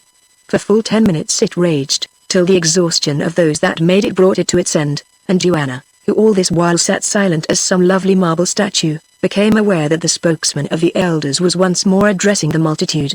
"People of the mist," he said, "hold your peace, and hearken to me. We have been chosen judges of this matter, and now, having consulted together, we will give judgment, and you shall be bound by it. As to whether these strangers who are named Akanjal are true gods or false, we say no word. But if they are false gods, then surely Nam is guilty with them."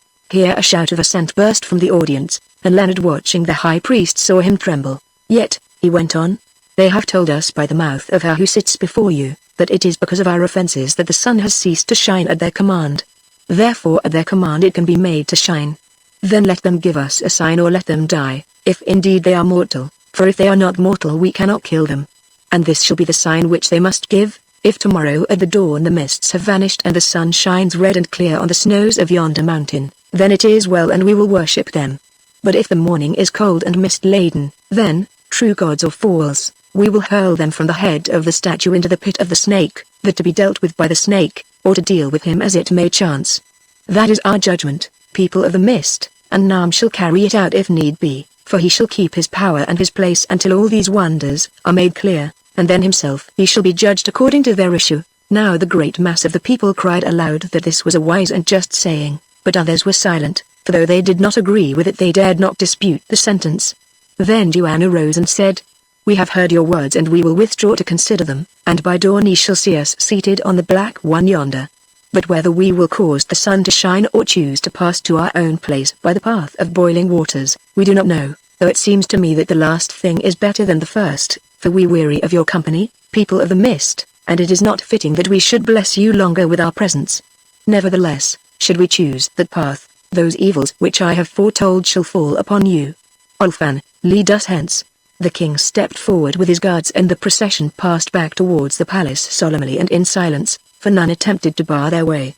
They reached it safely at exactly 10 o'clock by Leonard's watch. "Now let us eat and drink," said Leonard when they stood alone in the throne room, "for we shall need all our strength tonight." "Yes," answered Joanna with a sad smile, "let us eat and drink, for tomorrow we die." Chapter 30 Francisco's Expiation. When they had finished their meal, which was about as sad an entertainment as can well be conceived, they began to talk. "Do you see any hope?" asked Joanna of the other three. Leonard shook his head and answered, "Unless the sun shines at dawn tomorrow, we are dead men." "Then there is little chance of that," groaned Otter, "for the night is as the nights have been for these 5 weeks. No wonder that this people are fierce and wicked who live in such a climate." Joanna hid her face in her hands for a while, then spoke. "They did not say that any harm was to come to you, Leonard, or to Francisco, so perhaps you will escape." "I doubt it," he answered. "Besides, to be perfectly frank, if you are going to die, I would rather die with you." "Thank you, Leonard," she said gently, "but that will not help either of us much, will it? What will they do with us? Throw us from the head of the statue?" And she shuddered. "That seems to be their amiable intention, but at any rate we need none of us go through with it alive. How long does your medicine take to work, Joanna?" "Half a minute at the outside, I fancy, and sometimes less." "Are you sure that you will take none, Otter?" "Think, the other end is dreadful." "No, shepherdess," said the dwarf, who now in the presence of imminent danger was as he had been before he sought comfort in the beer pot, brave, ready, and collected. "It is not my plan to suffer myself to be hurled into the pit. Nay, when the time comes I shall spring there of my own free will, and if I am not killed and Otter knows how to leap into a pool, then if I cannot avoid him I will make a fight for it with that great dweller in the water. Yes, and I go to make ready that with which I will fight." And he rose and departed to his sleeping place. Just then Francisco followed his example, seeking a quiet place in which to pursue his devotions, and thus Leonard and Joanna were left alone. For some minutes he watched her as she sat beside him in her white temple dress, her beautiful face looking stern and sad against the dusky background of the torchlight, and a great shame and pity filled his heart. The blood of this girl was on his hands, and he could do nothing to help her.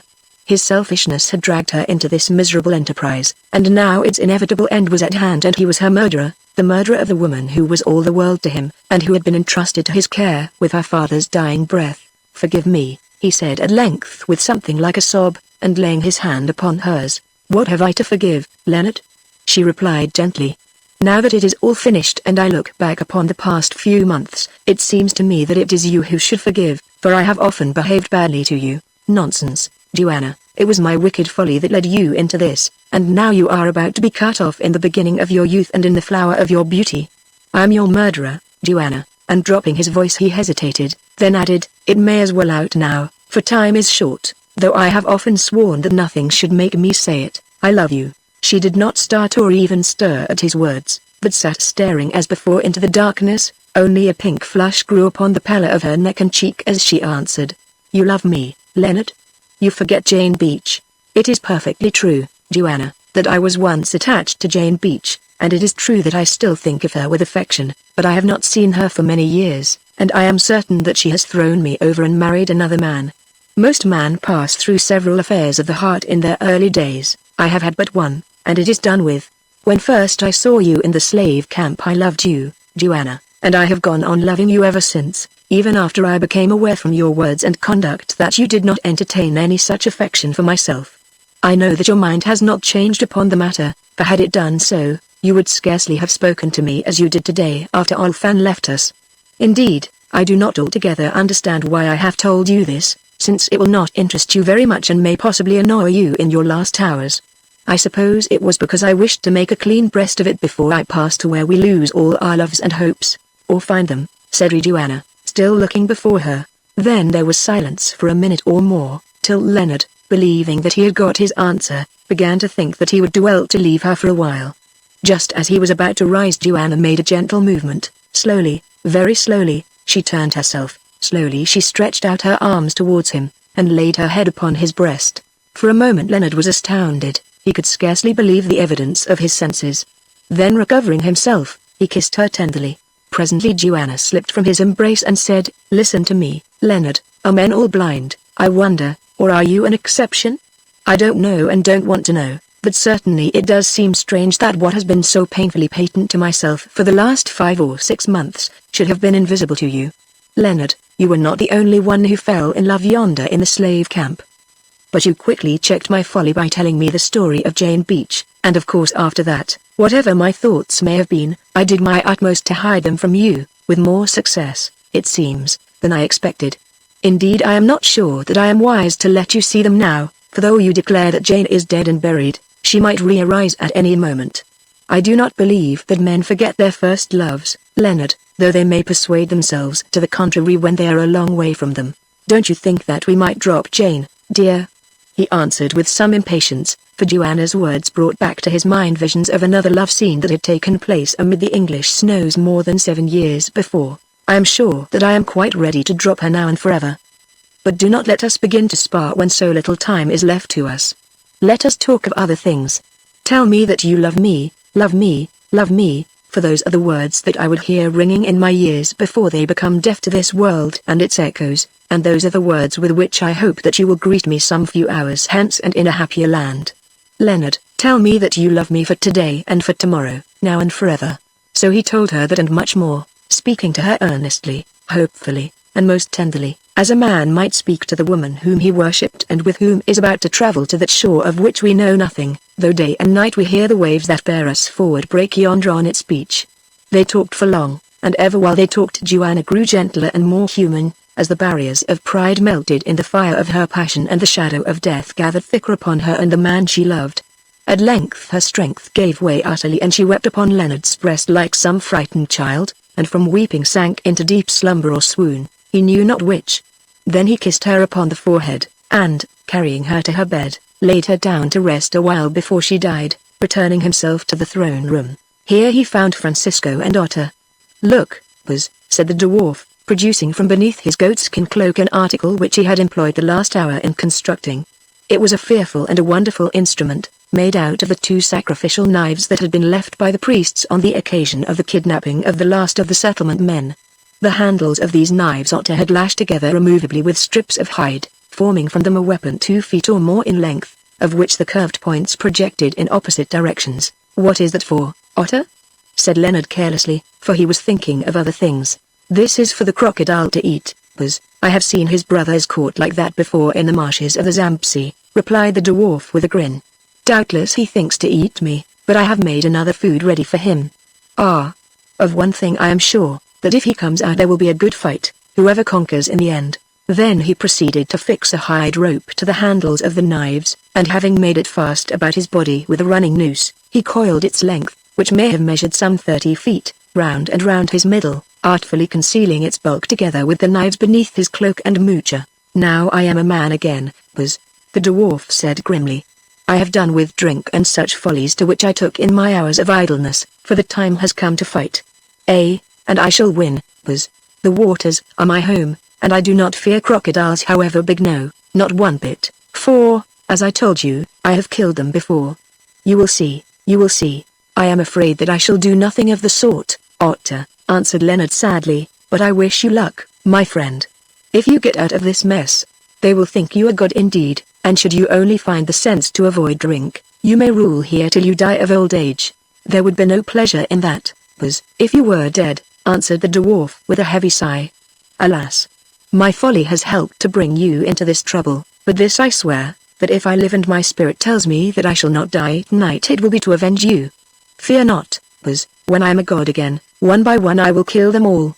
And when they are dead, then I will kill myself and come to look for you." "It is very kind of you, Otter, I am sure," said Leonard with something like a laugh, and at that moment the curtains swung aside and so stood before them accompanied by 4 armed priests. "What do you want, woman?"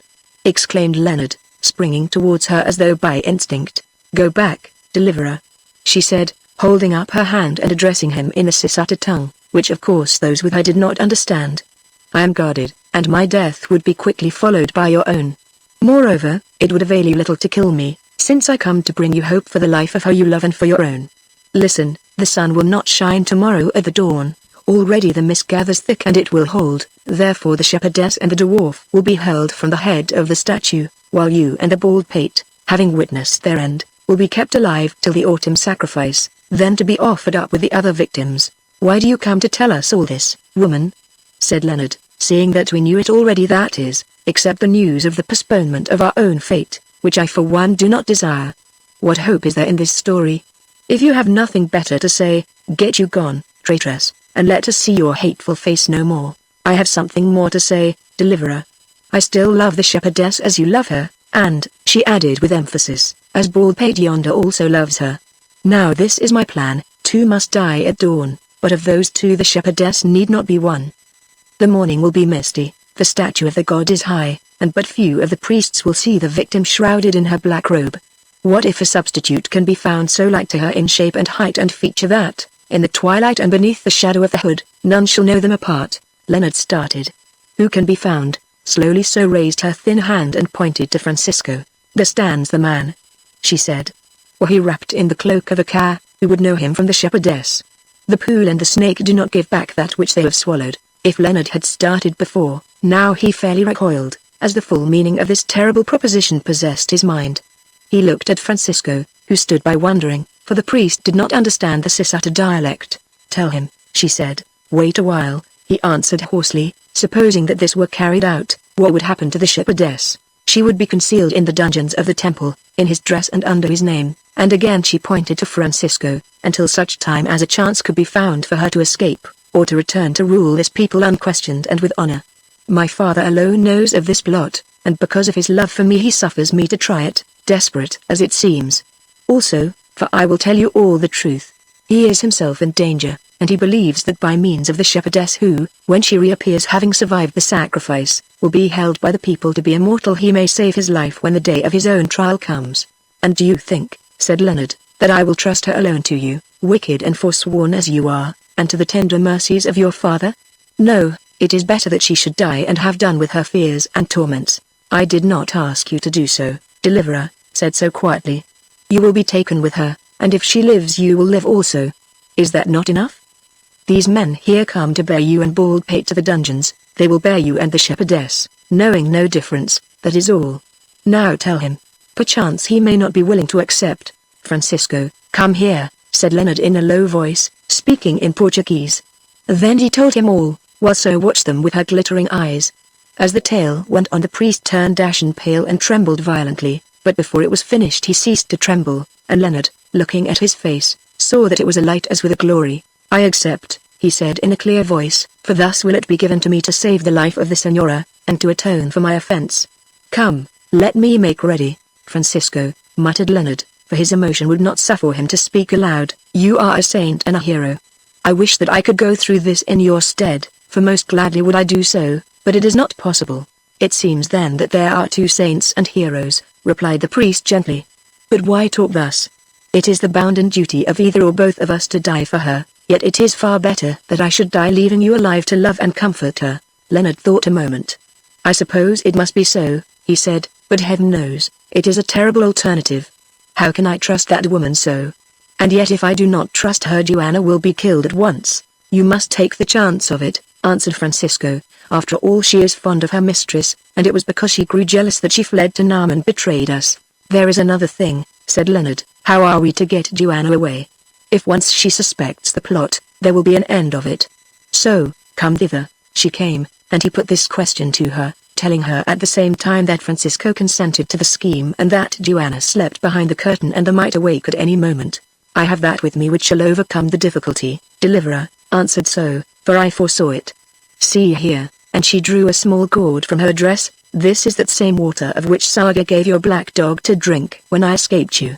Now mix it with some spirit, go to the shepherdess, awake her, and bid her drink this to comfort her. She will obey, and immediately deep sleep will take her again that shall hold her fast for 6 hours. It is not a poison? Asked Leonard suspiciously. No, it is not a poison. What need would there be to poison one who must die at dawn? Then Leonard did as she told him. Taking a tin pannikin, one of their few possessions, he emptied the sleeping draught into it and added enough native brandy to color the water. Next he went into Joanna's room and found her lying fast asleep upon the great bed. Going up to her he touched her gently on the shoulder, saying, "Wake, my love." She raised herself and opened her eyes. "Is that you, Leonard?" she said. "I was dreaming that I was a girl again and at school at Durban, and that it was time to get up for early service at the church. Oh, I remember now. Is it dawn yet?" "No, dear, but it soon will be," he answered. "Here, drink this, it will give you courage. How horrid that spirit tastes," she said, then sank back slowly on the cushion and in another minute fell sound asleep again. The draught was strong and it worked quickly. Leonard went to the curtain and beckoned to So and the others. They all entered except the priests, who remained clustered together near the doorway of the great chamber talking in low tones and apparently taking no notice of what passed. "Take off that robe, bald pate," said So. "I must give you another." He obeyed, and while So was engaged in clothing Joanna's senseless form in the gown of the priest, Francisco drew his diary from the pocket in his vest where he kept it. Rapidly he wrote a few lines on a blank page, then shutting the book he handed it to Leonard together with his rosary, saying, "Let the Senora read what I have written here, after I am dead, not before, and give her these beads in memory of me. Many is the time that I have prayed for her upon them. Perhaps she will wear them after I am gone, and, although she is a Protestant, sometimes offer up a prayer for me." Leonard took the book and the rosary and placed them in an inner pocket. Then he turned to Otter and rapidly explained to him the meaning of all that was being done. "Ah, Buzz," said the dwarf, "put no faith in that she-devil. And yet perhaps she will try to save the shepherdess, for she loves her as a lioness loves her young. But I am afraid for you, Buzz, for you she hates." "Never mind about me, Otter," answered Leonard. "Listen, they are going to hide us in the dungeons of the temple. If by any chance you escape, seek out Holfan and try to rescue us. If not, farewell, and may we meet again in another place." "Oh, Buzz," said Otter with a deep sob, "for myself I care nothing, nor whether I live or die, but it is sad to think that you will perish alone, and I not with you." "Oh, why did Buzz Tom dream that evil dream? Had it not been for him, we might have been transport riding in Natal today. I would that I had been a better servant to you, Buzz, but it is too late now." And as he spoke Leonard felt a great tear fall upon his hand. "Never mind the servant, Otter," he answered, "you are the best friend, black or white, that ever I had, and heaven reward you for it. If you can help the Buzz yonder at the last, do so. At the least see that he swallows the medicine in time, for he is weak and gentle and not fitted to die such a death," and he turned away. By this time So had arrayed Francisco in the black robe of a cow. The white dress worn in the temple ceremonies he did not put on, for it remained upon Joanna, completely hidden from sight, however, by the priest's gown. Who would know them apart now? Asked So triumphantly, then added, handing Leonard the great ruby which he had taken from Joanna's forehead. "Here, deliverer, this belongs to you, do not lose the stone, for you have gone through much to win it." Leonard took the gem and at first was minded to dash it into the old woman's sneering face, but remembering the uselessness of such a performance, he thrust it into his pocket together with the rosary. "Come, let us be going," said so. "You must carry the shepherdess, deliverer. I will say that it is Baldpate who has fainted with fear." "Farewell, Baldpate, after all you are a brave man, and I honor you for this deed. Keep the hood well about your face, and if you would preserve the shepherdess alive, be silent, answering no word whoever addresses you, and uttering no cry however great your fear." Francisco went to the bed where Joanna lay, and holding out his hand above her as though in blessing, he muttered some words of prayer or farewell. Then turning, he clasped Leonard in his arms, kissed him and blessed him also. "Goodbye, Francisco," said Leonard in a choking voice, "surely the kingdom of heaven is made up of such as you." "Do not weep, my friend," answered the priest, "for in that kingdom I hope to greet you and her." And so these friends parted. Chapter 31 The White Dawn. Lifting Joanna in his arms, Leonard hurried from the sleeping apartment to the throne room, where he halted hesitating, for he did not know what was to happen next. So, who had preceded him, surrounded by the 4 priests and with a torch in her hand, stood against that wall of the chamber where she had lain bound on the night of the drugging of Otter. "Baldpate has fainted with fear, he is a coward," she said to the priests, pointing to the burden in Leonard's arms. "Open the secret way, and let us pass on." Then a priest came forward, and pressed upon a stone in the wall, which gave way, leaving a space sufficiently large for him to insert his hand and pull upon some hidden mechanism with all his force. Thereon a piece of the wall swung outward as though upon a pivot, revealing a flight of steps, beyond which ran a narrow passage. So descended first, bearing the light, which he was careful to hold in such a way as to keep the figure of Leonard, and the burden that he bore, in comparative darkness. After her went 2 priests, followed by Leonard, carrying Joanna, the rear being brought up by the remaining priests, who closed the secret door behind them. "So that is how it is done," thought Leonard to himself, turning his head to watch the process, no detail of which escaped him. Otter, who had followed Leonard from Joanna's chamber, saw them go, though from some little distance, for, like a cat, the dwarf could see in the dark. When the rock had closed again, he returned to Francisco, who sat upon the bed lost in prayer or thought. "I have seen how they make a hole in the wall," he said, "and pass through it. Doubtless our comrades, the settlement men, went that way. Say, shall we try it?" "What is the use, Otter?" answered the priest. "The road leads only to the dungeons of the temple. If we got so far we should be caught there, and everything would be discovered, including this trick," and he pointed to the robes of Haggard, which he wore. "That is true," said Otter. "Come, then, let us go and sit upon the thrones and wait till they fetch us." So they went to the great chairs and sat themselves down in them, listening to the tramp of the guards outside the doorway. Here Francisco resumed his prayers, while Otter sang songs of the deeds that he had done, and more especially a very long one which he had composed upon the taking of the slave camp to keep his heart alive, as he explained to Francisco. A quarter of an hour passed and the curtains were drawn aside, admitting a band of priests, headed by Nam, and bearing 2 litters. "Now silence, Otter," whispered Francisco, drawing his hood over his face. "Here sit the gods," said Nam, waving the torch that he carried towards the 2 quiet figures on the thrones. "Descend, ye gods, that we may bear you to the temple and seat you in a lofty place, whence ye shall watch the glories of the rising sun." Then, without more ado, Otter and Francisco came down from their seats, and took their places in the litters. Presently they felt themselves being borne forward at a considerable speed. When they were outside the palace gates, Otter peeped through the curtain in the hope of perceiving some change in the weather. In vain, the mist was denser than usual, although it grew grey with the light of the coming dawn.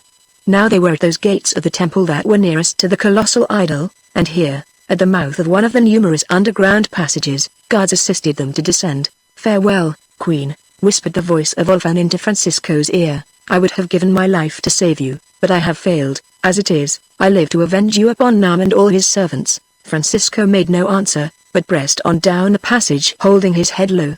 Soon they were at the foot of the idol, and, led by priests, began to ascend the stairway in the interior of the statue. Up they toiled slowly in the utter darkness. Indeed, to Francisco this, the last journey of his life, seemed the longest. At length they emerged upon the head of the Colossus, where neither of them had been before. It formed a flat platform about 8 feet square, quite unprotected at the edges. beneath which curved the sheer outlines of the sculptured head. The ivory throne whereon Joanna had sat when first she visited the temple was gone, and instead of it, placed at the very verge of the forehead, were two wooden stools upon which the victims must seat themselves. From this horrible elevation could be seen the narrow space of rock between the feet of the Colossus and the wall of the pool where was the stone altar, although, owing to the slope of the bowed head, he who stood upon it almost overhung the waters of the well. Otta and Francisco seated themselves on the stools, and behind them Nam and three other priests took their stand, Nam placing himself in such a position that his companions could not see anything of Francisco's slight form, which they believed to be that of the shepherdess. "Hold me, Otta," whispered Francisco. "My senses will leave me, and I shall fall." "Shut your eyes and lean back, then you will see nothing," answered Otta. "Moreover, make ready your medicine, for the time is at hand." "It is ready," he answered. "May I be forgiven the sin, for I cannot bear to be hurled living to the snake." Otta made no answer, but set himself to watch the scene beneath him. The temple was filled with mist that from the great height looked like smoke, and through this veil he could just distinguish the black and the moving mass of the vast assembly, who had sat the long night through waiting to witness the consummation of the tragedy, while the sound of their voices as they spoke together in hushed tones reached him like that of the murmuring of distant waters. Behind him stood the four priests or executioners in a solemn, silent line, their eyes fixed upon the grey mist, while above them, around them, and beneath them was nothing but sheer and giddy space. It was a hideous position, heightened by every terror that man and nature can command, and even the intrepid dwarf, who feared neither death nor devil, and over whom religious doubts had no power, began to feel its chilling influence grip his heart. As for Francisco, such mind as he had left to him was taken up with fervent prayer, so it is possible that he did not suffer so much as might have been expected.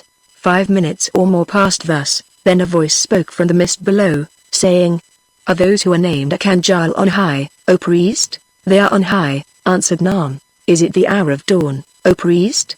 said the voice again, and this time Otta knew it for that of the spokesman of the elders. "Not yet a while," answered Nam, and he glanced at the snow peak that towered thousands of feet into the air behind and above the temple. Indeed, every eye in that assembly was staring at this peak, although its gigantic outline could only be seen dimly through the mist, dimly as the shape of a corpse buried in a winding sheet of snow. Here, upon the loftiest precipices of the mountain, the full light of morning struck first and struck always, for their pinnacles soared far above the level of the mist wreaths, and by the quality of that light this people judged the weather of the newborn day. If the snow was rosy red, then they knew that ere long the sun would shine upon them. If, on the other hand, it gleamed cold and white, or, still worse, grey, it was a sign that the coming day would be misty in the city and on the plains.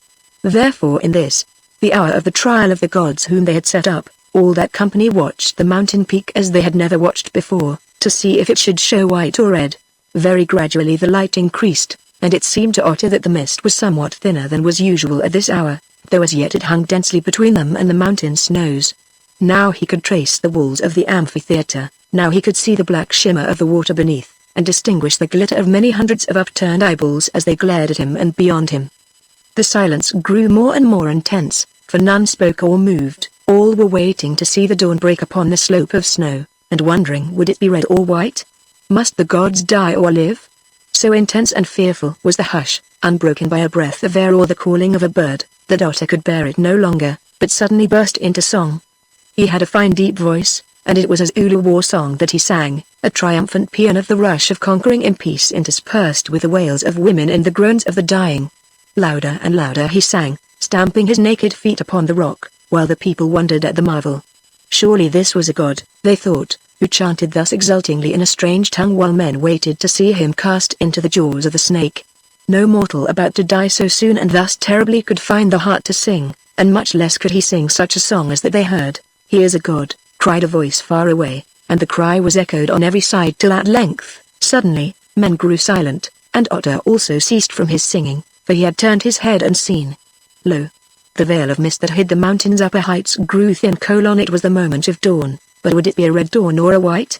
As he looked, the vapors disappeared from the peak, though they still lay thick upon the slopes below, and in their place were seen its smooth and shining outlines clothed in a cloak of everlasting snows. The ordeal was ended. No touch of color, no golden sunbeam or crimson shadow stained the ghastly surface of those snows. They were pallid as the faces of the dead. "A white dawn! A white dawn!" roared the populace. "Away with the false gods!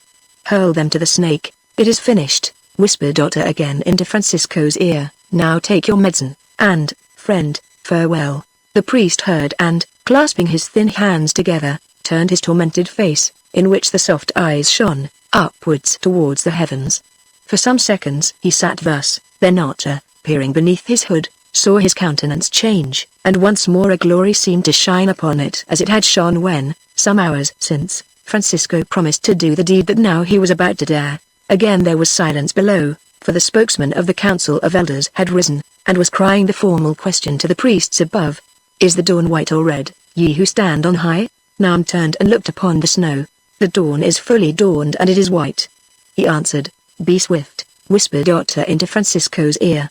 Then the priest raised his right hand to his lips, as though to partake of the sacrament of death. A moment later and he let it fall with a sigh, whispering back to Otter, "I cannot, it is a deadly sin. They must kill me, for I will not kill myself." Before the dwarf could answer, nature, more merciful than his conscience, did that for Francisco which he refused to do for himself, for of a sudden he swooned. His face turned ashen and slowly he began to sink backwards, so that he would have fallen had not Nam, who saw that he had fainted with fear, caught him by the shoulders and held him upright. "The dawn is white. We see it with our eyes," answered the spokesman of the elders. "O ye who stand on high, cast down the false gods according to the judgment of the people of the mist." Otter heard and knew that the moment had come to leap, for now he need trouble himself with Francisco no more. Swiftly he turned his head, looking at Nam, for he would know if he might carry out a purpose that he had formed. It was to seize the high priest and bear him to the depths below. It was not possible. He was out of reach. Moreover, were he to snatch Nam away, Francisco would fall backwards, and the others might see that this was not the shepherdess. Otter stood up upon his feet, and kicking the stool on which he had sat off the platform, he watched its flight. It flew into the water, never touching the rock, and then the dwarf knew that he had planned well. Now Nam and one priest seized the fainting form of Francisco and the other two stepped towards Otter. The dwarf waited till their hands were outstretched to grasp him, then suddenly he sprang at the man upon his right, and shouting, "Come thou with me," he gripped him about the middle in his iron grasp, and, putting out all his strength, hurled himself and his burden into sheer space beneath. The priest shrieked aloud, and a gasp of wonder went up from the watching thousands as the dwarf and his victim rushed downward like a stone. They cleared the edge of the pool by an inch or two no more, and struck the boiling waters, sinking through them till Otter thought they would never rise again. But at last they did rise. Then Otter loosed the dead or senseless priest, and at that moment the body of Francisco, cast thither by Nam, struck the water beside him and straightway vanished forever. Otter loosed his grip, and diving beneath the surface swam hard for the north side of the pool, for there he had noticed that the current was least strong, and there also the rock bank overhung a little. He reached it safely, and rising once more grasped a knob of rock with one hand, and lay still where in the shadow and the swirl of waters he could not be discovered by any watching from above. He breathed deeply and moved his limbs. It was well, he was unhurt. The priest whom he had taken with him, being heaviest, had met the water first, so that though the leap was great the shock had been little. "Ha!" said Otter to himself, "thus far my spirit has been with me, and here I could lie for hours and never be seen. But there is still the snake to contend with," and hastily he seized the weapon that he had constructed out of the two knives, and unwound a portion of the cord that was fast about his middle. Then again he looked across the surface of the waters. Some 10 fathoms from him, in the exact center of the whirlpool, the body of the priest was still visible, for the vortex bore it round and round, but of Francisco there was nothing to be seen. Only 30 feet above him Otter could see lines of heads bending over the rocky edges of the pool and gazing at the priest as he was tossed about like a straw in an eddy. "Now, if he is still there and awake," thought Otter, "surely the father of crocodiles will take this bait, therefore I shall do best to be still a while and see what happens." As he reflected thus a louder shout than any he had heard before reached his ears from the multitude in the temple above him, so tumultuous a shout indeed, that for a few moments even the turmoil of the waters was lost in it. "Now what chance is up there, I wonder?" thought Otter again. Then his attention was diverted in a somewhat unpleasant fashion. This was the cause of that shout. A miracle, or what the people of the mist took to be a miracle, had come about, for suddenly, for the first time within the memory of man, the white dawn had changed to red. Blood-red was the snow upon the mountain, and lo! its peaks were turned to fire. For a while all those who witnessed this phenomenon stood aghast. Then there arose that babel of voices which had reached the ears of Otter as he lurked under the bank of rock. "The gods have been sacrificed unjustly," yelled the people. "They are true gods," See, the dawn is red. The situation was curious and most unexpected, but Nam, who had been a high priest for more than 50 years, proved himself equal to it. This is a marvel indeed, he cried, when silence had at length been restored, for no such thing is told of in our history as that a white dawn upon the mountain should turn to red. Yet, O people of the mist, those whom we thought gods have not been offered up wrongfully. Nay, this is the meaning of the sign. Now are the true gods, Haggard, appeased, because those who dared to usurp their power have gone down to doom. Therefore the curse is lifted from the land and the sunlight has come back to bless us. As he finished speaking, again the tumult broke out, some crying this thing and some that. But no action was taken, for Nam's excuse was ready and plausible, and the minds of men were confused. So the assembly broke up in disorder. Only the priests and as many more as could find place, Olfan among them, crowded round the edges of the pool to see what happened in its depths. Meanwhile Lot, who had seen that which caused him to think no more of the shouting above him than of the humming of last year's gnats. Suffering his eyes to travel round the circumference of the rocky wall, he saw the mouth of a circular hole, situated immediately under the base of the idol, which may have measured some 8 feet in diameter. The lower edge of this hole stood about 6 inches above the level of the pool, and water ran out of it in a thin stream. Passing down this stream, half swimming and half waddling, appeared that huge and ungainly reptile which was the real object of the worship of the people of the mist, great as were its length and bulk. The dwarf saw it but for a few moments, so swift were its movements. Then the creature vanished into the deep waters, to reappear presently by the side of the dead priest, who was now beginning to sink. Its horrible head rose upon the waters as on that night when the woman had been thrown to it. It opened its huge jaws, and, seizing the body of the man across the middle, it disappeared beneath the foam.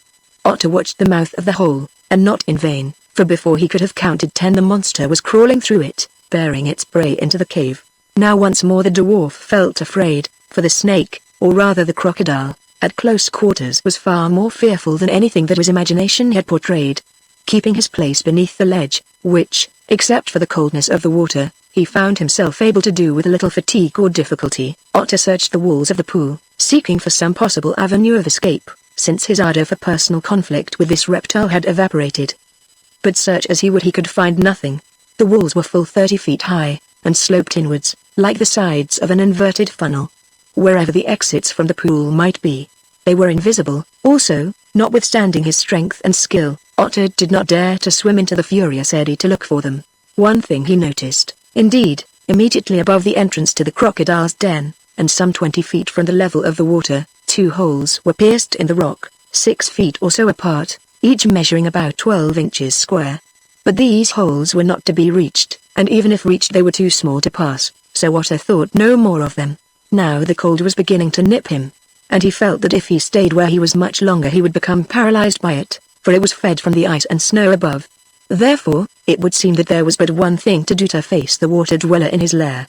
To this, then, Otto made up his mind, albeit with loathing and a doubtful heart. Chapter 32 How Otto fought the water dweller. Keeping himself carefully under the overshadowing edge of the rock bank, and holding his double-bladed knife ready in one hand, Otto swam to the mouth of the snake's den. As he approached it he perceived by the great upward force of the water that the real body of the stream entered the pool from below, the hole where the crocodile lived being but a supplementary exit, which doubtless the river followed in times of flood.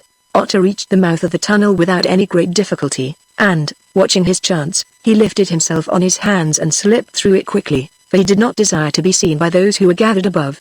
Nor indeed was he seen, for his red headdress and the goatskin cloak had been washed away or cast off in the pool, and in that light his black body made little show against the black rock beneath. Now he was inside the hole, and found himself crouching upon a bed of sand, or other disintegrated rock, brought down by the waters. The gloom of the place was great, but the light of the white dawn, which had turned to red, was gathering swiftly on the surface of the pool without as the mist melted, and thence was reflected into the tunnel. So it came about that very soon Otto, who had the gift, not uncommon among savages, of seeing in anything short of absolute darkness, was able to make out his surroundings with tolerable accuracy. The place in a corner of which he squatted was a cave of no great height or width, hollowed in the solid rock by the force of water, as smoothly as though it had been hewn by the hand of man. In short, an enormous natural drain pipe, but constructed of stone instead of earthenware. In the bottom of this drain trickled a stream of water nowhere more than 6 inches in depth, on either side of which, for 10 feet or more, lay a thick bed of debris ground small. How far the cave stretched of course he could not see, nor as yet could he discover the whereabouts of its hideous occupant, though traces of its presence were plentiful, for the sandy floor was marked with its huge footprints, and the air reeked with an abominable stink. Where is this evil spirit gone to? Thought Otter. He must be near, and yet I can see nothing of him. Perhaps he lives further up the cave, and he crept a pace or two forward and again peered into the gloom. Now he perceived what had hitherto escaped him, namely, that some 8 yards from the mouth of the tunnel a table-shaped fragment of stone rose from its floor to within 6 feet of the roof, having on the hither side a sloping plane that connected its summit with the stream bed beneath. Doubtless this fragment or boulder, being of some harder material than the surrounding rock, had resisted the wear of the rushing river, the top of it, as was shown by the high water marks on the sides of the cave, being above the level of the torrent, which, although it was now represented only by a rivulet, evidently at certain seasons of the year poured down with great force and volume. Here is a bed on which a crocodile might sleep, reflected Otter, creeping a little further forward and staring at the mass of rock, and more especially at a triangular-shaped object that was poised on the top of the sloping plane, and on something which lay beneath it. Now, if that thing be another stone, thought Otter again, how comes it that it does not slip into the water as it should do, and what is that upon which it rests? And he took a step to one side to prevent his body from intercepting any portion of the ray of light that momentarily shone clearer and pierced the darkness of the cave to a greater distance. Then he looked again and almost fell in his horror, for now he could see all. The thing that he had taken for a stone set upon the rock table was the head of the dweller in the waters, for in it, as the light struck on them, 2 dreadful eyes gleamed with a dull and changing fire. Moreover, he discovered what was the object which lay under the throat of the reptile. It was the body of that priest whom Otter had taken with him in his leap from the statue, for he could see the dead face projecting on one side. Perhaps if I wait a while he will begin to eat him, reflected the dwarf, remembering the habits of crocodiles, and then I can attack him when he rests and sleeps afterwards, and, acting on this idea, he stood still, watching the green fire as it throbbed and quivered, waxed and waned in the monster's eyes. How long he remained thus Otter never knew, but after a time he became conscious that these eyes had taken hold of him and were drawing him towards them, though whether the reptile saw him or not he could not tell. For a space he struggled against this unholy fascination. Then, overcome by dread, he strove to fly, back to the pool or anywhere out of reach of those devilish orbs. Alas! It was too late. No step could he move backwards, no, not to save his life. Now he must go on. It was as though the water dweller had read his mind, and drew its foe towards itself to put the matter to the test. Otter took one step forward, rather would he have sprung again off the head of the colossus, and the eyes glowed more dreadfully than ever, as though in triumph. Then in despair he sank to the ground, hiding his face in his hands and groaning in his heart. This is a devil that I have come to fight, a devil with magic in his eyes, he thought. And how can I, who am but a common knob-nosed dwarf, do battle against the king of evil spirits, clothed in the shape of a crocodile? Even now, when he could not see them, he felt the eyes drawing him. Yet, as they were no longer visible, his courage and power of mind came back to him sufficiently to enable him to think again. Otter, he said to himself, if you stay thus, soon the magic will do its work. Your sense will leave you, and that devil will eat you up as a cobra devours a meerkat. Yes, he will swallow you, and his inside will be your grave, and that is no end for one who has been called a god. Men, let alone gods, should die fighting, whether it be with other men, with wild beasts, with snakes, or with devils. Think now, if your master, the deliverer, saw you crouch thus like a toad before an adder, how he would laugh and say, "Ho! I thought this man brave. Ho! He talks very loud about fighting the water dweller, he who came of a line of warriors, but now I laugh at him, for I see that he is but a crossbred cur and a coward." Yes, yes, you can hear his words, Otter. Say now, will you bear their shame and sit here until you are snapped up and swallowed? Thus the dwarf addressed himself, and it seemed to his bewildered brain that the words which he had imagined were true, and that Leonard really stood by and mocked him. At last he sprang to his feet, and crying, "Never," was so loudly that the cave rang with the echoes of his shout, he rushed straight at the foe, holding the 2-bladed knife in his right hand. The crocodile, that was waiting for him to fall insensible, as had ever been the custom of the living victims on whom it fixed its baneful glare, heard his cry and awoke from its seeming torpor. It lifted its head, fire seemed to flash from its dull eyes, its vast length began to stir. Higher and higher it reared its head, then of a sudden it leapt from the slope of rock, as alligators when disturbed leap from a riverbank into the water, coming so heavily to the ground that the shock caused the cave to tremble, and stood before the dwarf with its tail arched upwards over its back. Again Otter shouted, half in rage and half in terror, and the sound seemed to make the brute more furious. It opened its huge mouth as though to seize him and waddled a few paces forward, halting within 6 feet of him. Now the dwarf's chance had come and he knew it, for with the opportunity all his courage and skill returned to him. It was he who sprang and not the crocodile. He sprang. He thrust his arm and the double knife far into the yawning mouth, and for a second held it there, one end pointing upwards to the brain and one to the tongue beneath. He felt the jaws close, but their rows of yellow fangs never touched his arm, for there was that between them which held them some little space apart. Then he cast himself on one side into the ground, leaving the weapon in the reptile's throat. For a few moments it shook its horrible head, while Otter watched gasping, for the reek of the brute's breath almost overpowered him. Twice it opened its great jaws and spat, and twice it strove to close them. Oh! What if it should rid itself of the knife, or drive it through the soft flesh of the throat? Then he was lost indeed. But this it might not do, for the lower blade caught upon the jawbone, and at each effort it drove the sharp point of the upper knife deeper towards its brain. Moreover, so good was the steel, and so firm were the hide bindings of the handles, shrunken as they were with the wet, that nothing broke or gave. Now he will trample me or dash me to pieces with his tail, said Otter, but as yet the snake had no such mind indeed. In its agony it seemed to have forgotten the presence of its foe. It writhed upon the floor of the cave, lashing the rock with its tail, and gasping horribly the while.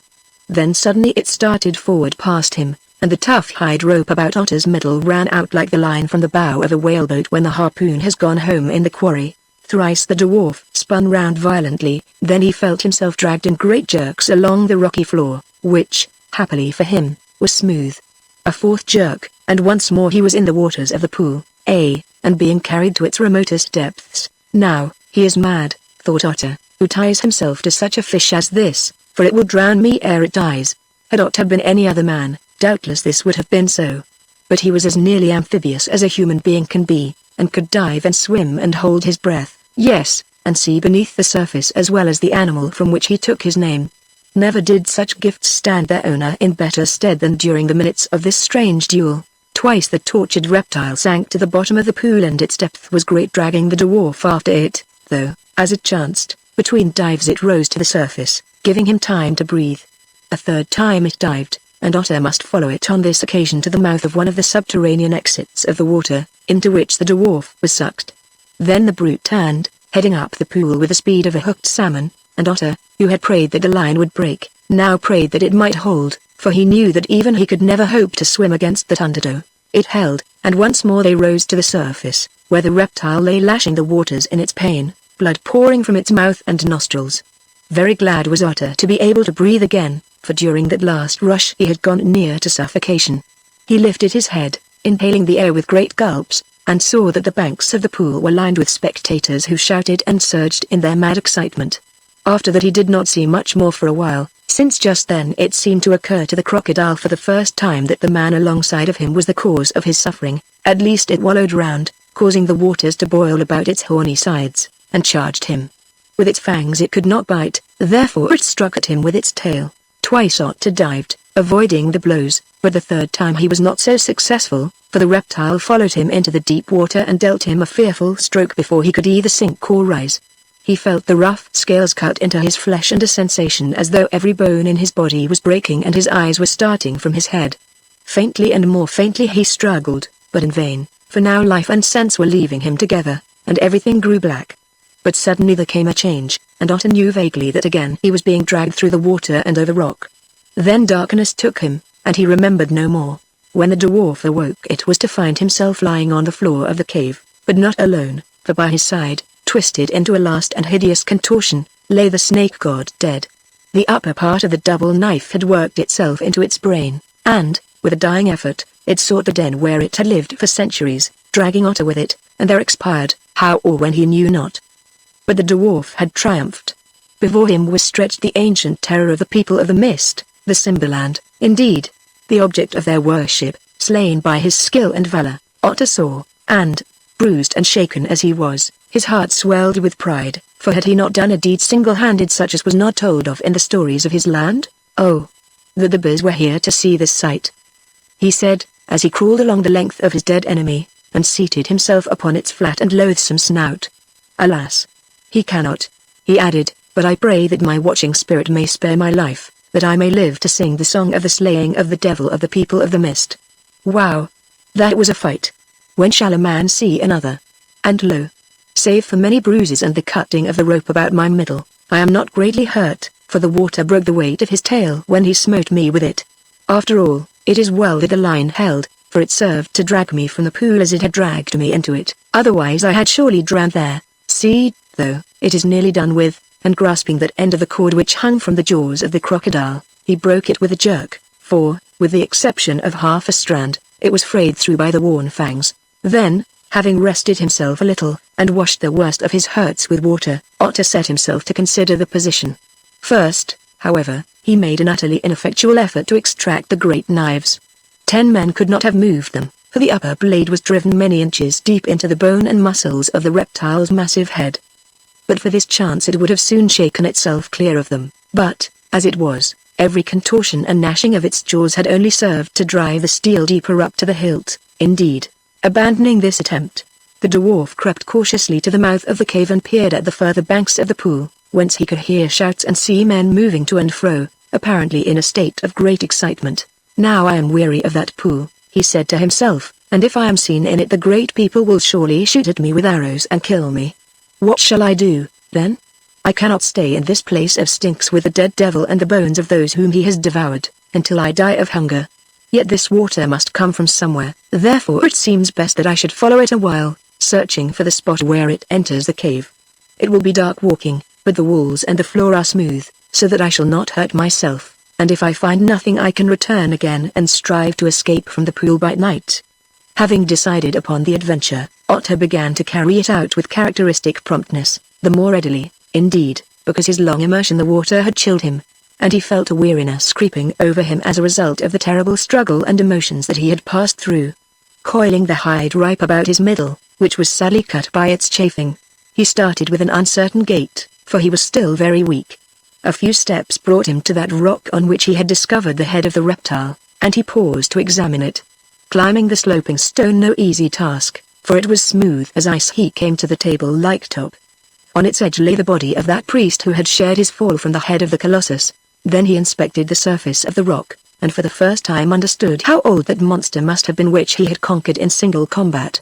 For there, where its body had lain from generation to generation, and perhaps from century to century, the hard material was worn away to the depth of 2 feet or more, while at the top of the sloping stone was a still deeper niche, wherein its head reposed as it lay keeping its sleepless watch on the waters of the pool. Around this depression, and strewn about the floor of the cave itself, were the remains of many victims, a considerable number of whom had not been devoured. In every case, however, the larger bones were broken, and from this circumstance ought to judge that, although it was the custom of this dreadful reptile to crush the life out of all who were thrown to it with a bite of its fangs, yet, like that of other animals, its appetite was limited, and it was only occasionally that it consumed what it had killed. The sight of these remains was so unpleasant and suggestive that even Otter, who certainly could not be called squeamish, hastened to descend the rock. As he passed round it his attention was attracted by the skeleton of a man who, from various indications, must have been alive within the last few weeks. The bones were clad in a priest's cloak, of which the dwarf, who was trembling with cold, hastened to possess himself. As he picked up the rope he observed beneath it a bag of tanned ox hide that doubtless had once been carried by the owner of the cloak. Perhaps he kept food in this, thought Otter, though what he who came to visit the water dwellers should want with food I cannot guess. At the least it will be bad by now, so I will leave it and be gone. Only a vulture would stay for long in this house of the dead. Then he started forward. For a few yards more he had light to guide his steps, but very soon the darkness became complete. Still the cave was not difficult to travel, for everywhere the rock was smooth and the water shallow. All that he needed to do was to walk straight on, keeping touch of one side of the tunnel with one hand. Indeed he had but 2 things to fear, that he should fall into some pit and that he might suddenly encounter another crocodile, for doubtless, thought Otter, the devil was married. But Otter fell into no hole and he saw no crocodile, since, as it chanced, the water dweller of the people of the mist was a bachelor. When the dwarf had travelled up a steep slope for rather more than half an hour, to his intense joy he saw light before him and hurried towards it. Presently he reached the further mouth of the cavern that was almost closed by blocks of ice, among which a little water trickled. Creeping through an aperture he found himself upon the crest of the impassable precipice at the back of the city, and that before him a vast glacier of green ice stretched upwards, whereon the sun shone gloriously. Chapter 33 Trapped. It will be remembered that some hours before Otter found himself in the light of day, after his conquest of the reptile god, Leonard found himself in a very different place, namely, in a secret passage bearing the senseless form of Joanna in his arms, and being guided by so, whither he knew not. On they went through various tunnels, of the turnings of which Leonard tried to keep count in his mind, till at length so ushered him into the rock-hewn cell that evidently had been prepared for their reception, for on one side of it stood a bed covered with skin blankets, and on the other a table provided with the best food that the country could offer. At a sign from so he laid Joanna down upon the bed, whereon the woman instantly threw a blanket over her, so as to hide her face from the eyes of the curious. Then, of a sudden Leonard felt himself seized from behind, and while his arms were held by two of the priests, a third, under so's direction, removed his revolver and hunting knife, which weapons were carried away. "You treacherous hag," said Leonard to so, "be careful lest I kill you. To kill me, deliverer, would be to kill yourself and another. These things are taken from you because it is not safe that you should have them. Such toys are not for angry children." "Stay," she said to a fourth priest, "search his pockets." The man did as he was ordered, placing everything that Leonard had about him, such as his watch, Francisco's notebook and rosary, and the great ruby stone, in a little pile upon the table. Presently he came to the fragment of poison which was wrapped in a square of kid skin.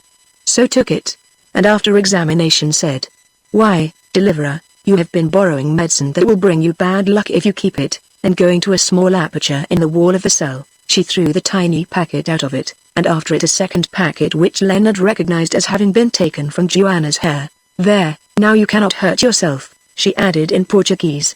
"Let me tell you something, so long as you remain quiet all will be well, but if you attempt violence or escape, then you shall be bound and placed by yourself, also you will bring about the death of the shepherdess yonder.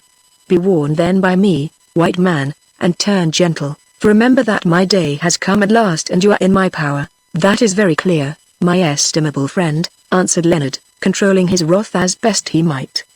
"But for your sake I hope that the hour will never come when you shall be in mine, for then I may remember more than you wish. I do not in the least understand what you are aiming at, nor do I much care so long as a certain person is protected. Do not fear, deliverer, she shall be protected. As you know well, I hate you, and yet I keep you alive because without you she might die, therefore, for her sake be careful. Attempt no violence towards me or my father if we visit you alone, for we shall do so in order that she may not be discovered, and the moment that you lift a hand against us will be the beginning of her doom. And now I must leave you for a while, for something passes in the temple which I desire to see. If she awakes before I return, be careful not to frighten her. Farewell." Then so went taking the priests with her, and the massive timber door was closed upon them, after he had restored his various belongings to his pockets.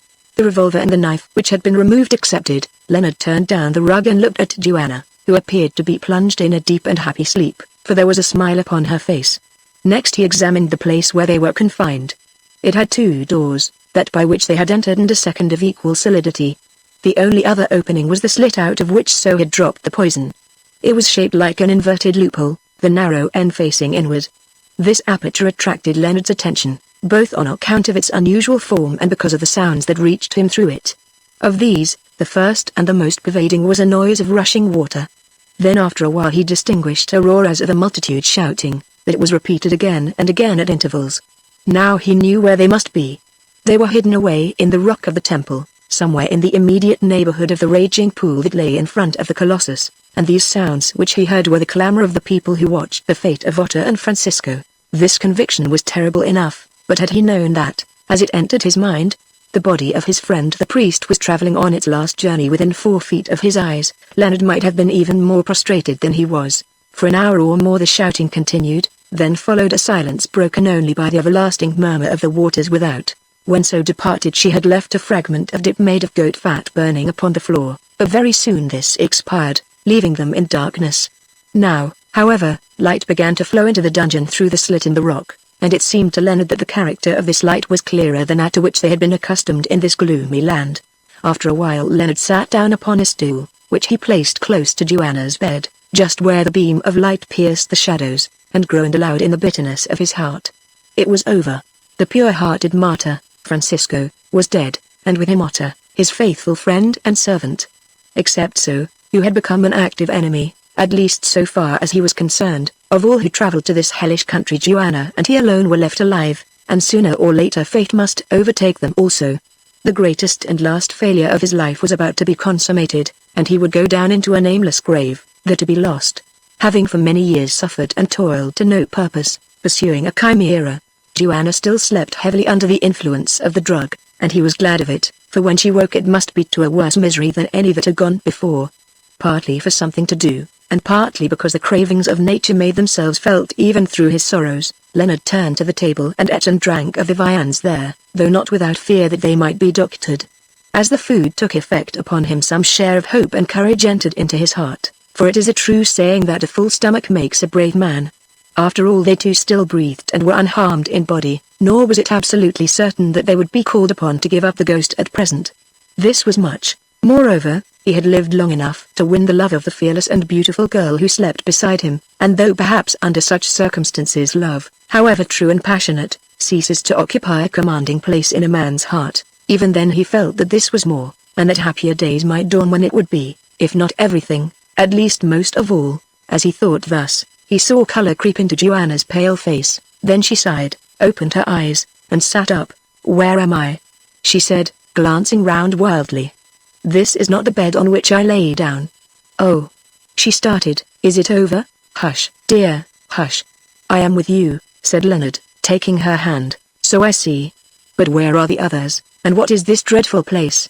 Are we buried alive, Leonard? It looks like a tomb." "No, we are only prisoners.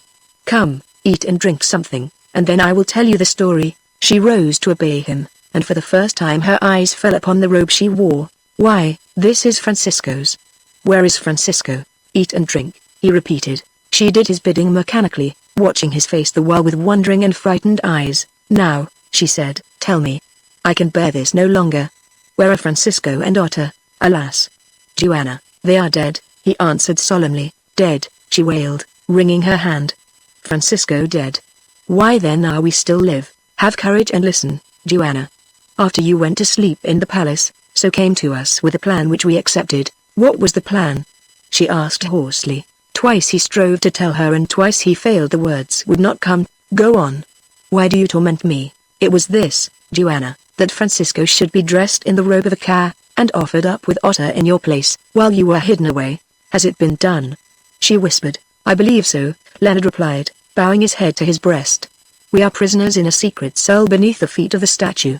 There has been great noise and confusion without, and now for some time silence." Then Joanna sprang up and stood over him with flashing eyes. "How dared you do this?" she said. "Who gave you leave to do it?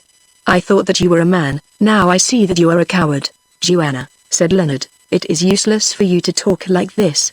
Whatever was done for your sake, not for that of anybody else." "Oh, yes, you say so, but I believe that you made a plot with so to murder Francisco in order that you might save your own life. I have done with you. I will never speak to you again." "You can please yourself about that," answered Leonard, who by now was thoroughly enraged, "but I am going to speak to you. Look here, you have said words to me for which, were you a man, I would do my best to be avenged upon you. But as you are a woman I can only answer them, and then wash my hands of you. As you must know, or will know when you come to your right mind, I would gladly have taken Francisco's place. But it was impossible, for had I attempted to dress myself up in the robe of a car, I should instantly have been discovered, and you would have paid the price of my folly. We all knew this, and after we had consulted, things were arranged as I have told you. I only consented to your being brought here on the condition that I was allowed to accompany you for your protection. Now I wish that I had left it alone and gone with Francisco, then perhaps I should have found peace instead of bitter words and reproaches. However, do not be afraid, for I think it probable that I shall soon follow him. I know that you are very fond of this man, this hero, and also, either by accident or design, that you had succeeded in making him a great deal too fond of you for his peace of mind. Therefore I make excuses for your conduct, which, with all such deductions, still remains perfectly intolerable." He paused and looked at her as she sat on the edge of the couch, biting her lip and glancing towards him now and again with a curious expression on her beautiful face, in which grief, pride, and anger all had their share. Yet at that moment Joanna was thinking not of Francisco and his sacrifice, but of the man before her whom she had never loved so well as now, when he spoke to her thus bitterly, paying her back in her own coin. "I cannot pretend to match you in scolding and violence," she said, "therefore I will give up argument. Perhaps, however, when you come to your right mind, you will remember that my life is my own, and that I gave nobody permission to save it at the cost of another person's. What is done, answered Leonard moodily, for his anger had burnt out. "Another time I will not interfere without your express wish. By the way, my poor friend asked me to give you these," and he handed her the rosary and the notebook. "He has written something for you to read on the last sheet of the journal, and he bade me say that, should you live to escape, he hoped that you will wear these in memory of him, and he touched the beads, and also that you would not forget him in your prayers." Joanna took the journal, and holding it to the light, opened it at hazard. The first thing that she saw was her own name, for in truth it contained, among many other matters, a record of the priest's unhappy infatuation from the first moment of their meeting, and also of his pious efforts to overcome it. Turning the pages rapidly she came to the last on which there was any writing. It ran as follows. "Senora, of the circumstances under which I write these words you will learn in due course. The pages of this journal, should you deign to study them, will reveal to you my shameful weakness. But if I am a priest I am also a man who soon shall be neither, but, as I hope, an immortal spirit, and the man in me, following those desires of the spirit that find expression through the flesh, has sinned and loved you. Forgive me this crime, as I trust it will be forgiven elsewhere, though myself I cannot pardon it. Be happy with that noble gentleman who has won your heart and who himself worships you as you deserve. May you be protected from all the dangers that now surround you, as I think you will, and may the blessing of heaven be with you and about you for many peaceful years, till at length you come to the peace that passeth understanding. And when from time to time you think of me, may you in your heart couple my name with certain holy words. Greater love hath no man than this, that a man lay down his life for his friends. Senora, pardon me and farewell." Joanna read this touching and noble-hearted adieu with an ever-growing wonder, and when she had finished it, put down the book crying aloud, "Oh! What have I done to deserve such devotion as this?" Then with a strange and bewildering inconsequence she flung herself into Leonard's arms, and burying her head upon his breast she began to weep. When she was somewhat calmer he also read the letter and closed the book, saying, "The world is poorer by a perfect gentleman." "He was too good for any of us, Joanna." "I think so," she answered. Just then they heard a sound without the door. It opened, and Nam entered accompanied by So. "Deliverer," said the aged priest, whose countenance and troubled eyes bore traces of many conflicting emotions, "and you, shepherdess, I come to speak with you. As you see, I am alone, except for this woman, but should you attempt any violence towards her or me, that will be the signal for your deaths. With much toil and at no little risk to myself I have spared the life of the shepherdess, causing the white man, your companion, to be offered up in her place. Has that offering been accomplished?"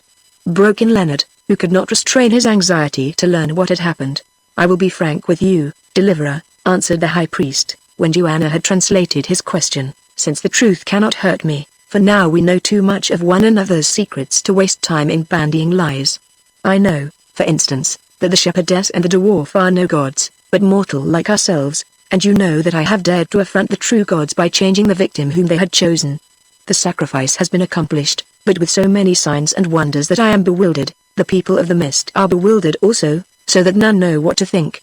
The white man, your companion, was hurled fainting into the waters when the dawn had broken upon the mountain and was seen to be grey, but the dwarf, your servant, did not wait to have that office done for him, for he sprang thither himself, and took one with him. Bravo, Otter!"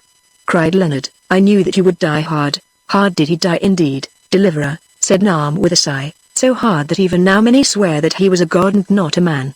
Scarcely had they all vanished into the pool when a wonder chanced such as has not been told of in our records. "Deliverer, the white dawn turned to red. Perchance, as I cried to calm the people, because the false gods had met their doom, then the true ones must be singularly blind," said Joanna, "seeing that I, whom you dare to call a false god, am still alive." This argument silenced Nam for a moment, but presently he answered, "Yes, shepherdess, you are still alive," he said, laying a curious emphasis on the still. "And, indeed," he added hastily, "if you are not foolish you may long remain so, both of you, for I have no desire to shed your blood who only seek to end my last days in peace. But listen to the end of the tale. While the people wondered at the omen of a changed dawn, it was seen that the dwarf, your servant, was not dead there in the pool. Yes. This was seen, deliverer. To and fro in the troubled waters rushed the great water dweller, and after him, keeping pace with him, went the dwarf who was named Otter. Round and down to the lowest depths, though how it could be that a man might swim with a snake none can say. Oh, bravo, Otter, said Leonard again, bethinking him of an explanation of the mystery which he did not reveal to Nam. Well, what was the end of it? That none know for certain, deliverer, answered the priest perplexedly. At last the water dweller, from whose mouth poured blood, was seen to sink with the dwarf, then he rose again and entered the cave, his home. But whether the dwarf entered with him, or no, I cannot say, for some swear one thing and some another, and in the foam and shadow it was hard to see. Moreover, none will venture there to learn the truth. Well, dead or alive, he made a good fight for it, said Leonard. And now, Nam, what is your business with us? This question appeared to puzzle the priest a little, for, to speak truth, he did not care to disclose the exact nature of his business, which was to separate Leonard from Joanna, without force if possible. I came here, deliverer, he answered, to tell you what had happened. Exactly, said Leonard, to tell me that you have murdered my best friend, and one who was but lately your god. I thank you for your news, Nam, and now, if I might make bold to ask it, what are your plans with reference to ourselves? I mean until it suits you to send us after our companions. Believe me, deliverer, my plan is to save your lives. If the others have been sacrificed it was no fault of mine, for there are forces behind me that I cannot control even when I guide them. The land is in confusion and full of strange rumors. I know not what may happen during the next few days, but till they are over you must lie hid. This is a poor place in which to dwell, but there is none other safe and secret. Still, here is another chamber which you can use. Perchance you have already seen it, and placing his hand upon what appeared to be a latch, he opened the second door which Leonard had noticed previously, revealing a cell of very similar construction to that in which they were, and of somewhat larger size. See, deliverer, he went on, here is the place, and he stepped forward to enter the cell, then drew back as though in courtesy to allow Leonard to pass in before him. For once Leonard's caution forsook him, for at the moment he was thinking of other things. Almost mechanically he passed the threshold. Scarcely were his feet over it when he remembered the character of his host and the lodging, and turned quickly to come back. It was too late, for even as he turned the heavy timber door closed in his face with a crash, and he was caged. Chapter 34 Nam's last argument. For a moment Joanna stood stupefied, for the maneuver had been so sudden that at first she could scarcely realize its results. Now, shepherdess, began Nam blandly, we can talk in private, for I have words to say to you which it is not fitting that other ears should hear. You fiend, she answered fiercely, then comprehending that violence or remonstrance would be useless, she added, speak on, I hear you. Listen, shepherdess, and for your own sake I implore you, do not give way to grief or rage. I swear to you that no harm shall come to yonder man if you will but do my bidding. Shepherdess, you are found out, I know, and the people know, that you are no goddess. It had been safer to sacrifice you today, but partly because of the pleading of my daughter who loves you, and partly for other reasons, I have caused you to be saved alive. Now, shepherdess, from this country there is no escape, as you have chosen to come hither, here you must remain for life, and in this cell you cannot live and die.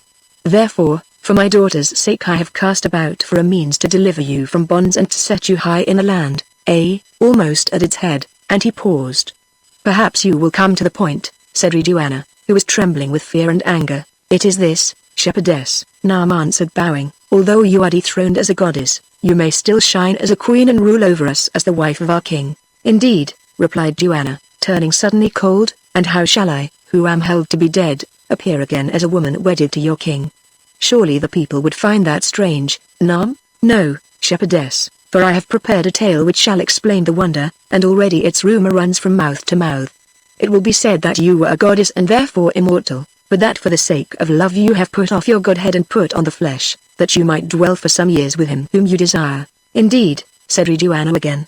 And what if I refuse to consent to this scheme, which, as I think, can have come only from a woman's brain? And she pointed to So. You are right, shepherdess, answered So. The plan is mine, I made it to save you, and also, she added coolly, to be revenged upon that white thief who loves you, for he shall live to see you the wife of another man, a wild man. And have you never thought, So, that I may have wishes of my own in this matter? Doubtless, yet the fairest women cannot always have what they may chance to wish. No, shepherdess, that this must be both for your own sake and for the sake of Naam, my father. Olfan loves you, and in these troubled times it is necessary that Naam and the priests should gain his support, which has been bought but now by the promise that you will be given to him in marriage on this very day. For you, shepherdess, although you might have wished to wed one of your own race, at the least you will rule a queen, and that is better than to perish miserably. I think otherwise, so, Joanna answered calmly, for she saw that neither passion nor pleading would help her, and of the two I choose to die, and she put her hand to her hair, then started, for she found the poison gone. You will choose to die, shepherdess, said so with a cold smile, but this is not always so easy. I have taken your medicine from you while you slept, and here there are no other means to compass death. I can starve, so, replied Joanna with dignity. That takes some time, shepherdess, and today you will become the wife of Olfan. Still it is needful that you should yourself consent to marry him, for this chief is so foolish that he declares that he will not wed you till you have accepted him with your own mouth and in the presence of witnesses. Then I fear that the wedding will not be celebrated, said Joanna with a bitter laugh, for she could not refrain from giving some outward expression to all the loathing which she felt for this wicked woman, who in her fierce love would save the life of her mistress by selling her to shame. I think that it will, shepherdess, answered so, for it seems that we have a way by which we can win you to speak those words which Olfan desires to hear. There is no way, so, what, none, shepherdess? Think now, he whom you name deliverer is a prisoner beyond the door. What if his life hangs upon your choice? What if he were shown to you about to die a fearful death from which you alone could save him by speaking a certain word? Now for the first time Joanna fully understood the hideous nature of the plot whereby so purposed either to force her to become the wife of a savage, or to thrust upon her the guilt of causing the death of the man whom she loved, and she sank back upon the couch, saying, "You would have done better to leave me yonder in the slave camp." So, then, abandoning the tone of forced calm in which she had spoken hitherto, so broke out bitterly, "When you were in the slave camp, shepherdess, you loved me who have loved you from a child, for then no white dog had come to sow mischief between us and to make you hate and distrust me. Then I would have died for you, and this I would do now. But also I would be revenged upon the white dog, for I, who am husbandless and childless, had but this one thing, and he has taken it from me. You were to me as mother, and lover, and babe are to other women my all, and now I am left desolate, and I will be revenged upon him before I die. But I still love you, shepherdess, and could any other plan have been found to help you, I could not have forced this marriage on you. No such plan can be found, thus alone can you live and become great and happy, and thus alone can I continue to feast my eyes upon you, though it be from far." She ceased, trembling with the strength of the passions that shook her, to which indeed her words had given but feeble expression. "Go," said Joanna, "I would have time to think." Then Naam spoke again. "We go, shepherdess, in obedience to your wish, but before evening we shall return to hear your answer. Do not attempt to work mischief upon yourself, for know that you will be watched though you cannot see the eyes that watch you. If you do but so much as lift a hand against your life, or even strive to cut off the light that flows through yonder hole, then at once you will be seized and bound, and my daughter will be set to guard you. Shepherdess, farewell." And they went, leaving Joanna alone and a prey to such thoughts as can scarcely be written. For several hours she sat there upon the couch, allowing no hint of what she felt to appear upon her face, for she was too proud to suffer the eyes which she knew were spying on her, though whence she could not tell, to read her secret anguish. As she sat thus in her desolation several things grew clear to Joanna, and the first of them was that so must be mad. The love and hate that seethed in her fierce heart had tainted her brain, making her more relentless than a leopard robbed of its young. From the beginning she had detested Leonard and been jealous of him, and incautiously enough he had always shown his dislike and distrust of her. By slow degrees these feelings had hardened into insanity, and to gratify the vile promptings of her disordered mind she would hesitate at nothing. Therefore, she could hope for no relenting. Nor had she better prospect with Naam, for it was evident that in his case political considerations operated as strongly as did those of a personal character with his daughter. He was so much involved. He had committed himself so deeply in this matter of the false gods, that, rightly or wrongly, he conceived so's plan to offer the only feasible chance of escape from the religious complications by which he was surrounded, that threatened to bring his life and power to a simultaneous end. It was out of the question, therefore, to expect help from the high priest, who was in the position of a man on a runaway horse with precipices on either side of him, unless, indeed, she could show him some safer path. Failing this, it would avail her nothing that he hated and feared Olfan, and only promoted this marriage in order to bribe the king into standing his friend during the expected political convulsions. Indeed, as she guessed rightly, Naam would much better like to know her safely over the borders of the Mistland than to be called upon to greet her as its queen. This was obvious, seeing that should she return to power, religious or temporal, it was scarcely to be hoped that she would forget the wrongs which she had suffered at his hands. The marriage was merely a temporary expedient designed to ward off immediate evil, but should it come about and the crisis be tided over, it was plain that the struggle between the false goddess and the perjured priest must be carried on until it ended in the death of one or both of them. However, all these things lay in the future as Naam foretold it, a future which Joanna never meant to live to see. There remained Leonard and Olfan. The former, of course, was powerless, at least for the present, having suffered himself to be entrapped, though his lack of caution mattered little, for doubtless if guile had failed, force would have been employed. It was she who must save Leonard, for he could do nothing to save her. The more Joanna thought of the matter, the more she became convinced that her only hope lay in Olfan himself, who had sworn friendship to her, and who certainly was no traitor. She remembered that in their conversation of the day before he had admitted that she could be nothing to him while Leonard lived. Probably Naam had told her that the deliverer was dead, and then it was, actuated by his passion which he knew to be genuine enough, that he had entered into a bargain with the priest. These must be the terms of the compact, that the game of the false gods being played, Olfan undertook to support Naam and the rest of his party to the best of his power, for the consideration to be received of her hand in marriage, stipulating, however, that she should give it of her own free will. This of course she would never do, therefore Olfan's proviso gave her a loophole of escape, though Joanna was well aware that it would not be wise to rely too implicitly on the generosity of the savage chief in matters upon which savages are apartment to be neither generous nor delicate. On this she must fall back as a last resource, or rather as a last resource but one. Meanwhile, she would fight Naam and so step by step, yielding only when she saw that further obstinacy on her part would involve Leonard's destruction. It was possible, indeed it was probable, that everything might fail her, and in that event she must not fail herself. In other words, although the poison had been taken from her, she must find a means of death. Having thought these problems out so far as it was in her power to do, Joanna rose and began to walk up and down the cell, noting its construction and peculiarities. Doubtless Leonard was behind yonder door, but it was so thick that she could hear nothing of his movements. For the rest, it seemed clear that escape was impossible. Excepting the doors, the shaft in the rock was the only other opening that she was able to see, but through this no child could pass, and if he might it would be to fall into the pool of raging water. Had Otter lived through the fight with the snake god, she wondered? There was small chance of it, but at least he had made an end worthy of his reputation, and she felt proud of him. And the other Francisco. Of him also she was proud indeed, but for herself she was ashamed, for she knew that she had been to blame, though not designedly. Who would have guessed that this frail timid man could prove himself such a hero, or who could estimate the power of the unsought and unhappy love which enabled him to conquer the fear of death? She had been wrong to be angry with Leonard, for she knew well that, if it could have been so, he would gladly have given his own life for hers. Alas! It seemed that she was always wrong, for her temper was quick and the tongue is an unruly member. They had both of them been ready to die for her, and one of them had done so, well. Now it was probable that the tables would be turned before many hours were over, and that she would be called upon to offer herself to save her lover. If this came about, she would not forget the example of Francisco, but would rather try to equal it in the heroism of her end. The day passed slowly, and at length the gloom gathering in the little cell told her that night was near.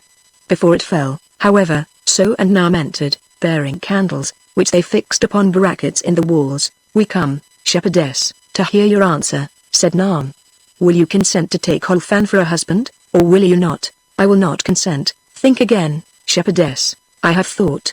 "You have my answer." At the words Naam seized her arm, saying, "Come hither, shepherdess, I would show you something," and he led her to that door in passing which Leonard had been entrapped. At the same time So extinguished one of the candles, and taking the other in her hand she left the cell, bolting the door behind her, so that Naam and Joanna stood in darkness. "Shepherdess," said Naam sternly, "you are about to see him whom you name the deliverer. Now remember this, if you cry out or speak above a whisper he dies." Joanna made no answer, although she felt her heart grow faint within her. 5 minutes or more passed, and of a sudden a panel slid back in the upper part of the door which connected the two cells, so that Joanna could see through it. although those who stood on the further side could not see her, for they were in light and she was in darkness. And this was what she saw: ranged against the wall of the second prison, and opposite to her, were 3 priests holding candles in their hands, whereof the light shone upon their sullen, cruel faces, and the snake's head tattooed on their naked breasts. In front of these men stood 2 other priests, and between them was Leonard bound and gagged. On the hither side of the cell, and not more than 2 feet from the open panel, stood So, on whom the eyes of the executioners were fixed, as though awaiting a command. Between So and these men yawned an open hole in the rock floor. When Joanna had gazed upon this scene for some 20 seconds, the sliding panel was closed, apparently by So, and Nam spoke. "You have seen, shepherdess," he said, "that the deliverer is bound, and you have seen also that before him is a hole in the floor of the prison. He who falls down that hole, shepherdess, finds himself in the den of the snake beneath, from the visiting of whom no man has ever returned alive, for it is through it that we feed the water dweller at certain seasons of the year, and when there is no sacrifice. Now, shepherdess, you must choose between 2 things, either to wed Ulfan of your own free will this night, or to see the deliverer thrown to the snake before your eyes, and afterwards to wed Ulfan whether you will it or not. What do you say, shepherdess?" Joanna took counsel with herself, and came to the conclusion that she would resist a little longer, for she thought that this scene might have been planned merely to try her fortitude. "I refuse to marry Ulfan," she answered. Then Nam opened the panel and whispered a word into the ear of So, who uttered a command. Instantly the 2 executioner priests flung Leonard onto his back upon the ground, an easy task seeing that his legs were fastened with ropes, and dragged him forward until his head hung over the oubliette-like hole. Then they paused as though waiting for some further order. Nam drew Joanna some few paces away from the door. "What is your word now, shepherdess?" he said. "Is the man to die or be saved? Speak swiftly." Joanna glanced through the opening and saw that now Leonard's head and shoulders had vanished down the oubliette, while one of the priests held him by the ankles, watching So for the sign to let him fall. "Loose him," said Joanna faintly. "I will marry Ulfan." Stepping forward, Nam whispered to So, who issued another order. Thereupon the priests drew Leonard from his perilous position, and, unwillingly enough, rolled him to the side of the cell, for they would have preferred to be rid of him. At that moment also the shutter was closed. "I said loose him," repeated Joanna. "Now the man lies unable to move like a fallen tree, on the ground." "No, shepherdess," replied Nam. "Perchance you may yet change your mind, and then it would be troublesome to bind him afresh, for he is very strong and violent. Listen, shepherdess, when Ulfan comes presently to ask your hand, you must say nothing of that man yonder, for he deems him to be dead, and the moment you speak of him he will be dead. Do you understand?" "I understand," answered Joanna, "but at least the gag might be taken from his mouth." "Fear not, shepherdess, it shall be done when you have spoken with Ulfan. And now, at what hour will it be your pleasure to see him?" "When you will. The sooner it is finished the better." "Good. My daughter," he added to So, who just then entered the cell, "be pleased to make fire, and then summon the King Ulfan, who waits without." So departed upon her errand, and, overcome with terror which she would not show, Joanna sank upon the couch, hiding her face in her hands. For a while there was silence, then the door opened again and, heralded by So, Ulfan, the king, stood before her. "Be careful, shepherdess," whispered Nam as they entered. "One word and the deliverer dies." Chapter 35. Be noble or be base. For a while there was silence, then Joanna looked up, searching Ulfan's face with her eyes. Nothing was to be read there, for it was impossible to pierce the mask of solemn calm beneath which, in common with all his race, the king was accustomed to hide his thoughts. He leant on the shaft of his broad spear, his head bowed slightly as though in humility, his dark eyes fixed upon her face, immovable, impassive, a picture of savage dignity. Indeed, Joanna was fain to confess to herself that she had never seen a grander specimen of the natural man than that presented by the chief of the people of the mist, as he stood before her in her rock prison. The light of the candles fell full upon him, revealing his great girth and stature, beside which those of the finest men of her own race would have seemed insignificant. It shone upon the ivory torques, emblems of royalty, which were about his neck, wrists, and ankles, upon the glossy garments of black goatskin that hung from his shoulders and middle, and the raven tresses of his hair bound back from his forehead by a narrow band of white linen, which showed in striking contrast against the clear olive coloring of his face and breast. "Speak, Ulfan," said Joanna at length. "It was told to me, Queen," he answered in a low, full voice, "that you had words to say to me. Nevertheless, now as always, I obey you. Queen, I learned that your husband, He whom you loved, is dead, and believe me, I sorrow for you. In this shameful deed I had no hand, that, together with the end of the other white man and the dwarf, must be set down to the account of this priest, who swears that he was driven to it by the clamor of the people. Queen, they have all gone across the mountains and through the sky beyond, and you, like some weary dove, far traveled from a southern clime, are left a prey among the eagles of the people of the mist. But a few hours since I thought you dead also, for with all the thousands in the temple I believed that it was your fair body which Nam hurled at dawn from the brow of the statue, and I tell you that when I saw it, I, who am a warrior, wept and cursed myself, because, although I was a king, I had no power to save you. Afterwards this man, the high priest, came to me, telling me the truth and a plan that he had made for his own ends, whereby you might be saved alive and lifted up among the people, and he also might be saved, and my rule be made sure in the land. And he ceased. What is this plan, Ulfan? Asked Joanna, after a pause. Queen, it is that you should wed me, and appear before the people no longer as a goddess, but as a woman who has put on the flesh for her love's sake. I know well that I am all unworthy of such honor, moreover, that your heart must be sore with the loss of one who was dear to you, and little set upon the finding of another husband. Also I remember certain words that passed between us and a promise which I made. All these things I told Janam, and he answered me saying that the matter was urgent, that here you could not be hid away for long, and that if I did not take you to wife then you must die. Therefore, because my love towards you is great, I said to him, go now and ask her if she will smile upon me if I come before her with such words. Nam went, but before he went he made certain agreements with me on matters of policy, under which I must pay a heavy price for you, lady, and forego revenge and forget many an ancient hate, all of which things I have promised to do should you smile upon me, so great is my love towards you. The hours went by, and Nam came back to me, saying that, having weighed the matter in your mind, your answer was favorable. To this I replied that I did not trust him, and would take it from your lips alone, and now, Queen, I am here to listen to your word, and to offer myself to you, to serve you all my life as your husband and your slave. I have little to give you who have been bred up in sunny lands, and among a more gentle people, I who am but the wild chief of men whose hearts are rugged as our mountains, and gloomy as a winter's day that is heavy with snow to come, only myself, the service of my soldiers' spears, and the first place among the children of the mist. Now let me hear your answer, and be it what it may, I will accept it without a murmur, for least of all things do I desire to force myself upon you in marriage. Still I pray you, speak to me plainly once and for all, for if I must lose you I would know the worst, nor can I bear, when you have smiled upon me, to see you turn away.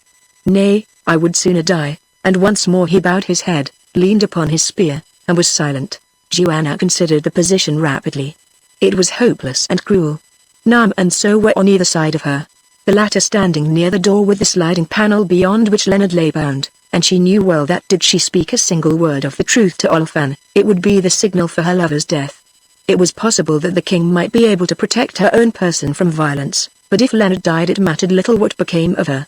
There was but one thing that she could do: declare herself willing to become the wife of Olfan. Yet it seemed shameless thus to treat this honorable man, the only friend that they had found among the people of the mist. But of a truth, such necessities as hers cannot wait while those in their toils weigh scruples or the law of honor. Olfan, she said, I have heard you, and this is my answer: I will take you as my husband. You know my story, you know that he who was my lord is but this day dead, here so smiled approvingly at the lie, and that I loved him. Therefore of your gentleness, you will accord me some few weeks before I pass from him to you, in which I may mourn my widowhood. I will say no more, but surely you can guess the sorrow of my heart, and all that I have left unsaid. It shall be as you wish, Queen, replied Olfan, taking her hand and kissing it, while his somber face grew radiant with happiness. You shall pass into my keeping at that time which best pleases you, yet I fear that in one matter you must be troubled now, this very hour. What may that be, Olfan? Asked Joanna anxiously. Only this, Queen, that the rite of marriage as we practice it must be celebrated between us. It is necessary for many reasons which will be made clear to you tomorrow. Moreover, such was my bargain with Nam, sealed by an oath sworn upon the blood of a Ka, an oath that I do not dare to break. Oh, no, no, said Joanna in acute distress. Think, Olfan, how can I, whose husband is not 6 hours dead, vow myself to another man upon the altar of his grave? Give me some few days, I pray you. Most willingly would I do this, lady, but I may not, it is against my oath. Also, what can it matter? You shall remain alone for so long as it shall please you." Then Nam spoke for the first time, saying, "Shepherdess, waste no breath in words, to learn that though this garment of modesty is becoming to one new widowed, yet you must put it from you. More depends upon this ceremony than you know of, the lives of many hang upon it, our own, perchance, among them, and especially the life of one of whom it does not become me to speak." And as though by accident Nam let his eyes rest upon the door of the adjoining cell. Of his auditors Ulfan thought that he was alluding to his own life. But Joanna and his daughter knew well that he spoke of that of Leonard, which would be sacrificed did the former persist in her objections to the instant celebration of the marriage. "You hear his words, Queen," said Ulfan, "and there is weight in them. The times are very dangerous, and if our plot is to be carried through, before midnight I must make oath to the captains and the council of the elders that you have come back from death to be my wife." "Maybe," answered Joanna, catching at a straw in her despair, "but must I, who shall be set over this people as queen, be married thus in secret? At the least I will have witnesses. Let some of the captains whom you trust, Ulfan, be brought here to see us wed, otherwise the time may come when I shall be held to be no true wife, and there are none to establish my honor by their words." "There is little fear of such a thing, Queen," answered Ulfan with a faint smile, "yet your demands are just. I will bring 3 of my captains here, men who will not betray us, and they shall be witness to this rite," and he turned as though he would go to seek them. "Do not leave me," said Joanna, catching him by the wrist. "I trust you, but these 2 I do not trust. I fear to be left alone." "There is no need for witnesses," exclaimed Nam in a threatening voice. "The shepherdess has asked for witnesses, and she shall have them," answered Ulfan fiercely. "Old man, you have played with me long enough. Hitherto I have been your servant, now I will be your master. Some hours ago your life was forfeit to me, for the white dawn had turned to red, and I meant to take it, but you bribed me with this fate," and he pointed to Joanna. "Nay, do not lay your hand upon your knife, you forget I have my spear. Your priests are without, I know it, but so are my captains, and I have told them where I am. If I vanish as many vanish here, my life will be required at your hands, for, Nam, your power is broken. Now, obey me. Bid the women summon him who guards without. No, you do not stir," and he lifted the spear till its keen blue point quivered over the high priest's naked breast. "Bid her go to the door and summon the guard." "I said to the door, but not beyond it, or beware." Nam was cowed, his tool had become his master. "Obey," he said to so, "obey, but no more," echoed Ulfan, snarling like a wolf. The woman slipped past them to the door, and opening it a little way, she whistled through the crack. "Hide yourself, lady," said Ulfan. Joanna retreated into the shadow behind the candle, and at that moment a voice spoke through the open door, saying, "I am here, father." "Now, speak," said Ulfan, advancing the spear an inch nearer Nam's heart. "My son," said the priest, "go to the entrance by which the king entered, where you will find 3 captains, generals of the king. Lead them hither, and see that you speak to no one on the way," whispered Ulfan in Nam's ear. "And see that you speak to no one on the way," repeated Nam. "I hear you, father," replied the priest, and went. Some 10 minutes passed and the door opened again. "The captains are here," whispered a voice. "Let them enter," said Nam. The order was obeyed, and 3 great men armed with spears stalked into the narrow chamber. One of them was brother to the king, and the 2 others were his chosen friends. Then the door closed. "My brethren," said Ulfan, "I have sent for you to acquaint you with a mystery and to ask you to witness a rite. The goddess Haggard, who this day was hurled into the pool of the snake, has returned to earth as a woman, and is about to become my wife." Here the captains started. "Nay, brethren, ask no questions. These things are so, it is enough. Now, priest, play your part." After that, for a while all seemed a dream to Joanna, a dream of which she was never able to recover any exact memory. She could recollect standing side by side with Ulfan, while Nam muttered prayers and invocations over them, administering to them terrible oaths, which they took, calling upon the names of Ak and of Jal, and swearing by the symbol of the snake. Beyond that everything went blank. Indeed, her mind flew back to another marriage ceremony, when she stood beside Leonard in the slave camp, and the priest, Francisco, prayed over them and blessed them. It was that scene which she saw, and not the one enacting before her eyes, and with its visions were mixed up strange impersonal reflections on the irony of fate, which had brought it about that she should figure as the chief actor in 2 such dramas, the first of which Leonard had gone through to save her, and the second of which she must go through to save him. At last it was done, and once more Ulfan was bowing before her and kissing her hand. "Greeting, shepherdess. Hail, queen of the people of the mist," he said, and the captains repeated his words. Joanna awoke from her stupor. What was to be done now? She wondered. What could be done?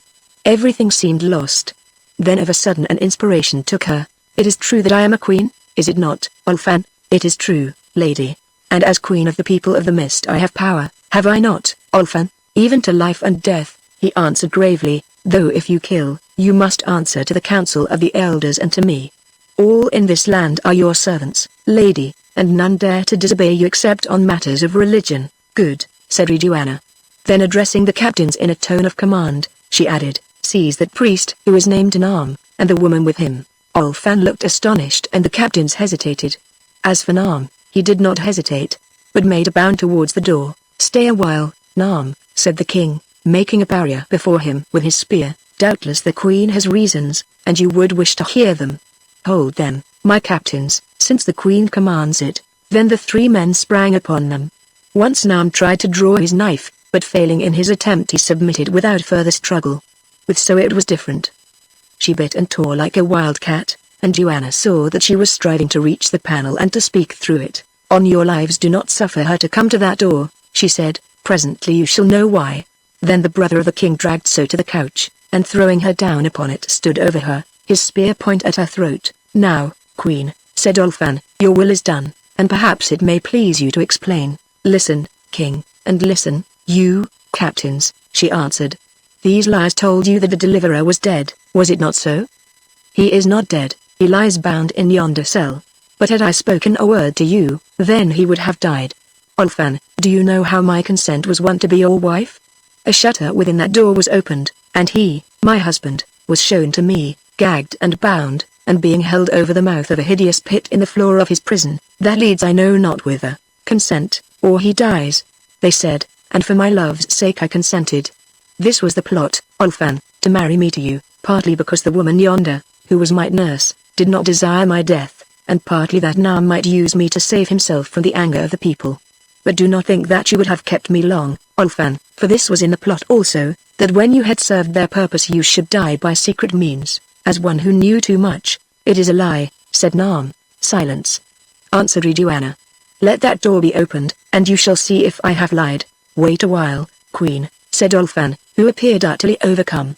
If I understand you right, your husband lives, and therefore you say that the words which we have spoken and the oaths that we have sworn mean nothing, for you are not my wife. That is so, Ulfan. Then now I am minded to turn wicked and let him die, said the king slowly, for know this, lady, I cannot give you up. Joanna grew pale as death, understanding that this man's passions, now that once he had given them way, had passed beyond his control. I cannot give you up, he repeated. Have I not dealt well with you? Did I not say to you, consent or refuse, as it shall please you, but having once consented you must not go back upon your words? What have I to do with the reasons that prompted them? My heart heard them and believed them. Queen, you are wed to me, those oaths that you have sworn may not be broken. It is too late, now you are mine, nor can I suffer you to pass from me back to another man, even though he was your husband before me. But the deliverer? Must I then become my husband's murderer?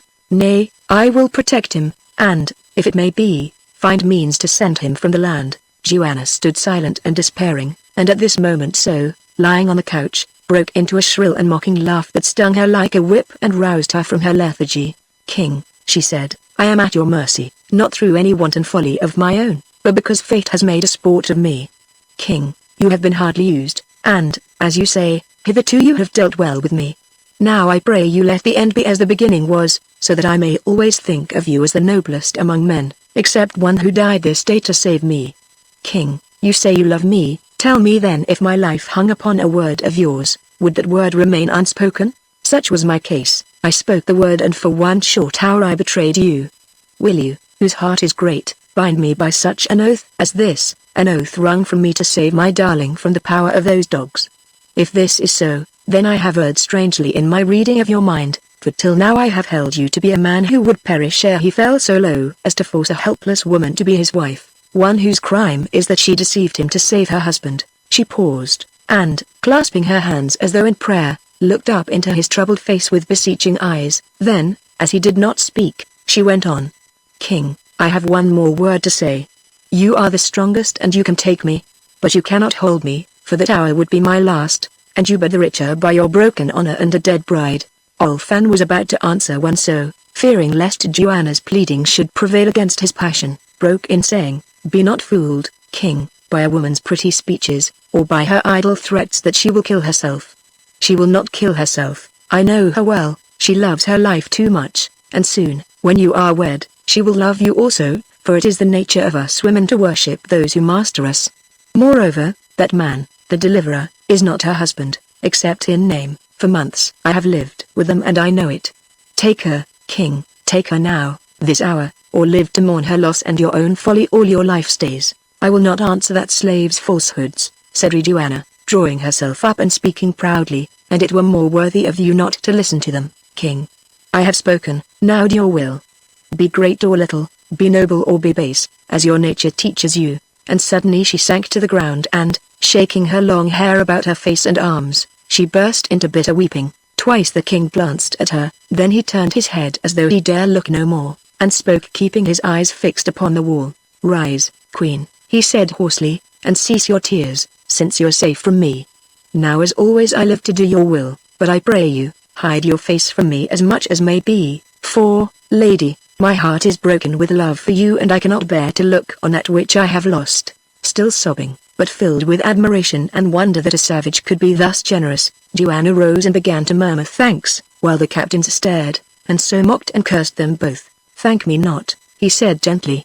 "It seems that you, who can read all hearts, have read mine aright, or perchance you fashioned it as you would have it be.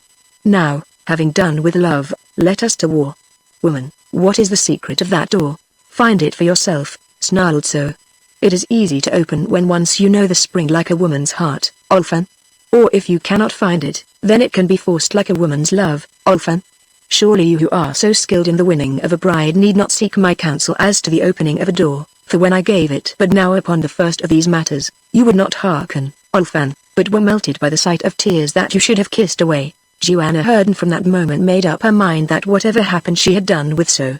Nor was this wonderful, for few women could have pardoned what she had suffered at her hands. "Drive the spear into her till she speaks, comrade," said Olfan. Then at the touch of steel So gave up mocking and told the secret of the door. Chapter 36. How Otter came back. After he had rested a while at the bottom of the glacier, Otter set to work to explore the cliff on the top of which he found himself, with a view of descending it and hiding at its foot till nightfall, when he hoped to find means of re-entering the city and putting himself in communication with Olfan. Very soon, however, he discovered that if he was to return at all, he must follow the same route by which he had come. Evidently the tunnel sloped upwards very sharply, for he was standing on the brow of a precipice cut into 3 steps, which, taken together, may have measured some 300 feet in height, and, so far as he could see, it was utterly impossible to descend any of these cliffs without the aid of ropes. Nor could he continue his investigations over a wide area, for about 400 paces to the left of the opening to the subterranean passage whereof, by the way, he was very careful to note the exact position the mountain pushed out a snowy shoulder, with declivities so precipitous that he dared not trust himself on them. Then he tried the right-hand side, but with no better luck, for here he was stopped by a yawning rift in the rock. Now Otter sat down and considered the situation. The day was still young, and he knew that it would be foolish to attempt escape from the pool before dark. In front of him the mountain rose steeply till, so far as he could judge, it reached a pass which lay some 2 miles off, at the base of that main peak, on whose snows the priests had watched the breaking of the dawn.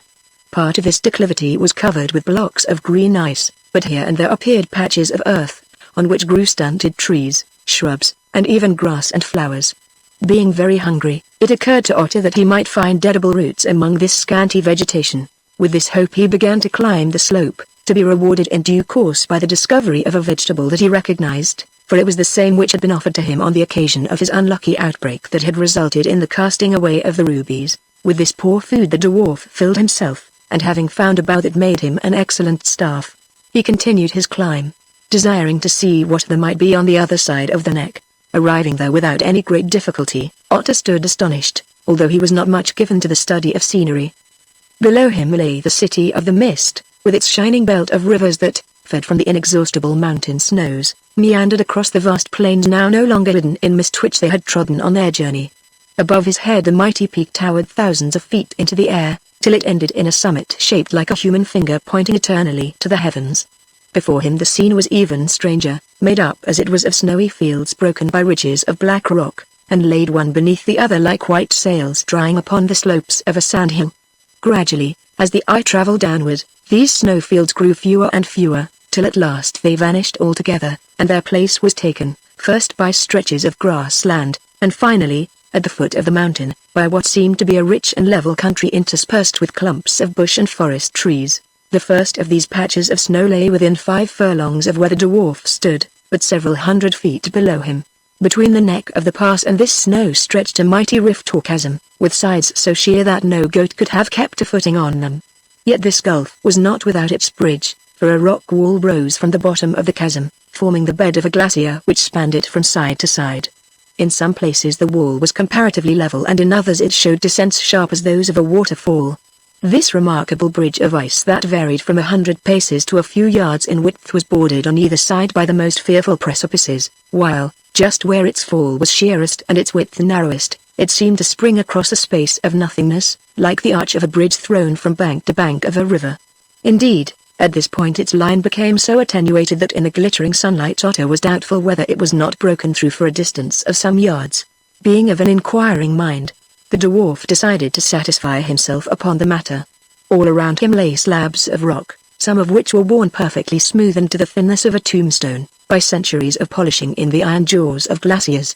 Selecting one of these of convenient size, Otto approached the edge of the bridge, pushing the stone before him over the frozen snow. Here the ice was perfect, except for a slight hoarfrost that covered it, for the action of the wind prevented the snow from gathering on the bridge, and whenever the sun was strong enough to melt its surface, it froze again at night, so that no slide upon a parish pond could have been more slippery or free from inequalities.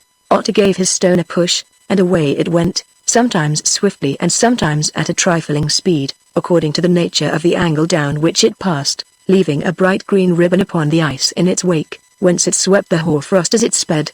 Once or twice he thought that it was going to stop, but it never did stop. At length it approached the steepest and narrowest part of the descent, down which the stone rushed with fearful velocity.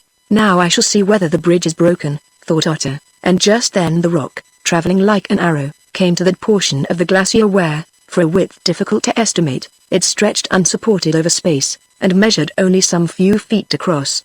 On it flew, then seemed to leap into the air, and once more sped forward till it reached the further slope of snow, up which it travelled for a distance, and stopped, appearing, even to Otto's keen sight, no larger than a midge upon a tablecloth.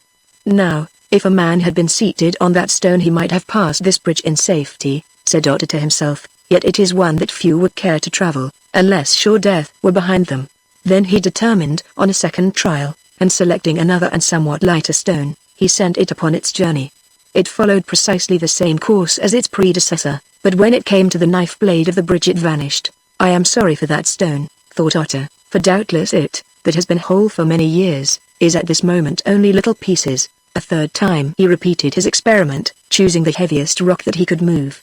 This messenger also leapt into the air at the narrowest portion of the bridge, then passed on in safety to the slope of snow beyond. A strange place, thought Otto, and I pray that it may never be my lot to ride one of those stone horses. Then he turned down the mountain again, for the afternoon was advancing.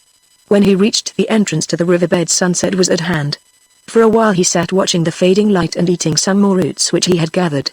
Now he crawled into the passage and commenced his dark journey towards the home of the dead water dweller, though what he was to do when he got there he did not know. No accident befell him, and in due course he arrived safely in the den, his journey being much facilitated by the staff he bore, which enabled him to feel his way like a blind man. Creeping to the edge of the pool he listened to its turmoil, for the shadows were gathering so fast that, with some ghost-like shapes of foam accepted, he could not even see the surface of the water. If I go in there, how can I get out again? Otto thought sadly. After all, perhaps I should have done better to return while it was still light, for then, by the help of my staff and the rope, I might have made shift to climb the overhanging ledge of rock, but to try this now were madness. I will go back and sit in the cave with the ghosts of the god and his dead till the morning comes again, though I do not crave their company. So he retreated a few paces and sat in silence near the tail of the dead crocodile. After a while loneliness took hold of him. He tried to sleep and could not, for it seemed to Otto that he saw eyes staring at him from the depths of the cave. and heard dead men whispering to each other tales of their dreadful ends. Moment by moment his fears grew upon him, for Otter was very superstitious. Now he fancied that he could distinguish the head of the reptile limned in fire and resting on the edge of the rock as he had seen it that morning. Doubtless, he thought, this monster is a devil and has come to life again to be revenge upon me. Wow! I liked him better when he was in the flesh than now that he has turned himself to fire. Then to comfort himself he began to talk aloud saying, Otter, unlucky that you are, why did you not die at once instead of living on to be tormented by ghosts? Perhaps your master, the Buzz, whom alone you love, is dead already and waits for you to come to serve him. You are very tired, say now, Otter, would it not be well if you took that rope which is about your middle and hanged yourself? Thus you too would become a ghost and be able to do battle with them in their own fashion, and he groaned loudly. Then of a sudden he grew fearful indeed, the short wool stood up upon his head, his teeth chattered, and, as he said afterwards, his very nose seemed to grow cold with terror. For as he sat he heard, or seemed to hear, a voice speaking to him from the air, and that voice his master's. Otter, Otter, said the voice. He made no answer, he was too frightened. Otter, is that you? Whispered the voice again. Then he spoke. Yes, Buzz, it is I. I know that you are dead and call me. Give me 1 minute till I can undo my rope, and I will kill myself and come to you. Thank you, Otter, said the voice with a ghastly attempt at a laugh, but if it is all the same, I would much rather that you came alive. Yes, Buzz, and I too would rather stop alive, but being alive how can I join you who are dead? You fool, I am not dead, said Leonard. Then, Buzz, how is it that you speak out of the air? Come near to me that I may touch you and be comforted. I cannot, Otter, I'm bound and in a prison above you. There is a hole in the floor, and if you have a rope, as I heard you say, perhaps you could climb up to me. Now the dwarf began to understand. Rising, he stretched the long staff he had brought with him high above his head, and found to his delight that he could touch the roof of the cave. Presently the point of the staff ceased to press upon the rock. Is the place here, Buzz? Said Otter. It is here, but you must throw the stick up like a spear through the hole, for I am tied, and cannot put out my hand to take it. Stay a while, Buzz, first I must make the line fast to it. Good, but be swift, for I am in danger. Hurriedly Otter undid the hide rope from about his middle, knotting it securely to the center of the stick. Then some 5 feet below the stick he made a loop large enough for a man to place his foot in, and having ascertained the exact situation of the opening in the roof of the cave, he hurled the staff upwards and jerked at the line. It is fixed, whispered Leonard from above. Now come up if you can. The dwarf required no second invitation. Seizing the rope as high as he could reach above his head, he began to drag himself up hand over hand, no easy task, for the hide cord was thin, and cut his fingers and his right leg, round which he had twisted it to get a better purchase. Presently, however, he succeeded in setting his foot in the loop he had prepared, when he found that his head and shoulders were in a hole, and that by reaching upwards he could grasp the staff which lay across it. The rest was easy, and within half a minute he lay gasping at his master's side. Have you a knife, Otter? Yes, Buzz. My small one, the big ones are down there. I will tell you that story by and by. Never mind the story now, Otter. My hands are tied behind my back.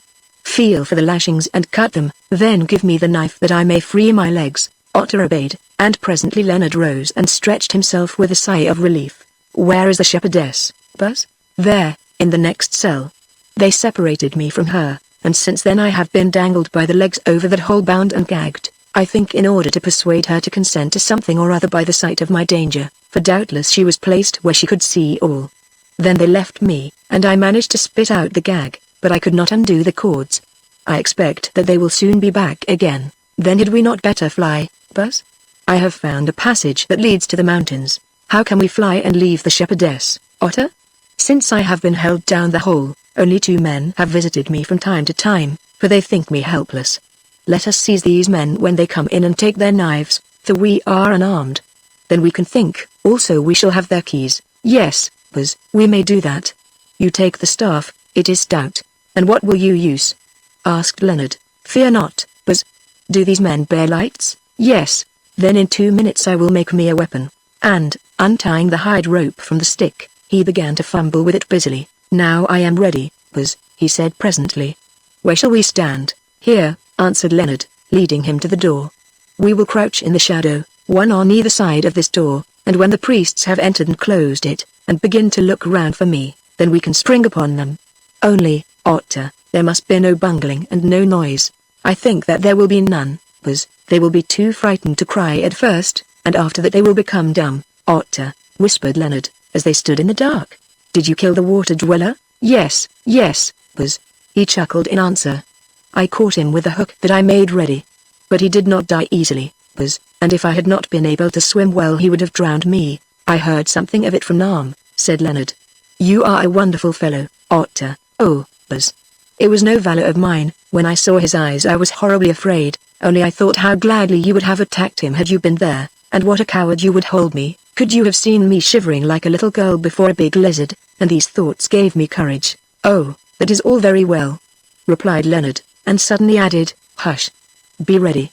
As he spoke the door opened, and two great priests came through it, one of them bearing a candle.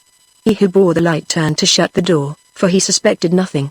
Then, at one and the same instant, Leonard, emerging from the shadow, dealt the first priest a blow upon the head with his staff, which stunned if it did not kill him, for he fell like an ox beneath the poleaxe, while Otter, standing where he was, dexterously cast his hide rope about the throat of the second man, and drew the noose tight with a jerk that brought him to the earth.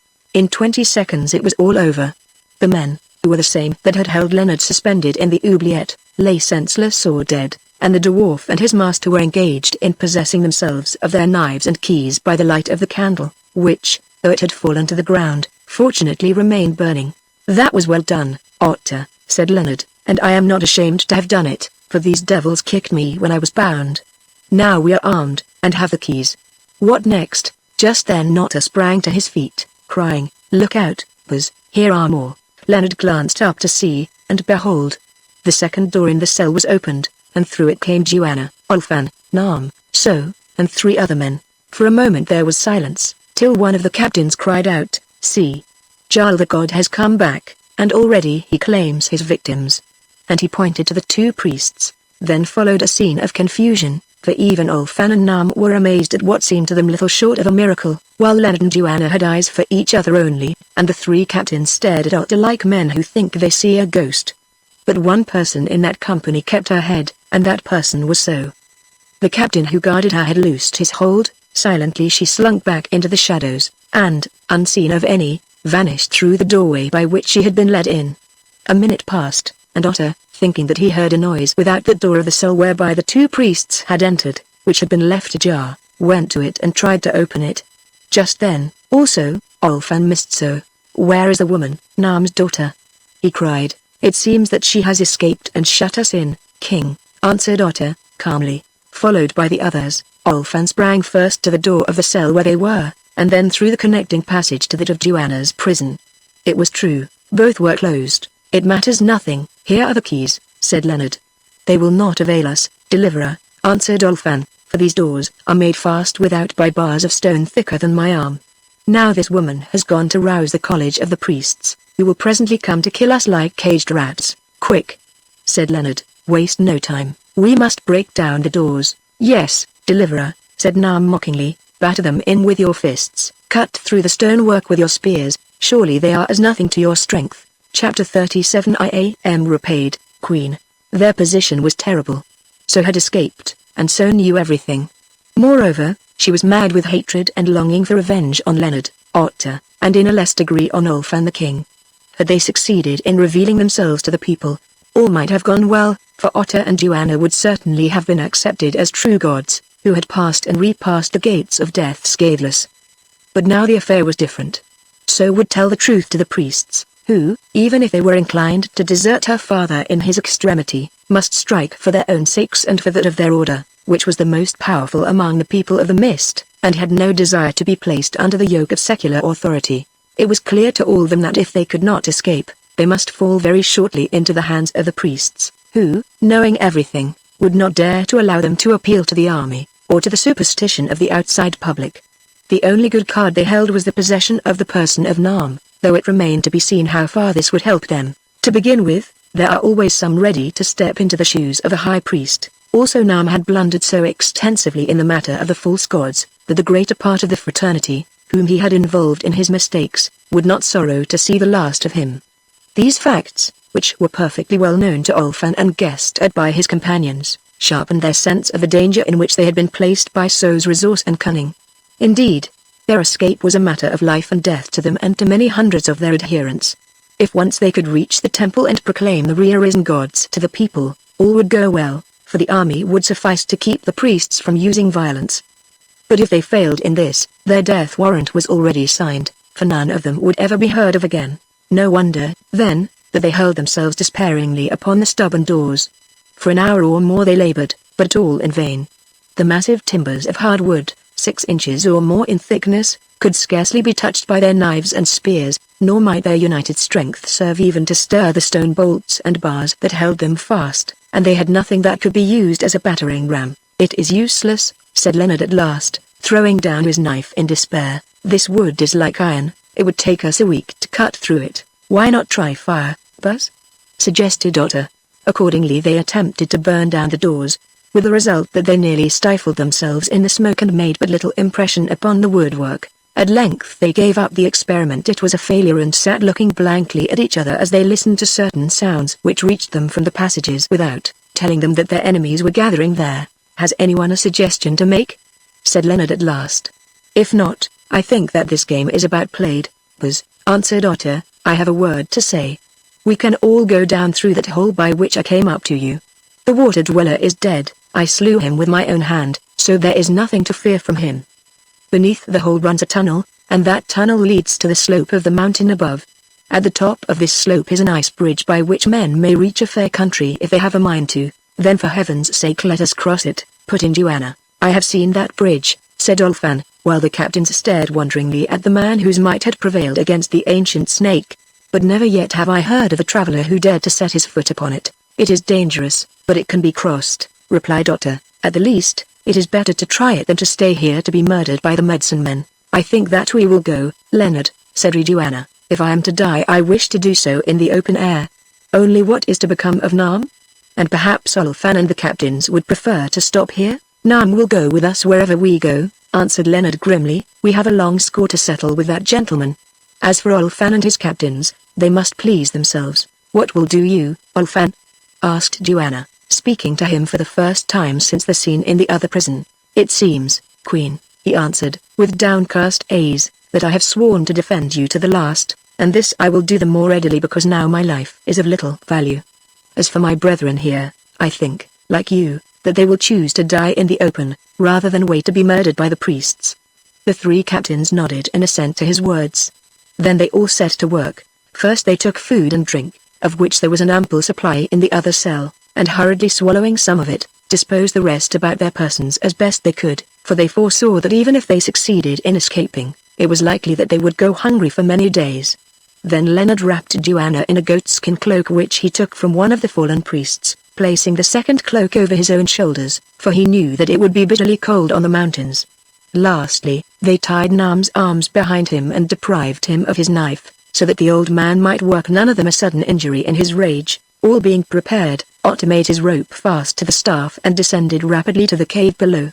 As his feet touched the ground, the priests began to batter upon the doors of the cell with beams of wood, or some such heavy instruments. "Quick, Joanna," said Leonard, "sit in this noose and hold the line, we will let you down. Hurry, those doors cannot stand for long." Another minute and she was beside Otter, who stood beneath, a candle in his hand. Then Leonard came down. "By the way, Otter," he said, "have you seen anything of the jewels that are supposed to be here?" "There is a bag yonder by the water dweller's bed, Buzz," answered the dwarf carelessly, "but I did not trouble to look into it. What is the use of the red stones to us now?" "None, but they may be of use afterwards, if we get away." "Yes, Buzz, if we get away," answered Otter, bethinking himself of the ice bridge. "Well, we can pick it up as we go along." Just then Nam arrived, having been let down by Olfan and the captains, and stood glaring round him, not without awe, for neither he nor any of his brethren had ever dared to visit the sacred home of the snake god. Then the captains descended, and last of all came Olfan. "We have little time to spare, deliverer," said the king. "The door is falling," and as he spoke they heard a great crash above. Otter jerked furiously at the rope, till by good luck one end of the stake slid over the edge of the hole and it fell among them. "No need to leave this line for them to follow by," he said, "besides it may be useful." At that moment something appeared looking through the hole. It was the head of one of the pursuing priests. Naam saw it and took his opportunity. The false gods escaped by the tunnel to the mountains, he screamed, and with them the false king. Follow and fear not. The water dweller is dead. Think not of me, Naam, but slay them. With an exclamation Otter struck him heavily across the mouth, knocking him backwards, but the mischief was done, for a voice cried in answer. We hear you, father, and will find ropes and follow. Then they started. One moment they paused to look at the huge bulk of the dead crocodile. This dwarf is a god in truth, cried one of the captains, for no man could have wrought such a deed. Forward, said Leonard, we have no time to lose. Now they were by the crocodile's bed and among the broken bones of his victims. The bag, Otter, where is the bag? Asked Leonard. Here, answered the dwarf, dragging it from the mouldering skeleton of the unlucky priest who, having offended the new-found god, had been let down through the hole to lay it in its hiding place and to perish in the jaws of the water dweller. Leonard took the bag, and opening its mouth, which was drawn tight with a running strip of hide, he peeped into it while Otter held down the candle that he might see. From its depths came a glimmer of red and blue light that glowed like the heart of some dull fire. It is the treasure, he said, in a low tone of exultation. At last the luck has turned. How much does it weigh? Said Joanna, as they sped onwards. Some 7 or 8 pounds, I should say, he answered, still exultantly. 7 or 8 solid pounds of gems, the finest in the world. Then give it to me, she said, I have nothing else to carry. You may have to use both your hands presently. True, he answered, and passed the string of the bag over her head. Now they went on up the smooth sloping bed of the stream, suffering little inconvenience, except from the cold of the water that flowed about their ankles. The stream has risen a little, since I passed it this morning, said Otter. Doubtless this day's sun has melted some snow at its source. Tomorrow we might not have been able to travel this road. Very likely, answered Leonard. I told you that our luck had turned at last. 20 minutes more and they reached the mouth of the tunnel, and passing between the blocks of ice, found themselves upon the mountain side. But, as it chanced, the face of the moon was hidden by clouds, which is often the case in this country at the beginning of the spring season, for whereas in winter the days are almost invariably misty and the nights clear, in spring and summer these atmospheric conditions are frequently reversed. So dark was it indeed, that it proved impossible to attempt the ascent of the mountain until the day broke, since to do so would be to run the risk of losing themselves, and very possibly of breaking their necks among its numerous clefts and precipices.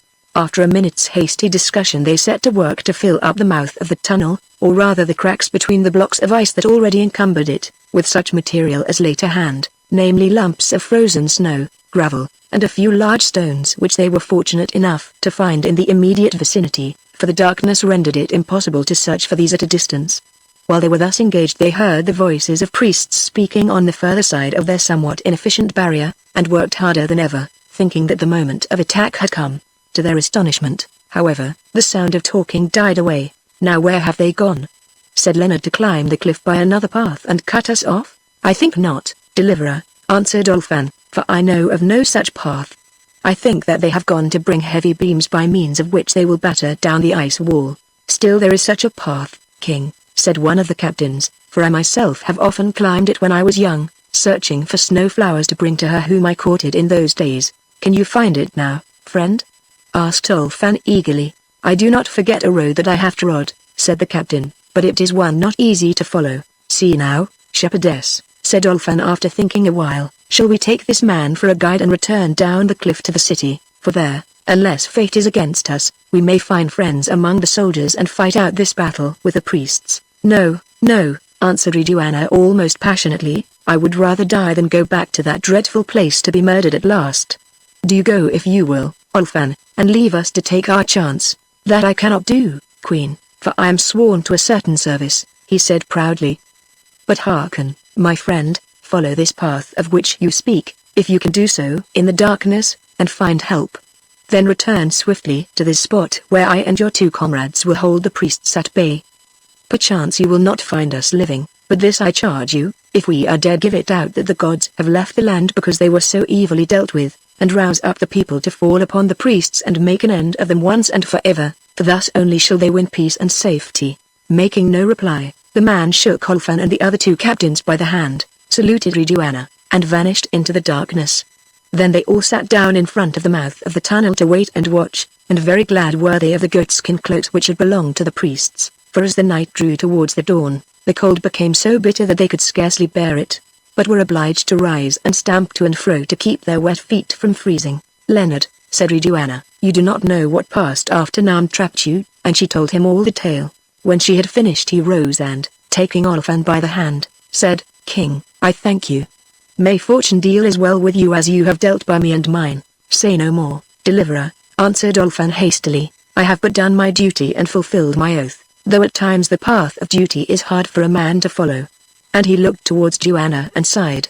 Leonard sat down and was silent, but many a time both then and in after days did he wonder at the nobleness of mind of this savage king, which enabled him, under circumstances so cruel, to conquer his own passion and show himself willing to lay down life and throne together, that he might carry out his vow to protect the woman who had brought him so much pain and now left him forever with his successful rival. At length, looking at the mountain peak above them, they saw its snows begin to blush red with the coming of the dawn, and just then also they heard many voices talking within the tunnel, and caught glimpses of lights flashing through the openings in their rude fortifications.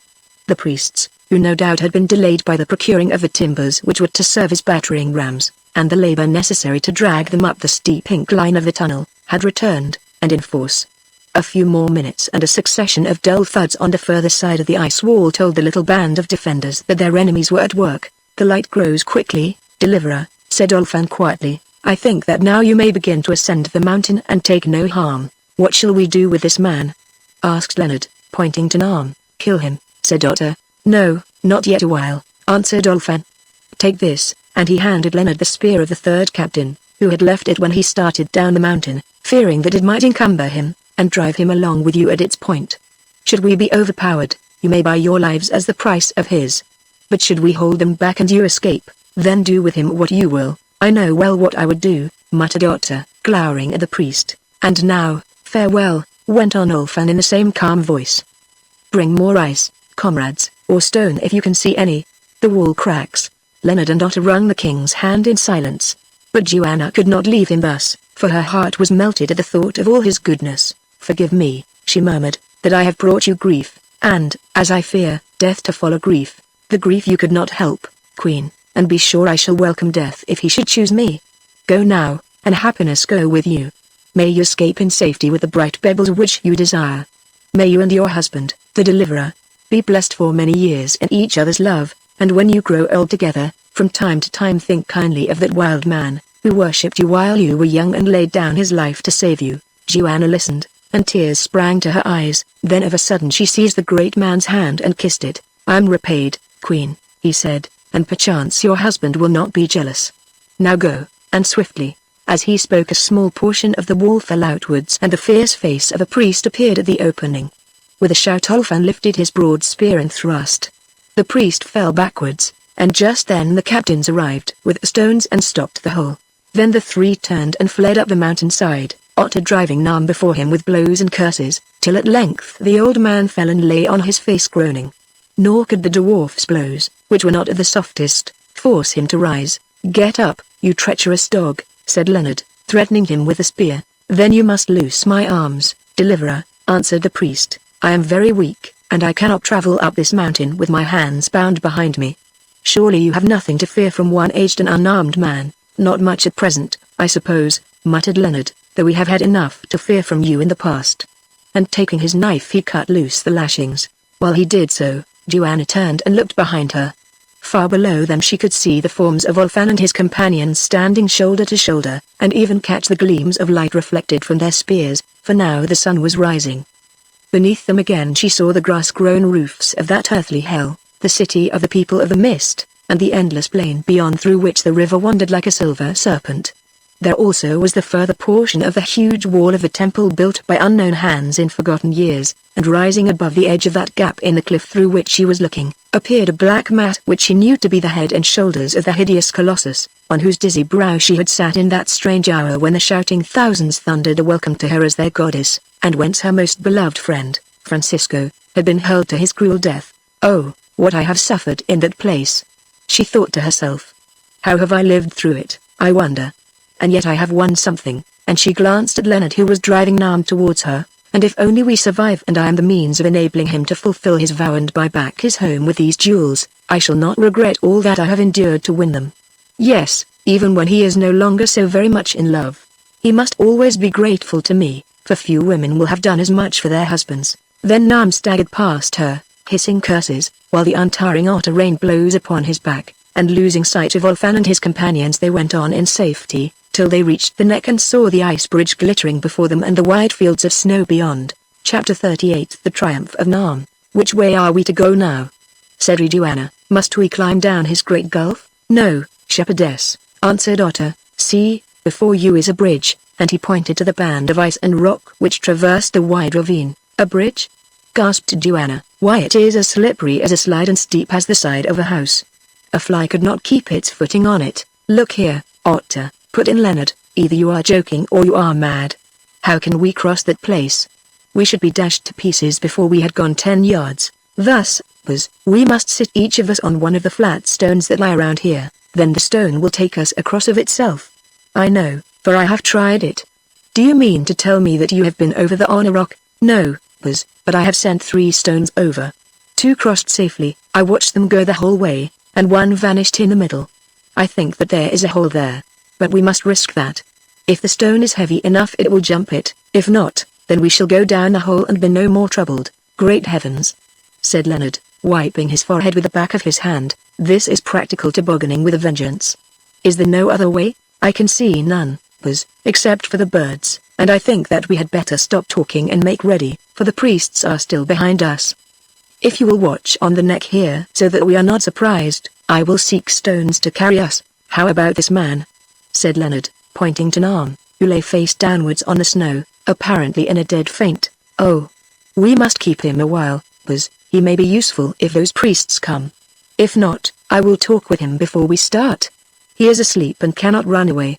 Then Leonard went to the top of the neck, which was distant some 20 yards, and Otter began to search for stones suitable to his purpose. As for Joanna, she turned her back to the ice bridge, at which she scarcely dared to look, and sat herself upon a rock. In doing so the jewels in the bag struck against her knee and jingled, and the thought came into her mind that she would examine them while she waited, partly because she desired to distract her thoughts from the vision of this new and terrible ordeal which lay before her, and partly to gratify a not unnatural curiosity. Opening the mouth of the bag, she thrust her fingers into it, and one by one drew out the biggest gems which were jumbled together there, placing them on the rock beside her. In less than a minute she was feasting her eyes upon such a collection of priceless jewels as had never before gladdened the sight of any white woman, even in her wildest dreams. Indeed, till now Joanna had not thought it possible that stones so splendid could exist on the hither side of the walls of heaven. First there were great sapphires roughly squared, and 2 enormous round star rubies. These had formed the eyes of the Colossus, which were removed on the morrow of their arrival, the star rubies representing the blood-red pupils. Then there was a heart-shaped ruby of perfect color and without flaw, almost as large as a jackdaw's egg, which on the days of sacrifice had adorned the breasts of the chief priests of the people of the mist for many generations. Next came the greatest wonders of this treasure, 2 marvelous stones, one a sapphire and one a ruby, fashioned respectively into models of the statue of the dwarf and of the hideous shape of the water dweller. Then there were others, dozens of them, some rudely cut and polished, and some as they came from the earth, but every one of them singled out for its remarkable size and flawlessness, or its perfect fire and beauty. Joanna arranged them in rows and stared at them with ecstasy, whereas the woman who would not have done so till in contemplating them she even forgot the present terrors of her position, forgot everything except the gorgeous loveliness and infinite value of the wealth of gems, which she had been the means of winning for Leonard. Among other things that passed from her mind at this moment was the presence of Nam, who, overcome by rage and exhaustion, lay in a seeming faint upon the snow within 12 paces of her. She never saw him lift his head and look at her with an expression as cold and cruel as that which Otter had seen in the eyes of the water dweller, when he lifted his head from its bed of rock. She never saw him roll slowly over and over across the snow towards her, pausing a while between each turn of his body, for now she was occupied in replacing the jewels one by one into their bag of leather. At last all were in, and with a sigh, for it was sad to lose sight of objects so beautiful, Joanna drew the mouth of the bag tight and prepared to place it round her neck. At this moment it was that a hand, withered and lean with age, passed beneath her eyes, and, swiftly as the snatch of an eagle's talon, seized the bag and rent it from her grasp. She sprang up with a cry of dismay, and well might she be dismayed, for there, running from her with incredible speed, was Nam, the jewels in his hand. Otter and Leonard heard her cry, and, thinking that the priest was escaping, sped to cut him off. but he had no idea of escape, at least not of such escape as they expected. Some 40 yards from where Joanna had been sitting, a little promontory of rock jutted out over the unclimbable gulf below them, and towards this spot Nam directed his steps. Running along the ridge, he halted at its end. Indeed he must do, unless he would fall 1,000 feet or more to the bottom of the ravine beneath. Then he turned and faced his pursuers, who by now had reached the edge of the cliff. "Come one step nearer," he cried, "and I let this bag fall whence you shall never recover it, for no foot can tread these walls of rock, and there is water at the bottom of the gulf." Leonard and Otter stopped, trembling for the fate of the jewels. "Listen, deliverer," cried Nam, "you came to this land to seek these trinkets, is it not so? And now you have found them and would be gone with them? But before you go you wish to kill me for vengeance sake, because I have shown you to be cheats, and have sought to offer you up to those gods whom you have blasphemed. But the red stones you desire are in my hands, and if I unclasp my fingers they will be lost to you and all the world forever. Say now, if I bring them back to you in safety, will you swear to give me my life and suffer me to go my ways in peace?" "Yes, we will swear it," answered Leonard, who could not conceal the anguish of his anxiety.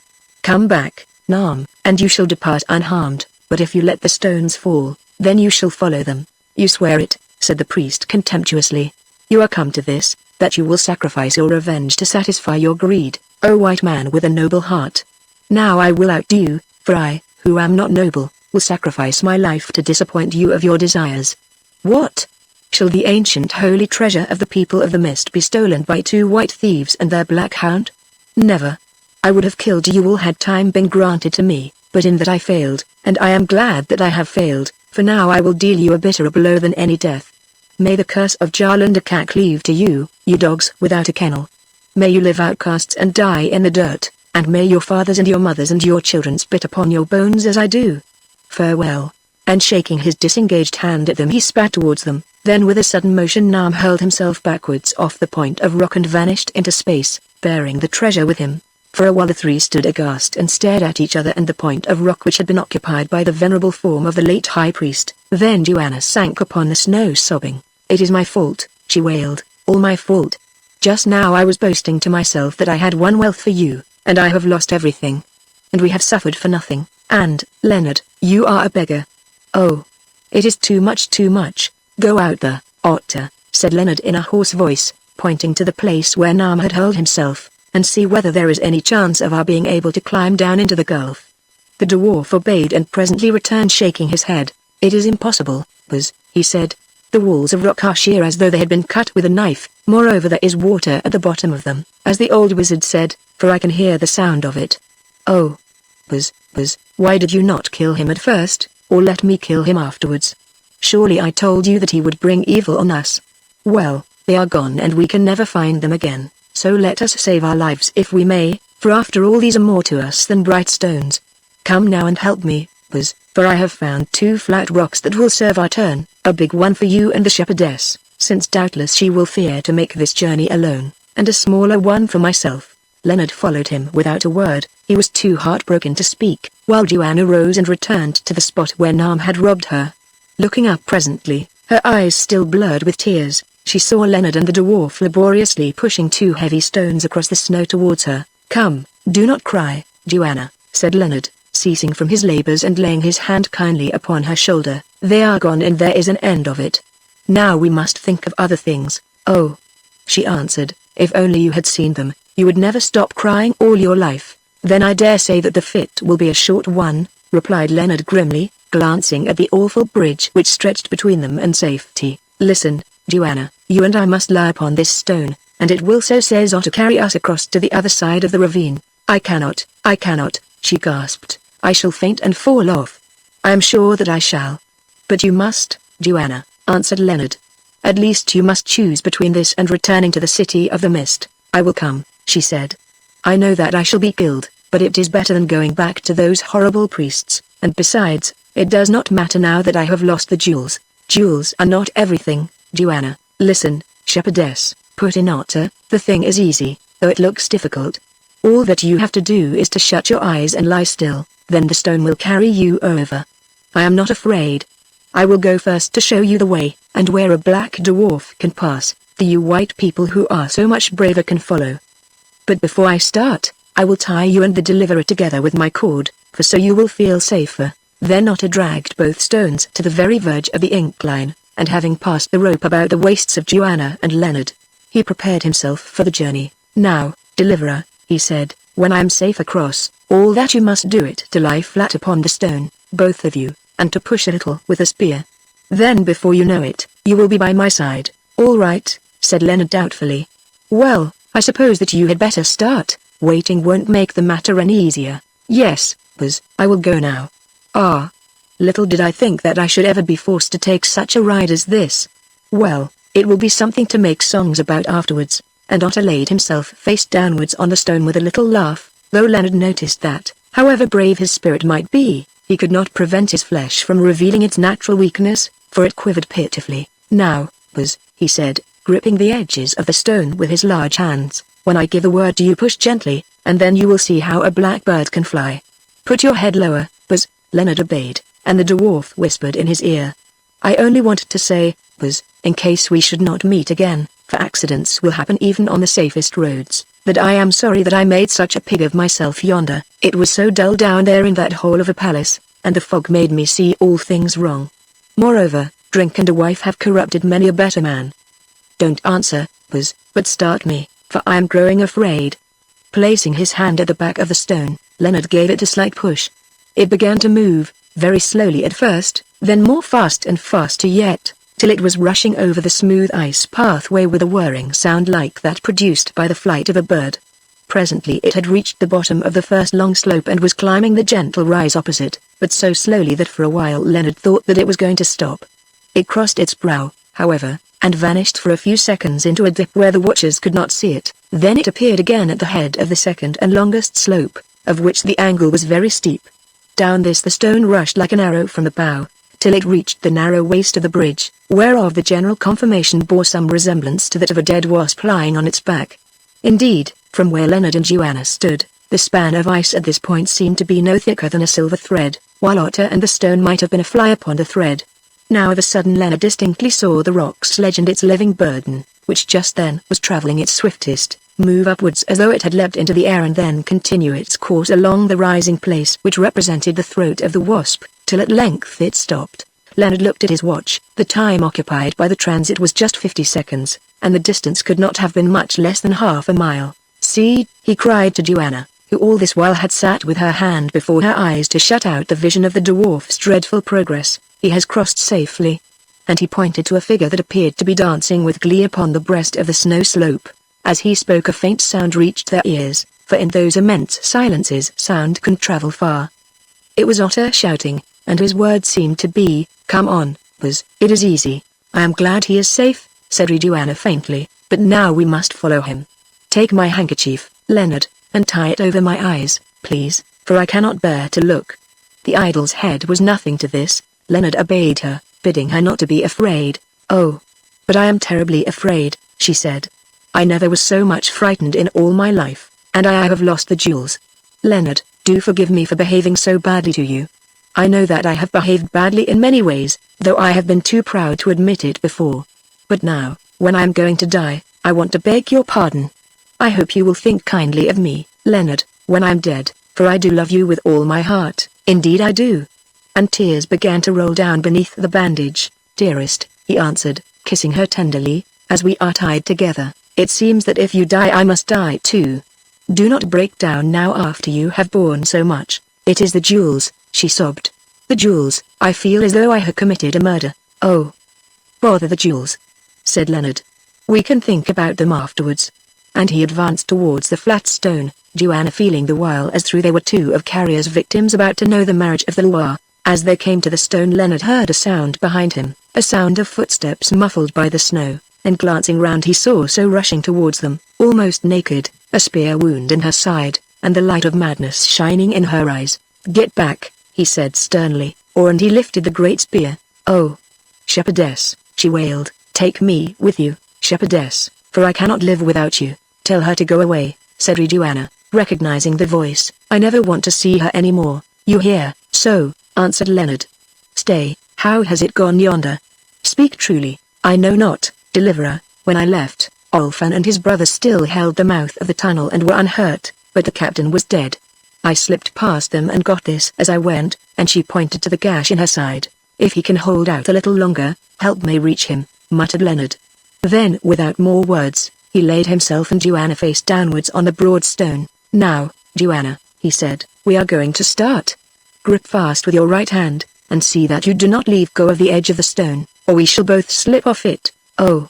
Take me with you, shepherdess, take me with you, and I will be wicked no more, but serve you as of old," shrilled the voice of so despairing a cry that the rocks rang. "Hold fast," said Leonard through his set teeth, as, disengaging his right hand from about Joanna's waist, he seized the handle of the spear and pressed its broad blade against a knob of rock behind them. Now the stone, that was balanced on the very verge of the declivity, trembled beneath them, and now, slowly and majestically as a vessel starting from her slips when the launching cord is severed, it began to move down the icy way. For the first second it scarcely seemed to stir, then the motion grew palpable, and at that instant Leonard heard a noise behind him and felt his left foot clasped by a human hand.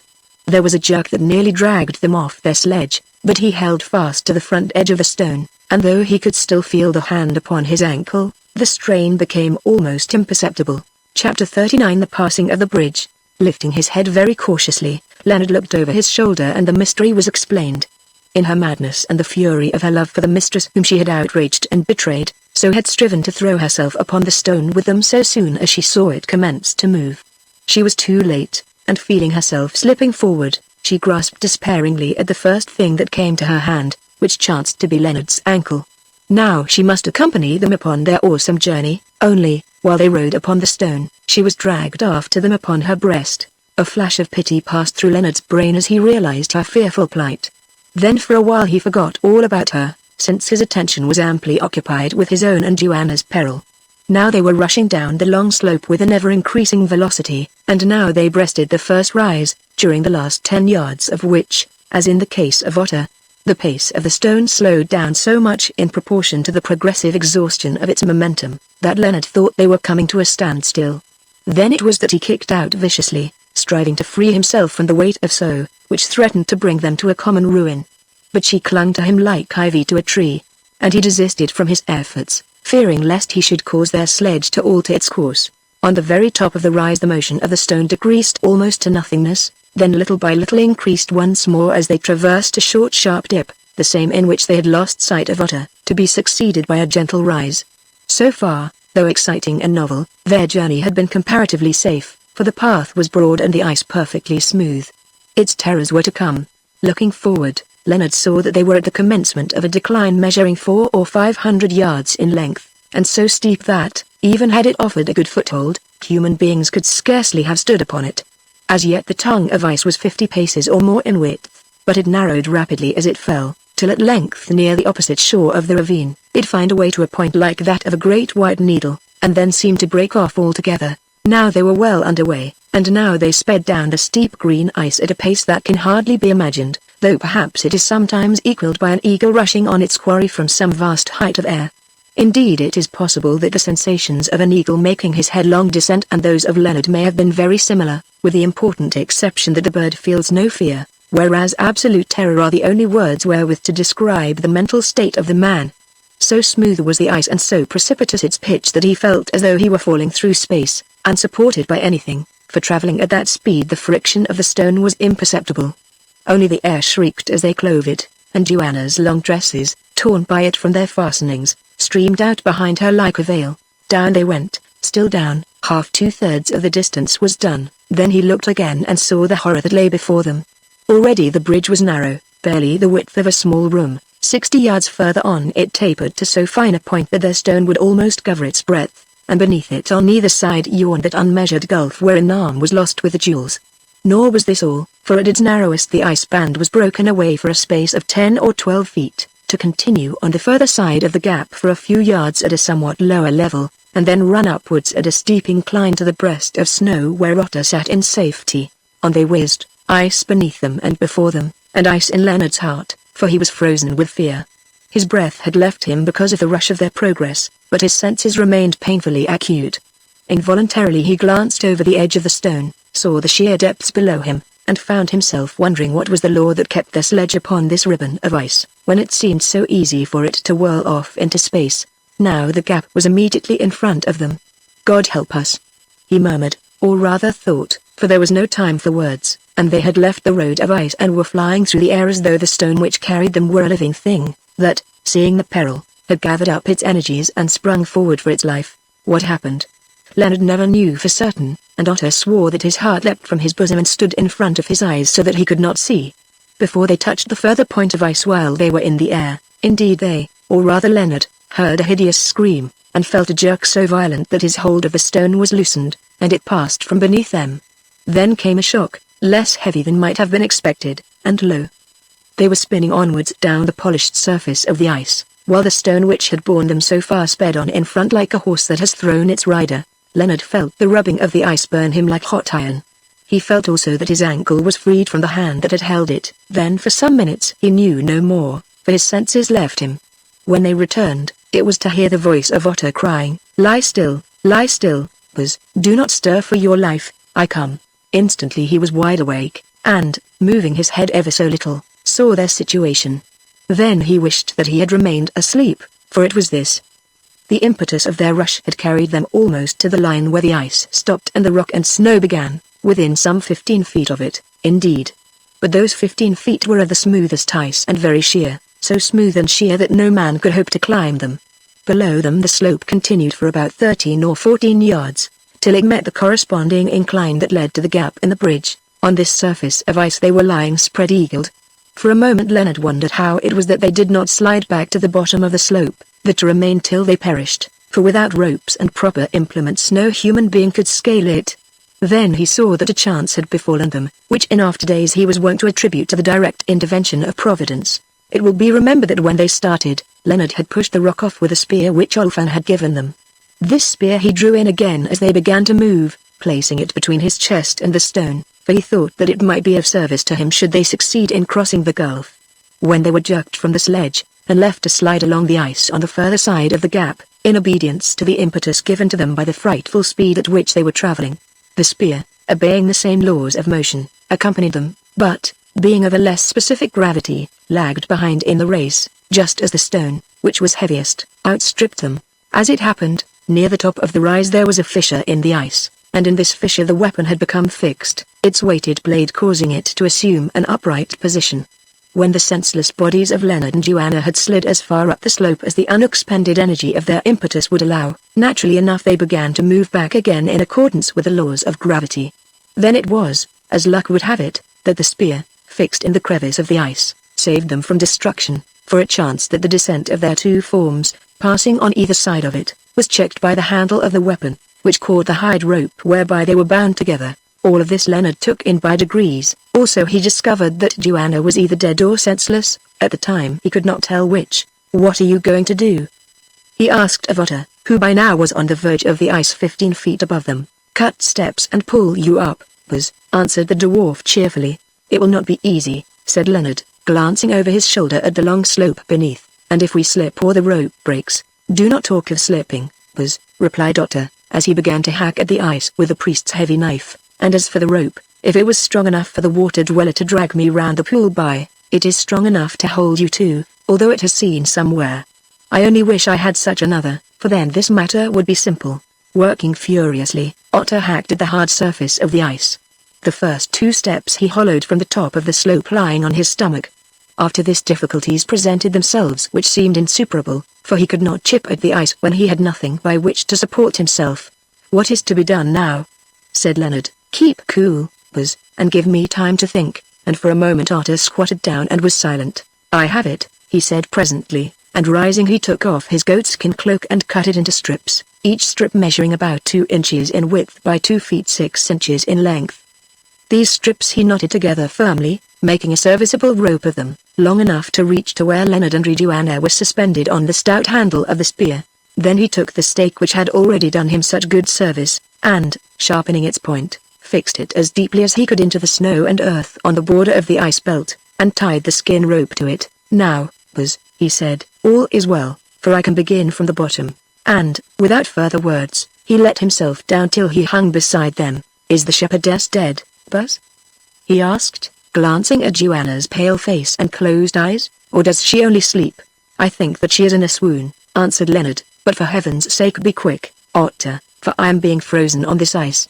What is your plan now? This was to tie about your middle the end of the rope that I have made from the cloak, then to undo the cord that binds you and the shepherdess together, and return to the top of the slope.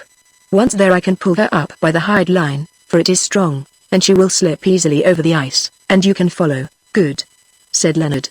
Then hanging by one hand the dwarf managed, with such assistance as Leonard could give him, to knot beneath Leonard's arms the end of the rope which he had constructed from the skin garment. Next he set to work to untie the hide cord, thereby freeing him from Joanna. And now came the most difficult and dangerous part of the task, for Leonard, suspended from the shaft of the spear by one hand, must support Joanna's senseless form with the other, while Otter made shift to drag himself to the summit of the ice, holding the hide line in his teeth.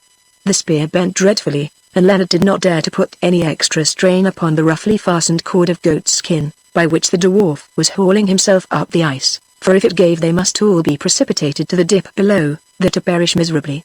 Faint and frozen as he was, it seemed hours to him before Otter reached the top and called to him to get go of Joanna. Leonard obeyed, and seating himself on the snow, his feet supported by the edge of the ice, the dwarf put out his strength and began to pull her up. Strong as he was, it proved as much as he was able to do. Indeed, had Joanna lain on any other material than ice, he could not have done it at all.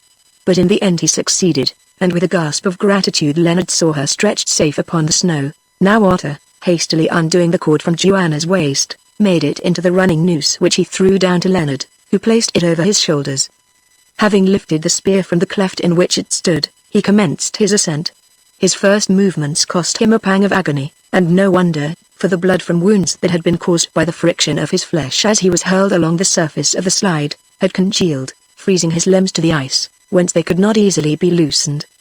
The pain, sharp as it was, did him good, however, for it aroused his benumbed energies and enabled him to drag on the goatskin cord with all his strength, while Otter tugged at that which was beneath his arms. Well for him was it that the dwarf had taken the precaution of throwing down this second line, for presently Otter's stake, which had no firm hold in the frozen earth, came out and slid away, striking Leonard as it passed and bearing the knotted lengths of the cloak with it. The dwarf cried aloud and bent forward as though he were about to fall. By a fearful effort he recovered himself and held fast the rope in his hand, while Leonard, suspended by it, swung to and fro on the surface of the ice like the pendulum of a clock. Then followed the most terrible moments of all their struggle against the difficulties of this merciless place. The dwarf held fast above, and Leonard, ceasing to swing, lay with hands and legs outstretched on the face of the ice. Now, Buzz, said Otter, be brave, and when I pull, do you wriggle forward. He tugged till the thin hide rope stretched, while Leonard clawed and kicked at the ice with his toes, knees, and disengaged hand. Alas! It gave no hold. He might as well have tried to climb a dome of plate glass at an angle of 60 degrees. Rest a while, Buzz, said the dwarf, whose breath was coming in great sobs, then make a little nick in the ice with the blade of the spear, and when next I pull, try to set some of your weight upon it. Leonard did as he was bid without speaking. Now, said the dwarf, and with a push and a struggle Leonard was 2 feet higher up the incline. Again the process was repeated, and this time he got his left hand into the lowest of the 2 steps that Otter had hacked with a knife, and once more they paused for breath. A third effort, the fiercest of them all, a clasping of hands, and he was lying trembling like a frightened child above the glacier's lip. The ordeal was over, that danger was done with, but at what a cost. Leonard's nerves were completely shattered, he could not stand, his face was bleeding, his nails were broken, and the bone of one knee was exposed by the friction of the ice, to say nothing of the shock to the system and the bruises which he had received when he was hurled from the stone. Otter's condition was a little better, but his hands were cut by the rope and he was utterly exhausted with toil and the strain of suspense. Indeed, of the 3 Joanna had come off by far the best, for she swooned at the very beginning of the passage of the bridge, and when they were jerked from the stone, being lighter than Leonard, she had fallen upon him. Moreover, the thick goatskin cloak which was wrapped about her had protected her from all hurt beyond a few trifling cuts and bruises. Of their horrible position when they were hanging to the spear, and the rest of the adventure, including the death of So, she knew nothing, and it was well for her reason that this was so. Otter, murmured Leonard in a shaking voice, have you lost that gourd of spirit? No, Buzz, it is safe, thank heaven. He said, hold it to my lips if you can. The dwarf lifted it with a trembling hand, and Leonard gulped down the fiery liquor. That's better, he said, take some yourself. Nay, Buzz, I have sworn to touch drink no more. Otter answered, looking at the gourd longingly. Besides, you and the shepherdess will want it all. I have some food here and I will eat. What happened to So, Otter? I could not see rightly, I was too frightened, much more frightened than I had been when I rode the stone myself, but I think that her legs caught in the ice on this side of the hole, and so she fell. It was a good end for her. The vicious old cow. He added, with a touch of satisfaction. It was very near being a bad end for us, answered Leonard, but we have managed to come out of it alive somehow.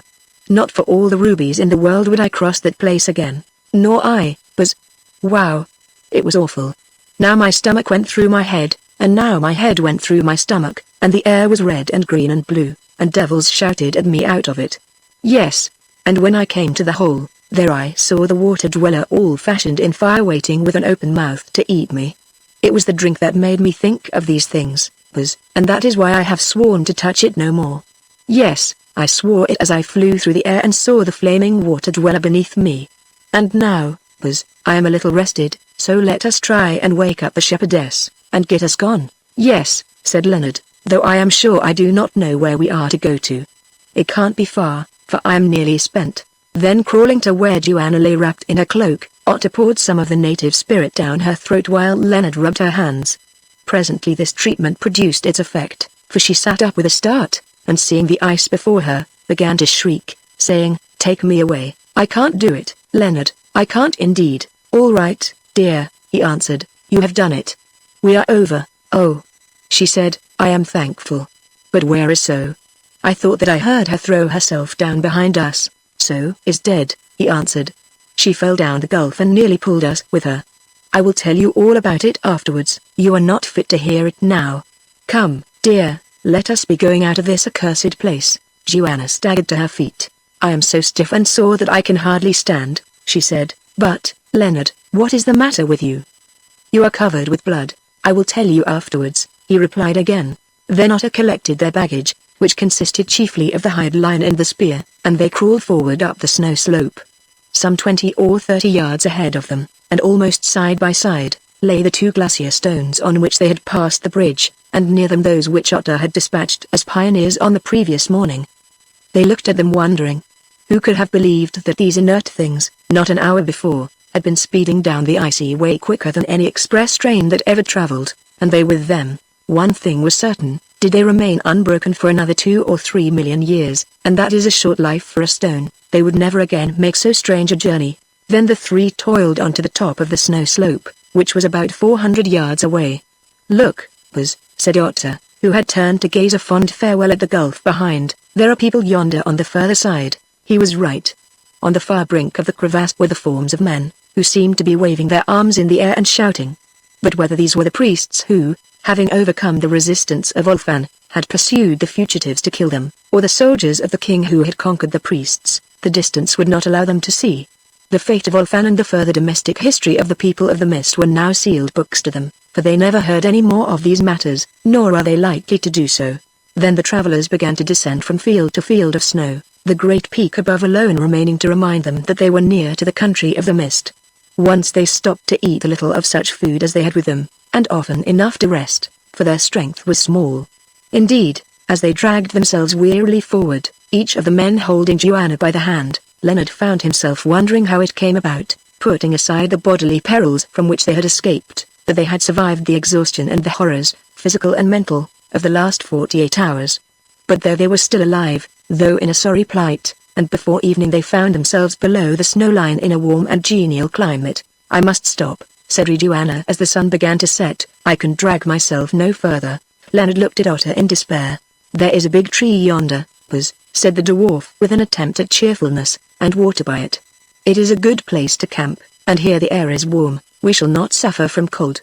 Nay, we are lucky indeed, think how we passed last night." They reached the tree, and Joanna sank down half fainting against its bole.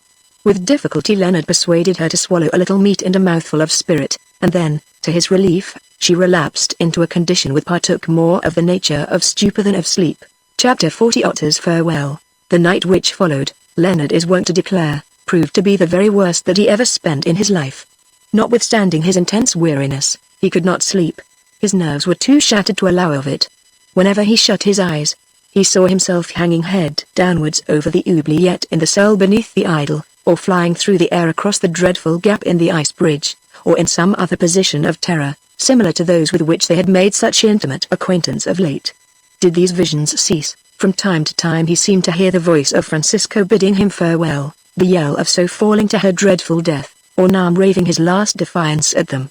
Also his hurts, which were many, gave him great pain, and though the climate here was mild, the breeze from the snow heights chilled him through, and they had not even a match wherewith to light a fire and scare the wild beasts that roared about them. Rarely have three human beings been in a position more desolate and desperate than that in which they found themselves this night, exhausted, unarmed, almost without food or clothing, and wandering they knew not where through the vastness of Central Africa.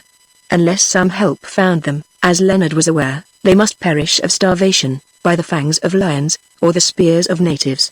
It was impossible that they could live through another week, and the thought came into his mind that it would be well for them if they died that night and had done with it. It would be well, yes, and it would have been better if he had been laid by the side of his brother Tom before ever he listened to So's accursed tale of the people of the mist and their treasure of rubies. Only then he would never have known Joanna, for she must have died in the slave camp. This was the fruit of putting faith in the visions of dying men. And yet, it was strange. He had nearly got the money, and by the help of a woman, for those rubies would have sufficed to buy back Outram 10 times over. But, alas, nearly is not quite. That dream was done with, and even if they escaped, it would be to find himself more utterly beggar than before, for now he would be a married beggar. At last the night wore away and the dawn came. But Joanna did not wake until the sun was high. Leonard, who had crept to a little distance for now he was quite unable to walk, saw her sit up and crawled back to her. She stared at him vacantly and said something about Jane Beach. Then he knew that she was wandering.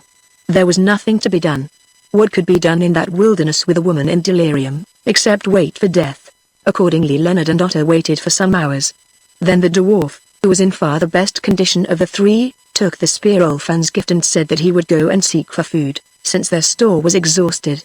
Leonard nodded, though he knew that there was little chance of a man armed with a spear alone being able to kill game, and Otto went. Towards evening he returned, reporting that he had seen plenty of buck, but could not get near them, which was just what his master expected. That night they passed hungry, by turns watching Joanna, who was still delirious. At dawn Otto started out again, leaving Leonard, who had been unable to sleep as on the previous night, crouched at Joanna's side, his face buried in his hands.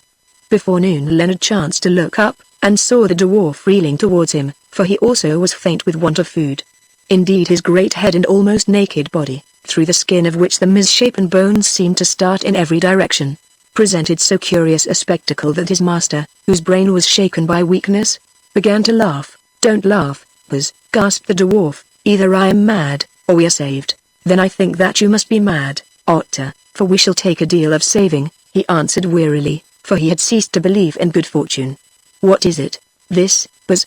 "There is a white man coming this way and more than 100 servants with him. They are marching up the mountain slope." "You are certainly mad, Otto," Leonard replied. "What in the names of Jarlanaka is a white man doing here?" "I'm the only one of that species who have been fool enough to penetrate these regions, I and Francisco," and he shut his eyes and dozed off. Otto looked at him for a while, then he tapped his forehead significantly and started down the slope again. An hour later, Leonard, still dozing, was awakened by a sound of many voices, and by a hand that shook him not too gently. "Awake, Buzz," said the dwarf, for the hand was his. "I have caught the white man and brought him here." Leonard staggered to his feet and saw before him, surrounded by gun-bearers and other attendants, an English gentleman, rather under the over middle age, with a round and kindly face tanned by the sun, and somewhat deep-set dark eyes having an eyeglass fixed in one of them, through which its wearer regarded him with much commiseration. "How do you do, sir?" said the stranger in a pleasant voice. "So far as I can make out from your servant you seem to be in a baddish way." "By George! There is a lady." "How do you do?" answered Leonard. "Capital sun helmet that of yours. I envy it. But you see I have had to go bareheaded lately," and he ran his fingers through his matted hair. "Who is the maker of that 8-bore? Looks a good gun." "A Schmidt," said the stranger, turning to a Arab at his side. "Go to the first donkey and fetch this lord of the earth a pint of champagne and some oatmeal cakes, he seems to want them. Tell the bearers also to bring up my tent and to pitch it there by the water. Quick, now." 48 hours had passed, and the benevolent stranger was sitting on a camp stool in the door of his tent, looking at two forms that lay wrapped in blankets and comfortably asleep within it. "I suppose that they will wake some time," he murmured, dropping his eyeglass and taking the pipe from his mouth. "The quinine and champagne have done them a lot of good." "There is nothing like quinine and champagne. But what an unconscionable liar that dwarf must be. There is only one thing he can do better, and that is eat. I never saw a chap stow away so much grub, though I must say that he looks as though he needed it. Still, allowing for all deductions, it is a precious queer story. Who are they, and what the deuce are they doing here? One thing is clear, I never saw a finer looking man nor a prettier girl." And he filled his pipe again, replaced the eyeglass in his eye, and began smoking. 10 minutes later Joanna sat up suddenly, whereupon the stranger withdrew out of sight. She looked round her wildly, then, seeing Leonard lying at the further side of the tent, she crept to him and began kissing him, saying, "Leonard. Thank God that you are still alive, Leonard. I dreamed that we both were dead. Thank God that you are alive." Then the man who had been thus adjured woke up also and returned her caresses. "By George! This is quite affecting," said the traveler. "I suppose that they are married. If not, they ought to be. Anyway, I had better clear out for a while." An hour later he returned to find that the pair had made themselves as presentable as soap and water, and some few spare garments which he had sent to Leonard, would allow, and were now sitting in the sun outside the tent. He advanced, lifting his helmet, and they rose to meet him. "I suppose that I had better introduce myself," he said with some hesitation, for he was a shy man. "I'm an English traveler, doing a little exploring on my own account, for lack of any other occupation, and my name is Sidney Wallace." "Mine is Leonard Outram," answered Leonard, "and this young lady is Miss Joanna Rodd." Mr. Wallace started and bowed again. "So they were not married. We are deeply indebted to you, sir," went on Leonard, "for you have rescued us from death." "Not at all," answered Mr. Wallace. "You must thank that servant of yours, the dwarf, and not me, for if he had not seen us, I should have passed to my law more to the left of you. The fact is that I am rather fond of mountaineering, and seeing this great peak above us I am told that it is the highest in the Besamushinga Mountains. I thought that I might as well have a try at it before I turn homewards, via Lake Nyassa, Livingstonia, Blantyre, and Quillimane. But perhaps you will not mind telling me how you came to be here. I have heard something from the dwarf, but his tale seems a little too steep." "I am afraid you will think ours rather steeper, Mr. Wallace," said Leonard, and he proceeded to give him a short outline of their adventures, when he came to their arrival among the people of the mist, and described the inauguration of Otter and Joanna as gods in the temple of the Colossus. He noticed that his auditor had let the eyeglass fall from his round eye, and was regarding him with mild amazement. "I am afraid that all this does not interest you," said Leonard stiffly. "On the contrary, Mr. Outram, it interests me very much. I am exceedingly fond of romances, and this is rather a good one, as I thought. It is scarcely worth while to go on," said Leonard again. "Well, I cannot wonder that you do not believe me, Leonard," interposed Joanna quietly. "You still have the star ruby. Show it to Mr. Wallace." He did so, somewhat sulkily, and then, as he seemed disinclined to say anything more, Joanna took up the tale, showing in evidence of its truth the spear, the frayed rope, and the tattered white robe which she had worn in her character of a car, and, indeed, still wore beneath poor Francisco's cassock, for she had no other. Mr. Wallace heard her out, then, without making any comment, he rose, saying that he must try to shoot some meat for the camp, and begged that they would make themselves comfortable until his return that evening. Before sundown he reappeared, and, coming straight to the tent, asked their pardon for his incredulity. "I have been up yonder," he said, "following your spoor backwards. I have seen the snow bridge and the stones, and the nicks which the dwarf cut in the ice. All is just as you told me, and it only remains for me to congratulate you upon having escaped from the strangest series of dangers that ever I heard of," and he held out his hand, which both Leonard and Joanna shook warmly. "By the way," he added, "I sent men to examine the gulf for several miles, but they report to me that they found no spot where it would be possible to descend it, and I fear, therefore, that the jewels are lost forever. I confess that I should have liked to try to penetrate into the mist country, but my nerves are not strong enough for the ice bridge, and if they were, stones won't slide uphill. Besides, you must have had about enough of roughing it, and will be anxious to turn your faces towards civilization. So after you have rested another couple of days I think that we had better start for Quillimane, which, barring accidents, is about 3 months' march from here." Shortly afterwards they started accordingly, but with the details of their march we need not concern ourselves. An exception must be made, however, in the case of a single event which happened at the mission station of Blantyre. That event was the wedding of Leonard and Joanna in conformance with the ceremonies of their own church. No word of marriage had been spoken between them for some weeks, and yet the thought of it was never out of the minds of either. Indeed, had their feelings been much less tender towards each other than was the case, it would still have been desirable, in view of the extraordinary intimacy into which they had been thrown during the past months, that they should become man and wife. Leonard felt that alone as she was in the wide world, nothing short of mutual aversion would have justified him in separating from Joanna, and as it was love and not aversion that he entertained towards her, this argument came home to him with overmastering force. "Joanna," he said to her on the day of their arrival at Blantyre, "you remember some words that passed between your father and myself when he lay upon his deathbed, to the effect that, should we both wish it, he trusted to my honor to remarry you formally as soon as an opportunity might arise. Now the opportunity is here, and I ask you if you desire to take me for your husband, as, above everything in the world, I desire to make you my beloved wife." She colored to her beautiful eyes and answered in a voice that was almost a whisper, "If you wish it and think me worthy of you, Leonard, you know that I wish it also. I have always loved you, dear, yes, even when I was behaving worst to you. But there is Jane Beach, I have told you before, Joanna," he answered with some little irritation, "and now I tell you again, that Jane Beach and I have done with each other." "I am sure that I am very glad to hear it," Joanna replied, still somewhat dubiously. The rest of that conversation, being of a private character, will scarcely interest the public. When he spoke thus, Leonard little knew after what fashion Jane Beach and he had wound up their old love affair.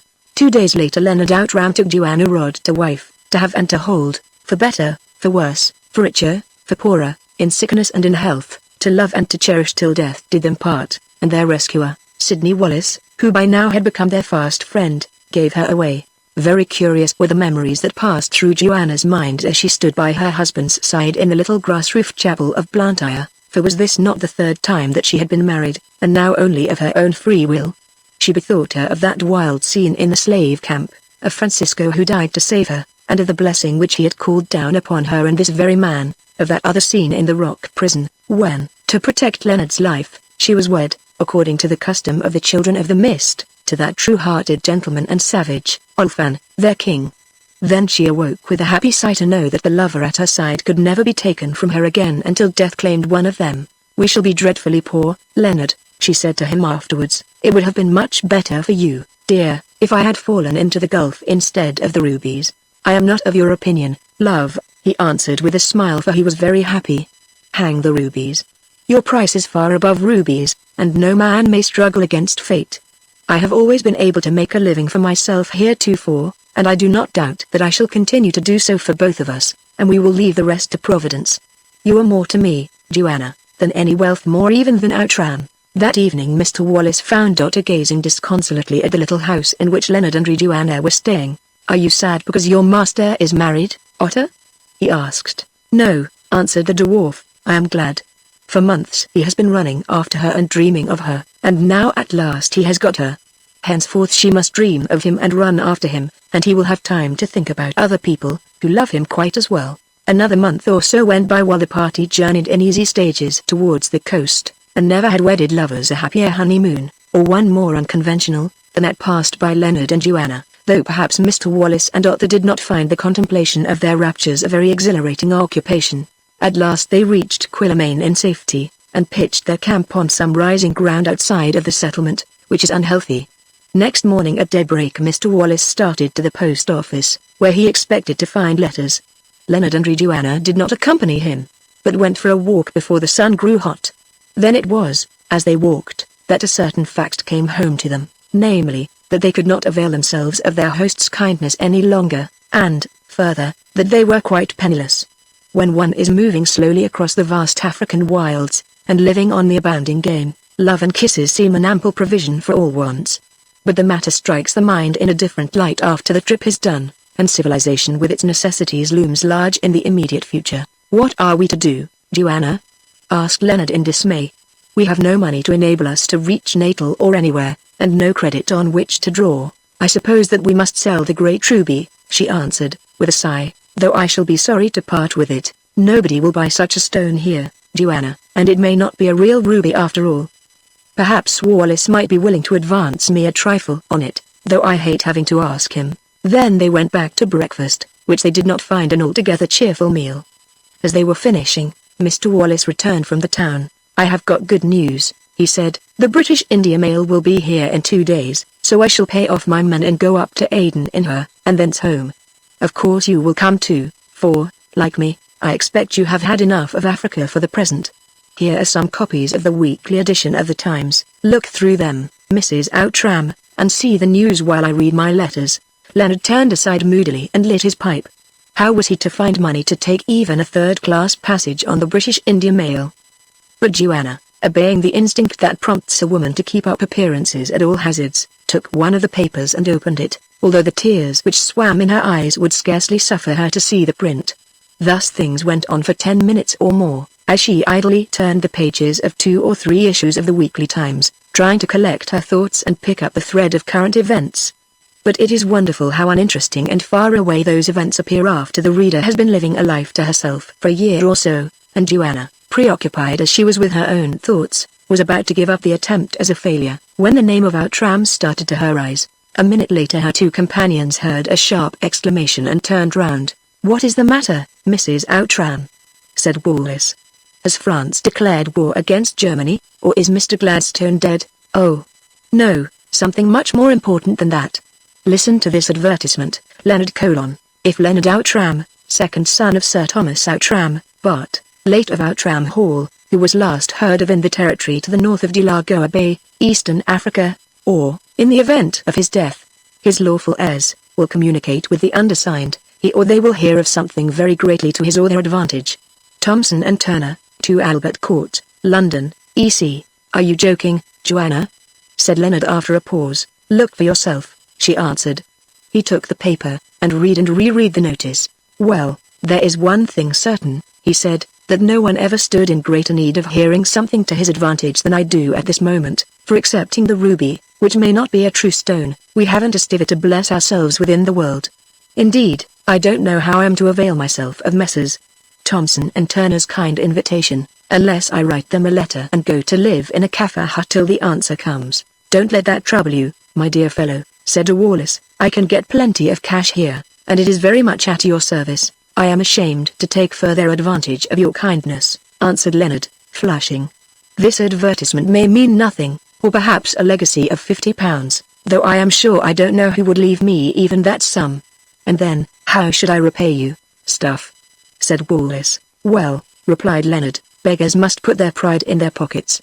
If you will lend me a couple of £100 and take the ruby in pledge, I shall be even more grateful to you than I am at present, and that is saying a good deal." On this business basis the matter was ultimately arranged, though within half an hour Wallace handed back the great stone into Joanna's keeping, bidding her keep it dark, an injunction which she obeyed in every sense of the word, for she hid the ruby where once the poison had lain in her hair. 2 busy days went by, and on the 3rd morning a messenger came running from the town to announce that the northward mail was in sight.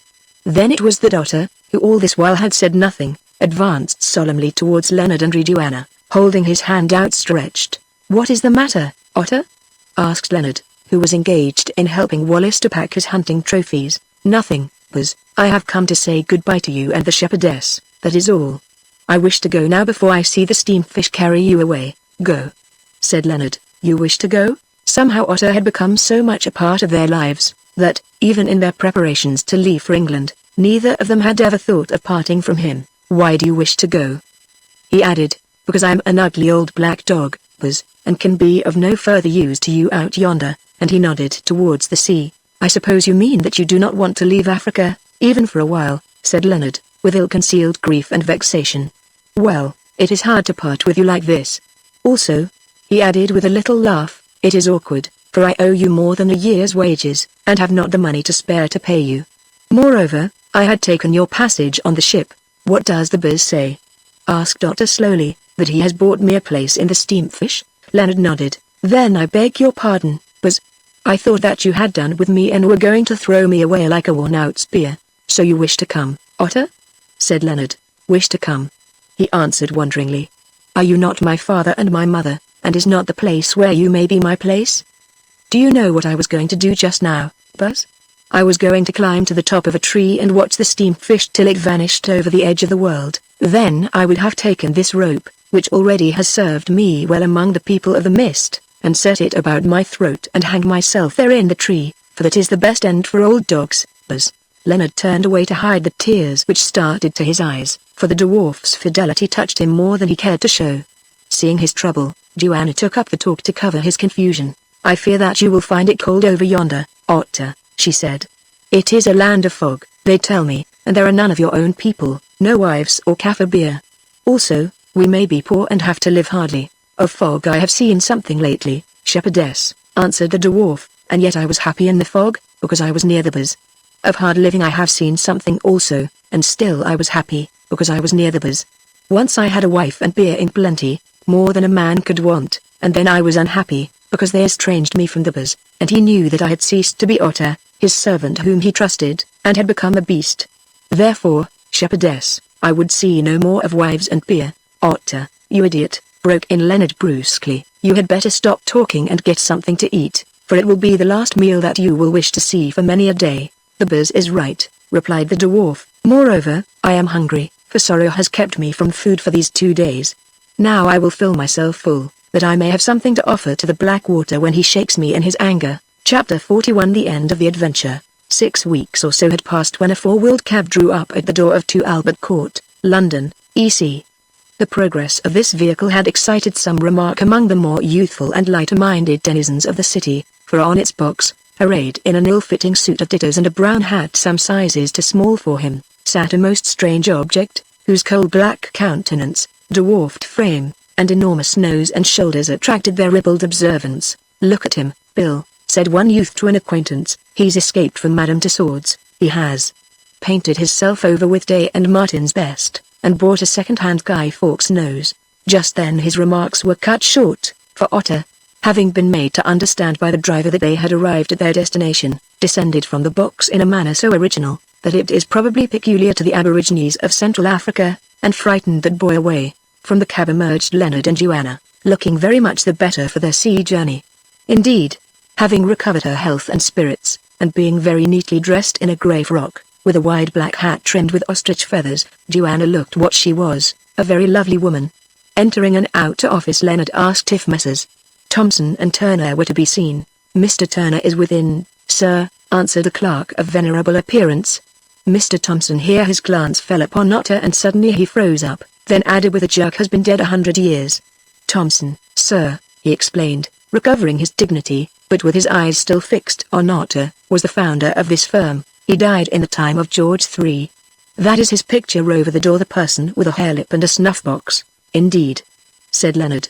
"As Mr. Thompson is not available, perhaps you will tell Mr. Turner that a gentleman would like to speak to him." "Certainly, sir," said the old clerk, still staring fixedly at Otter, whose aspect appeared to fascinate him as much as that worthy had been fascinated by the eyes of the water-dweller. "Have you an appointment, sir?" "No," answered Leonard. "Tell him that it is in reference to an advertisement which his firm inserted in the Times some months ago." The clerk started, wondering if this could be the missing Mr. Outram. That much sought-for individual was understood to have resided in Africa, which is the home of dwarfs and other oddities. Once more he stared at Otter and vanished through a swing door. Presently he returned. "Mr. Turner will see you, sir, if you and the lady will please to step in." "Does this gentleman wish to accompany you?" "No," said Leonard, "he can stop here." Thereupon the clerk handed Otter a tall stool, on which the dwarf perched himself disconsolately. Then he opened the swing door and ushered Leonard and his wife into Mr. Turner's private room. "Whom have I the pleasure of addressing?" said a bland, stout gentleman, rising from before a table strewn with papers. "Pray be seated, madame." Leonard drew from his pocket a copy of the Weekly Times and handed it to him, saying, "I understand that you inserted this advertisement." "Certainly we did," answered the lawyer after glancing at it. "Do you bring me any news of Mr. Leonard Outram?" "Yes, I do. I am he, and this lady is my wife." The lawyer bowed politely. "This is most fortunate," he said. "We had almost given up hope, but, of course, some proofs of identity will be required." "I think that they can be furnished to your satisfaction," answered Leonard briefly. "Meanwhile, for the sake of argument, perhaps you will assume that I am the person whom I state myself to be, and inform me to what this advertisement refers." "Certainly," answered the lawyer, "there can be no harm in that. Sir Thomas Outram, the late baronet, as you are doubtless aware, had two sons, Thomas and Leonard. Leonard, the second son, as a young man was engaged to, or rather had some love entanglement with, a lady, really I forget her maiden name, but perhaps you can inform me of it. Do you happen to mean Miss Jane Beach? Said Leonard quietly. At this point Joanna turned in her chair and became extraordinarily, indeed almost fiercely, interested in the conversation. Quite so, Beach was the name. You must excuse my forgetfulness. Well, Sir Thomas's affairs fell into confusion, and after their father's death Mr. Leonard Outram, with his elder brother Thomas, emigrated to South Africa. In that same year Miss Jane A. Beach married a client of ours, Mr. Cohen, whose father had purchased the estate of Outram from the trustees in bankruptcy. Indeed, said Leonard. Shortly afterwards, went on the lawyer, Mr. Cohen, or rather Sir Jonas Cohen, succeeded to the estate on the death of his father. 2 years ago he died, leaving all his property, real and personal, to his only child, a daughter named Jane, with reversion to his widow in fee simple. Within a month of his death the child Jane died also, and 9 months later her mother, Lady Cohen, née Jane Beach, followed her to the grave. Yes, said Leonard in a dull voice, and hiding his face in his hand. Go on, sir. Lady Cohen made a somewhat peculiar will. Under the terms of that will she bequeaths the mansion house and estates of Outram, together with most of her personal property, amounting in all to something over £100,000, to her old friend Leonard Outram and the heirs of his body, with reversion to her brother. This will has not been disputed, therefore, if you are Leonard Outram, I may congratulate you upon being once more the owner of your ancestral estate and a considerable fortune in cash. For a while Leonard was too agitated to speak. I will prove to you, he said at last, that I am this person, that is, I will prove it prima facie. Afterwards you can satisfy yourself of the truth of my statements by the usual methods. And he proceeded to adduce a variety of evidence as to his identity which need not be set out here. The lawyer listened in silence, taking a note from time to time. I think, he said when Leonard had finished, that, subject to those inquiries of which you yourself have pointed out the necessity in so grave a matter, I may accept it as proved that you are none other than Mr. Leonard Outram, or rather, he added, correcting himself, if, as I understand, your elder brother Thomas is dead, then Sir Leonard Outram. Indeed you have so entirely convinced me that this is the case, that I have no hesitation in placing in your hands a letter addressed to you by the late Lady Cohen, and deposited with me together with the executed will, though, when you have read it, I shall request you to leave that letter with me for the present. By the way, it may interest you to learn, Mr. Turner added, as he went to a safe built into the wall and unlocked its iron door, that we have been hunting for you for a year or more. We even sent a man to South Africa, and he tracked you to a spot in some mountains somewhere north of Delagoa Bay, where it was reported that you, with your brother Thomas and 2 friends, were digging for gold. He reached the spot on the night of the 9th of May last year, the very day that I left it, broke in Leonard, and found the site of your camp and 3 graves.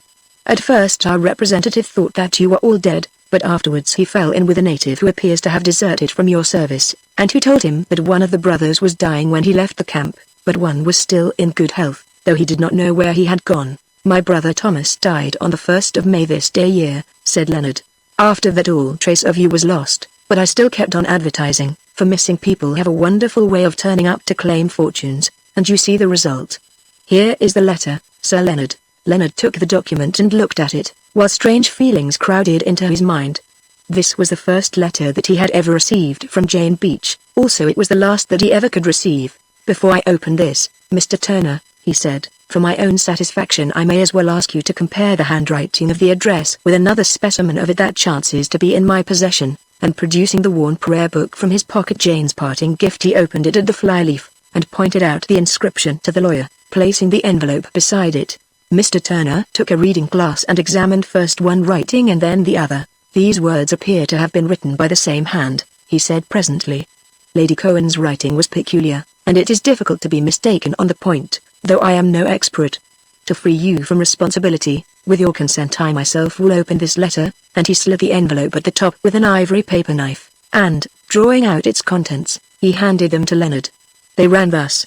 My dearest Leonard, for so I, who am no longer a wife, may call you without shame, seeing that you are in truth the dearest to my heart, whether you be still living, or dead like my husband and my child.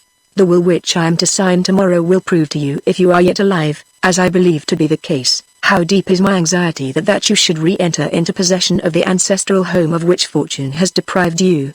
It is with the greatest pleasure that I make you this bequest, and I can do so with a clear conscience, for my late husband has left everything at my absolute disposal, being himself without near relations in the sad event which has occurred, of the death of his daughter, our only child.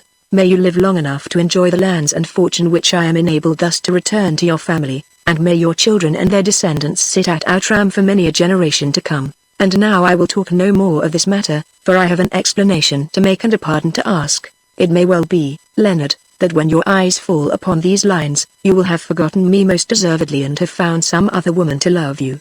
No, as I set this down I feel that it is not true. You will never forget me altogether, Leonard, your first love, and no other woman will ever be quite the same to you as I have been, or, at least, so I believe in my foolishness and vanity. You will ask what explanation is possible after the way in which I have treated you, and the outrage that I have done to my own love.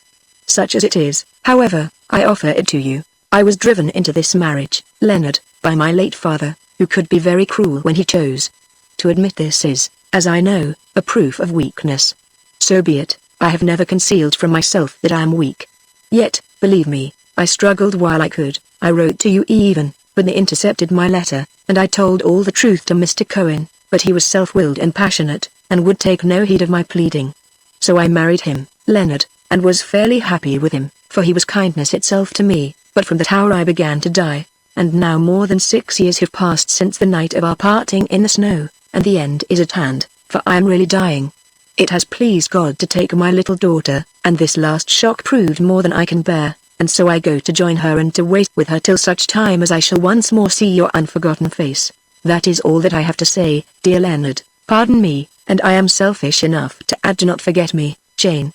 P.S. Why is it that an affection like ours, which has never borne fruit even, should in the end prove stronger than any other earthly tie? Heaven knows, and heaven alone, how passionately I loved and love my dead child, and yet, now that my own hour is at hand, it is of you that I think the most, you who are neither child nor husband. I suppose that I shall understand ere long, but, oh Leonard, Leonard, Leonard, if, as I believe, my nature is immortal, I swear that such love as mine for you, however much it be dishonored and betrayed, is still the most immortal part of it! J. Leonard put down the letter on the table, and again he covered his face with his hand to hide his emotion, for his feelings overcame him as a sense of the depth and purity of this dead woman's undying love sank into his heart. May I read that letter, Leonard? Asked Joanna in a quiet voice. Yes, I suppose so, dear, if you like, he answered, feeling dully that it was better to make a clean breast of the matter at once, and thus to prevent future misunderstandings.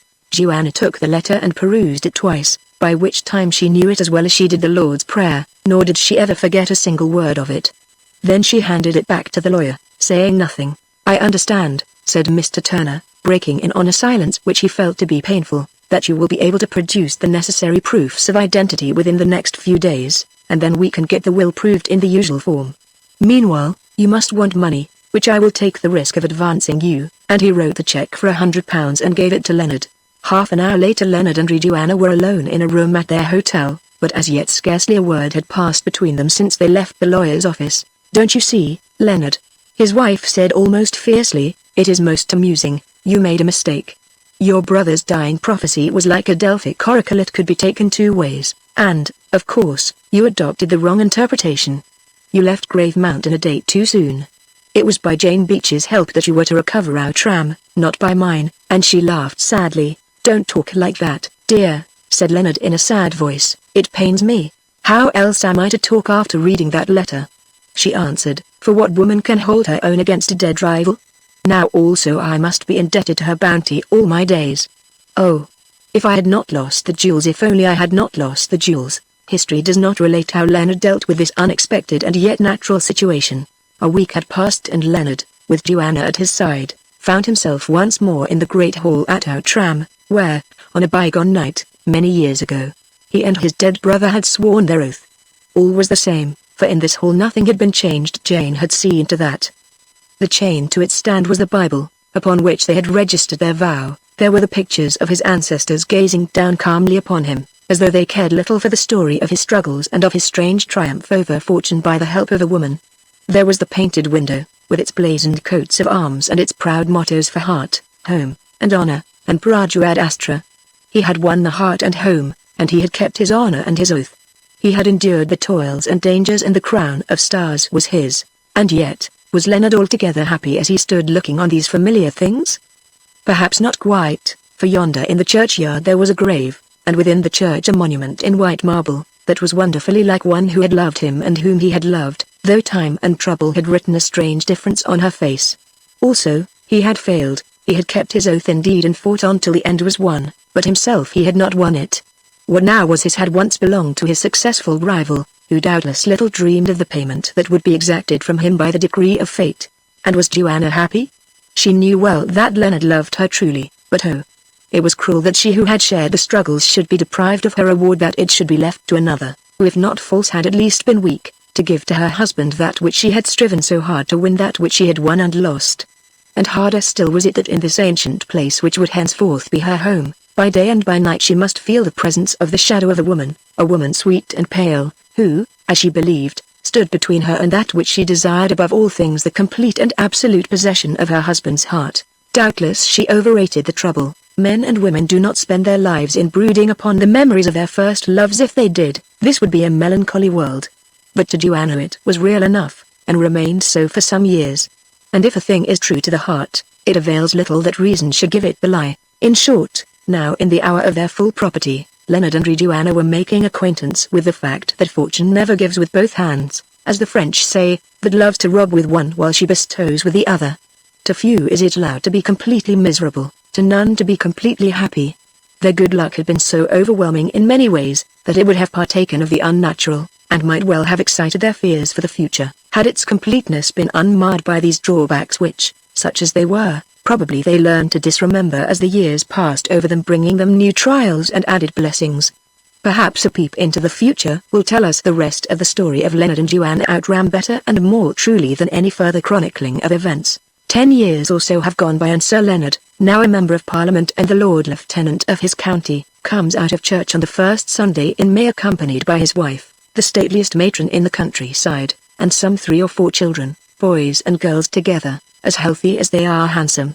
After a glance at a certain grave that lies near to the chancel door, they walk homewards across the budding park in the sweet spring afternoon, till, 100 yards or more from the door of Outram Hall, they pause at the gates of a dwelling known as the Kraal, shaped like a beehive, fashioned of straw and sticks, and built by the hands of Otter alone. Basking in the sunshine in front of this hut sits the dwarf himself, cutting broomsticks with a knife out of the straightest of a bundle of ash saplings that lie beside him. He is dressed in a queer mixture of native and European costume, but otherwise time has wrought no change in him. "Greeting, Buzz," he says as Leonard comes up. "Is Buzz Wallace here yet?" "No, he will be down in time for dinner." "Mind that you are there to wait, Otter. I shall not be late, Buzz." "On this day of all days, Otter," cries a little maid, "you should not make brown sticks on Sunday, it is very wrong." The dwarf grins by way of answer, then speaks to Leonard in a tongue that none but he can understand. "What did I tell you many years ago, Buzz?" he says. "Did I not tell you that by this way or by that you should win the wealth, and that the great kraal across the water should be yours again, and that the children of strangers should wander there no more? See, it has come true," and he points to the happy group of youngsters. "Wow! I, Otter, who am a fool in most things, have proved to be the best of prophets. Yet I will rest content and prophesy no more, lest I should lose my name for wisdom." A few hours later and dinner is over in the larger hall. All the servants have gone except Otter, who dressed in a white smock stands behind his master's chair. There is no company present save Mr. Wallace, who has just returned from another African expedition, and sits smiling and observant, his eyeglass fixed in his eye as of yore. Joanna is arrayed in full evening dress, however, and a great star ruby blazes upon her breast. "Why have you got the red stone on tonight, mother?" asks her eldest son Thomas, who with his 2 sisters has come down to dessert. "Hush, dear," she answers, as Otter advances to that stand on which the Bible is chained, holding a glass filled with port in his hand. "Deliverer and shepherdess," he says, speaking in Sesotho, "on this day 11 years gone Buzz Tom died out yonder. I, who drink wine but once a year, drink to the memory of Buzz Tom, and to a happy meeting with him in the gold house of the great," and swallowing the port with a single gulp, Otter throws the glass behind him, shattering it on the floor. "Amen," says Leonard. "Now, love, your toast." I drink to the memory of Francisco who died to save me, says Joanna in a low voice. Amen, repeats her husband. For a moment there is silence, for Leonard gives no toast. Then the boy Thomas lifts his glass and cries, "And I drink to Olafan, the king of the people of the mist, and to Otter, who killed the snake god, and whom I love the best of all of them." Mother, may Otter get the spear and the rope and tell us the story of how he dragged you and father up the ice bridge? 1. The editor does not hold himself responsible for Father Francisco's views on ecclesiastical marriage law. 2. Crocodiles are proverbially long-lived, but Leonard could never discover the age of this particular reptile. On inquiry he was able to trace it back for 300 yards, and tradition said that it had always dwelt among the people of the mist from the beginning of time. At least it was very old, and under the name of the snake had been an object of worship for many generations. How it came among the people of the mist is difficult to say, for no other specimen appeared to exist in the country. Perhaps it was captured in some distant age and placed in the cave by the priests, to figure as an incarnation of the snake that was the object of their worship.